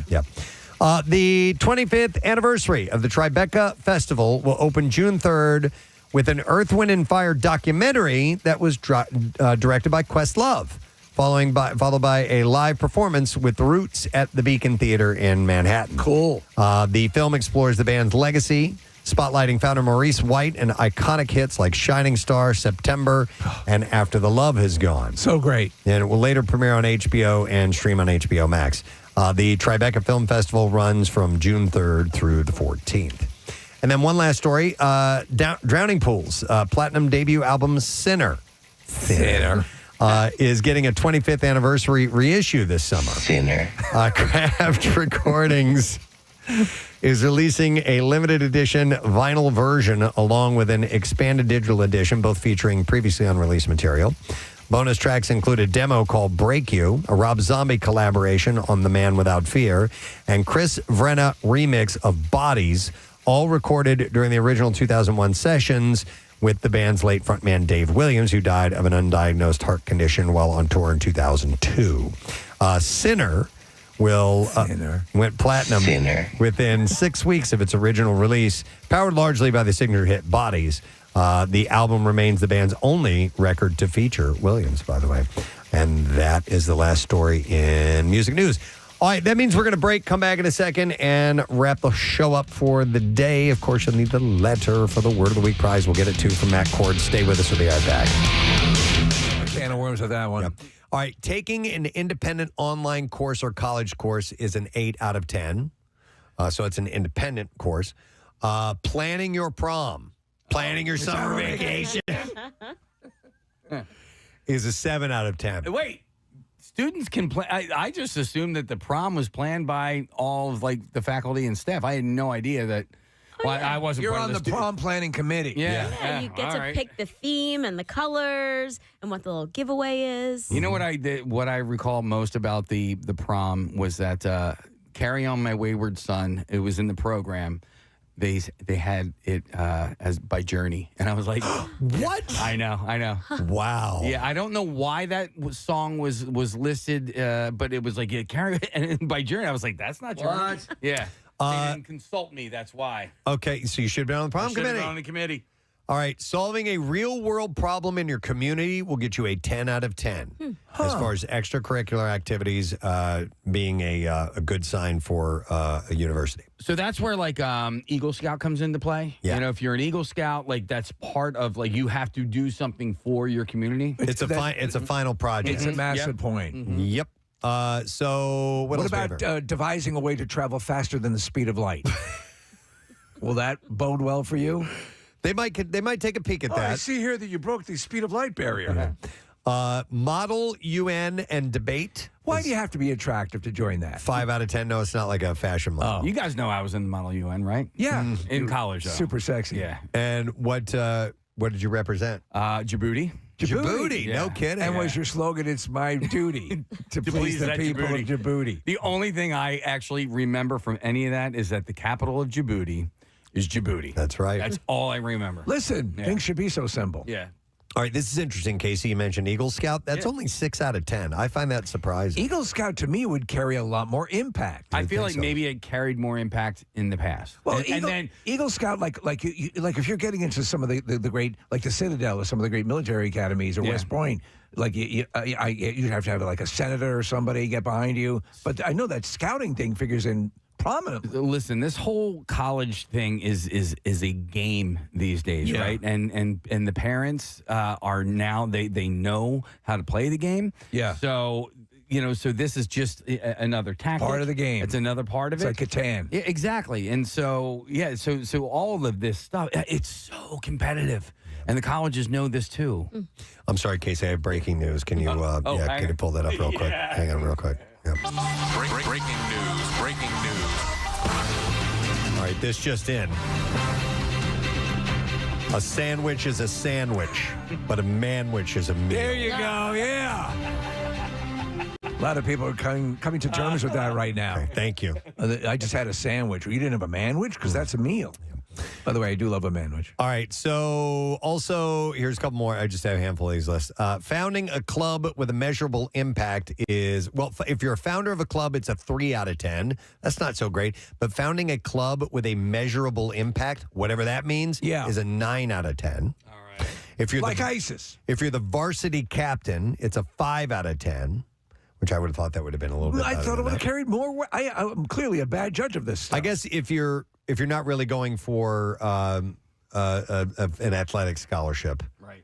Maybe, I don't know. You just like to smell worn gym clothes. If you are a tutor, not like a farter, okay? A tutor. Well, what is that? Because Tutoring. I should have gotten into Yale. I thought you meant like a British royal family. No, that'd be a tutor. Right, A tutor. I hit the second T hard. 4 out of 10. Internships will gain you a 7 out of 10. That's important to know. Yeah. Internships, or I wouldn't be doing what I do without entering into an internship program. Hey, Maurice, can you do me a quick favor as he's going through this list? Can you find out how many high schools there are in this country? All right, back to you, Preston. How many high schools there are in the country? Yeah, in it's the just United States? a point I want to make. Okay, and then there's only one left, and that is if you are DECA, D-E-C-A, which is Student Career Organization, that'll get you 5 out of 10. Wow, I had virtually none of the. In fact, I had none of these. What I'm saying, virtually none of these. I was, Marissa found not inclined.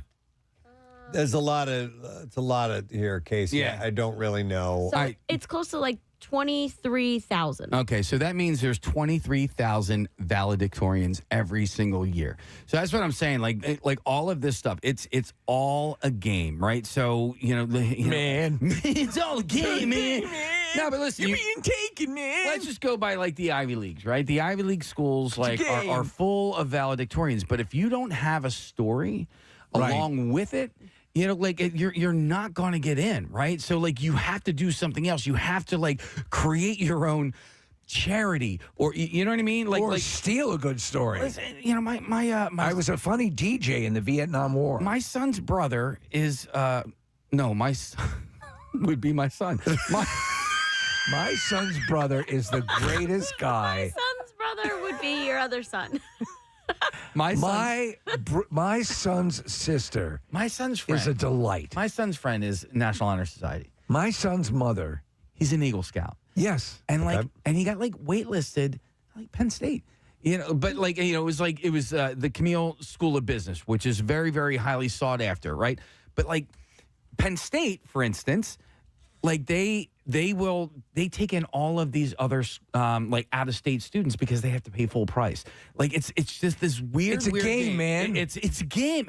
It kind of sucks. It kind of sucks because other states they like mandate that you have to take a certain amount of in-state residents, right? Like Michigan State, for instance, but Penn State doesn't do that, and they're like, well, why would we take this high-achieving kid that lives in Pennsylvania, who's not going to make us more money, when I can take some kid from New Jersey to me, who's going to pay $70,000? Seems like a big game.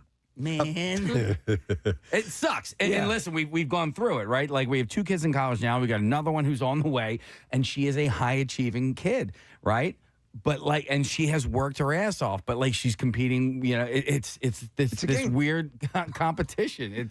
It sucks. So your son's brother, your son, does he have good grades? Yeah, he's National Honor Society. Okay, he's got great grades. Yeah. What does your son's mother think about that? I don't know. I haven't talked. No, but it sucks. He. I know what you're saying. There's all sorts of. Listen, at their very core, these hallowed learning establishments are businesses. Yeah. So they're going to look for the best way to bring in profit. Yeah. So don't forget that they are a for-profit institution. Yeah. No, for sure, absolutely. And there's sometimes, like you said, it's a game, man. But you gotta stack the deck a little bit. So you have to play the game too, and you have to start playing it early too. If you depending on what your goals are, how lofty your goals are. Because I didn't have goals, so I didn't care, and I didn't do any of that stuff. I only did call it crazy things that I was actually interested in. Well, life for us was like Plinko. They got dropped down, and by just the intervention of the fates, we ended up doing okay. Yep, exactly. All right, Case, I have just a short thing, more, if you don't mind. Or I think I do. It's in here somewhere. Let me dig into this drawer. Wow, I feel like you're actually doing it. All right, if you hate to walk away from the television, you can just take it with you now. Hisense announced a new TV. It's called the S6 Follow Me that can roll from room to room if you needed to. Oh, my. The 32-inch 4K touchscreen sits on a pedestal with wheels and can tilt, rotate, and adjust in height. Now, I haven't seen this. I've only read this story. You have? Yeah. Tell me about it. So think of it almost looks like a large iPad on a swivel. So the mount is on a swivel, and it's almost like the kind of rollers that you would have an IV on. Okay. Yeah, that's the one that I've seen. What's the name of it again, Preston? Hisense. It is called Hisense, and it's called the S6 Follow Me. All right, the Hisense is the brand. I remember that. Yeah. I always thought Hisense was it was like the cheaper TV that you would find at Walmart. Hisense actually put out some good stuff. Okay. Okay, this is a different version than I saw, Preston. I might have seen the beta. But yeah. Does that hold any interest to you? No, I don't. Yeah. No, God, no. Because Lord knows you don't have enough TVs. I know. Yeah, I mean, TVs are pretty inexpensive and now. by the way, pretty much put them where you want to. The big issue that all these companies are dealing with.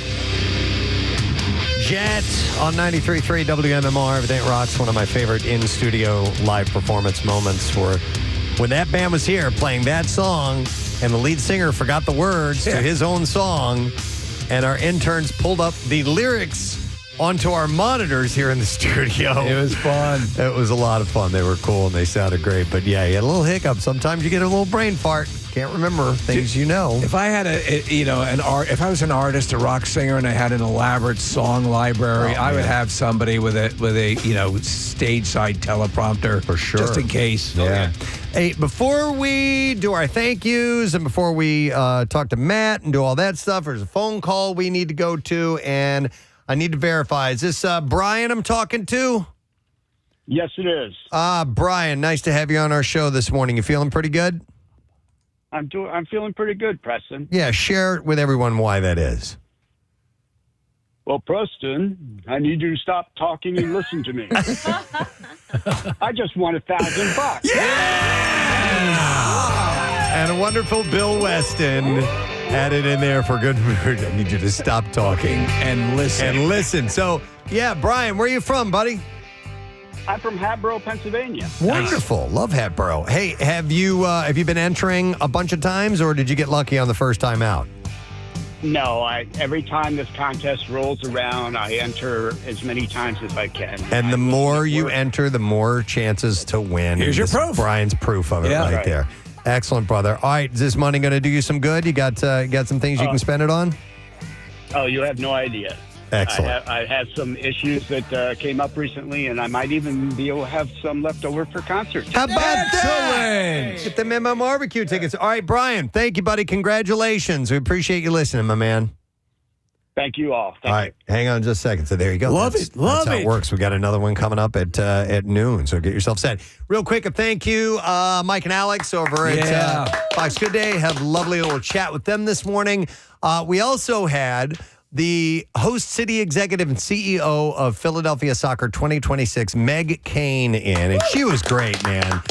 She knows her stuff. Smart person and very organized and task-driven. Very kind of person you'd want doing this. Yeah, they're getting prepped for all the FIFA stuff, and they actually have a party tomorrow night. It's called Party on the Pitch, and they're going to have some celebrity bartenders from the Union and some former Eagles that are going to be there. So it's football versus football. And this is going to be at Ballers in Philadelphia at the one of the, I guess, bars they have in there. It's all set up, and you can get information. I don't have the website here. I forgot what it was. Philly 26 WC Philly World Cup 26. Yeah, there you go. And you can find out what time and everything. It says 6 o'clock, but I don't know how much it costs. And all it's that. a cool facility. Yeah. And it's going to be a great event. So looking forward to that. And then we had Trevor Konecny on the show this morning, which is great as the Flyers are getting ready for playoffs against the Penguins. We don't know exactly when yet, but very it's coming. Exciting. And he was a great guest to have on. So it was cool. How you doing, Matt? Hey, Press. Good to see you, It's buddy. funny you were doing that guy was mentioning Bill Weston. Yeah. Yesterday, Brett and I were going through Voxpro, and we listened to the time where you were Gary Lauer and Bill called you. Oh, man. Hey, Bill. That's Casey, yeah. You You had him for like 3 minutes. Yeah. Easily. And it wasn't even a good imitation. No. But it was, he's like, but he says there, Gary, I need you to stop talking and listening to me. Well, Case was just doing the man, I got my jam. Yeah, when he was freaking out, you know, like that. When Gary, when he's really up and going, and Bill fell for it. Bill didn't like having to make the call, so Bill was like, okay, he was dealing with his own stuff, so it didn't really register how little it sounded like Gary. That was so great. Anyway, it was funny. We're going to play it back sometime. Maybe on the MMR on our birthday. Nice. Yeah, that'd be a good one. flashback.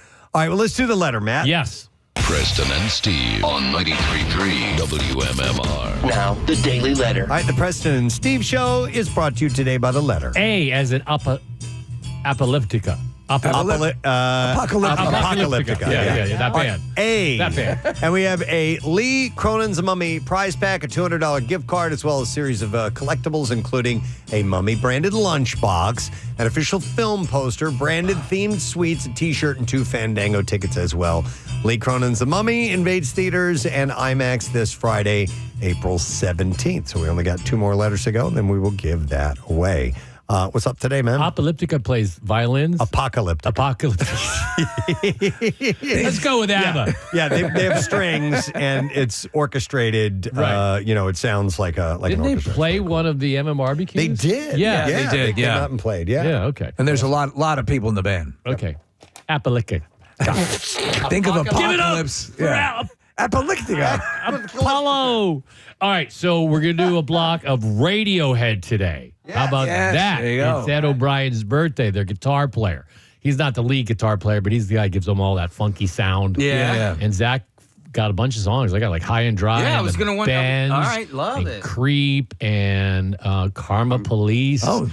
Fake Plastic Trees. You got a fair smorgasbord of the hits, quote unquote hits. Radiohead, then it's the sad anniversary. We lost Joey Ramone on this date back in 2001. So a block of the Ramones, maybe a Joey Ramone solo. And I think U2 has a song all about Joey Ramone. I think you're right. And then a block of the Black Keys today, just for the heck of it. And the vinyl cut today is Thompson Twins, Into the Gap. Another great band. Wait, didn't you just do Thompson I Twins? was supposed to do it yesterday. Yeah. So you didn't do it? So you yesterday did? I had a request to do. What did I do yesterday? It was a request for. I am so old. It's all good. And by the way, you said Black Keys just for the hell of it. It's it's it's his birthday. Pat Carney's birthday. Yeah, the drummer. Yeah, so. that's why I'm doing the Black Keys.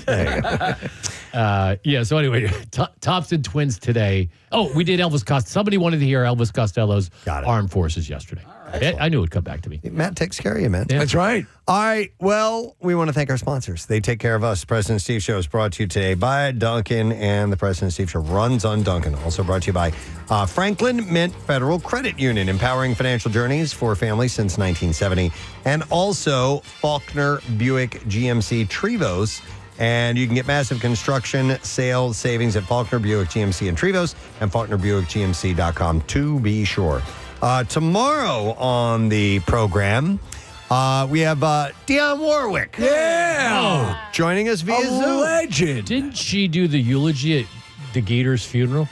Did she do the... May have. That does sound familiar. All right. She was there. We need to double check on that. Mega legend. And we have actor David Oyelowo. Oyelowo? Oyelowo. Apocalyptica. Oh, yeah, he's in that band. David, how do you say it, Casey? Oyelowo. Oyelowo. He'll be joining us tomorrow. Yes. Too. And more things. That's it. We're done. Ray, John, have a great day in the morning. We'll see you tomorrow, gang. Bye-bye.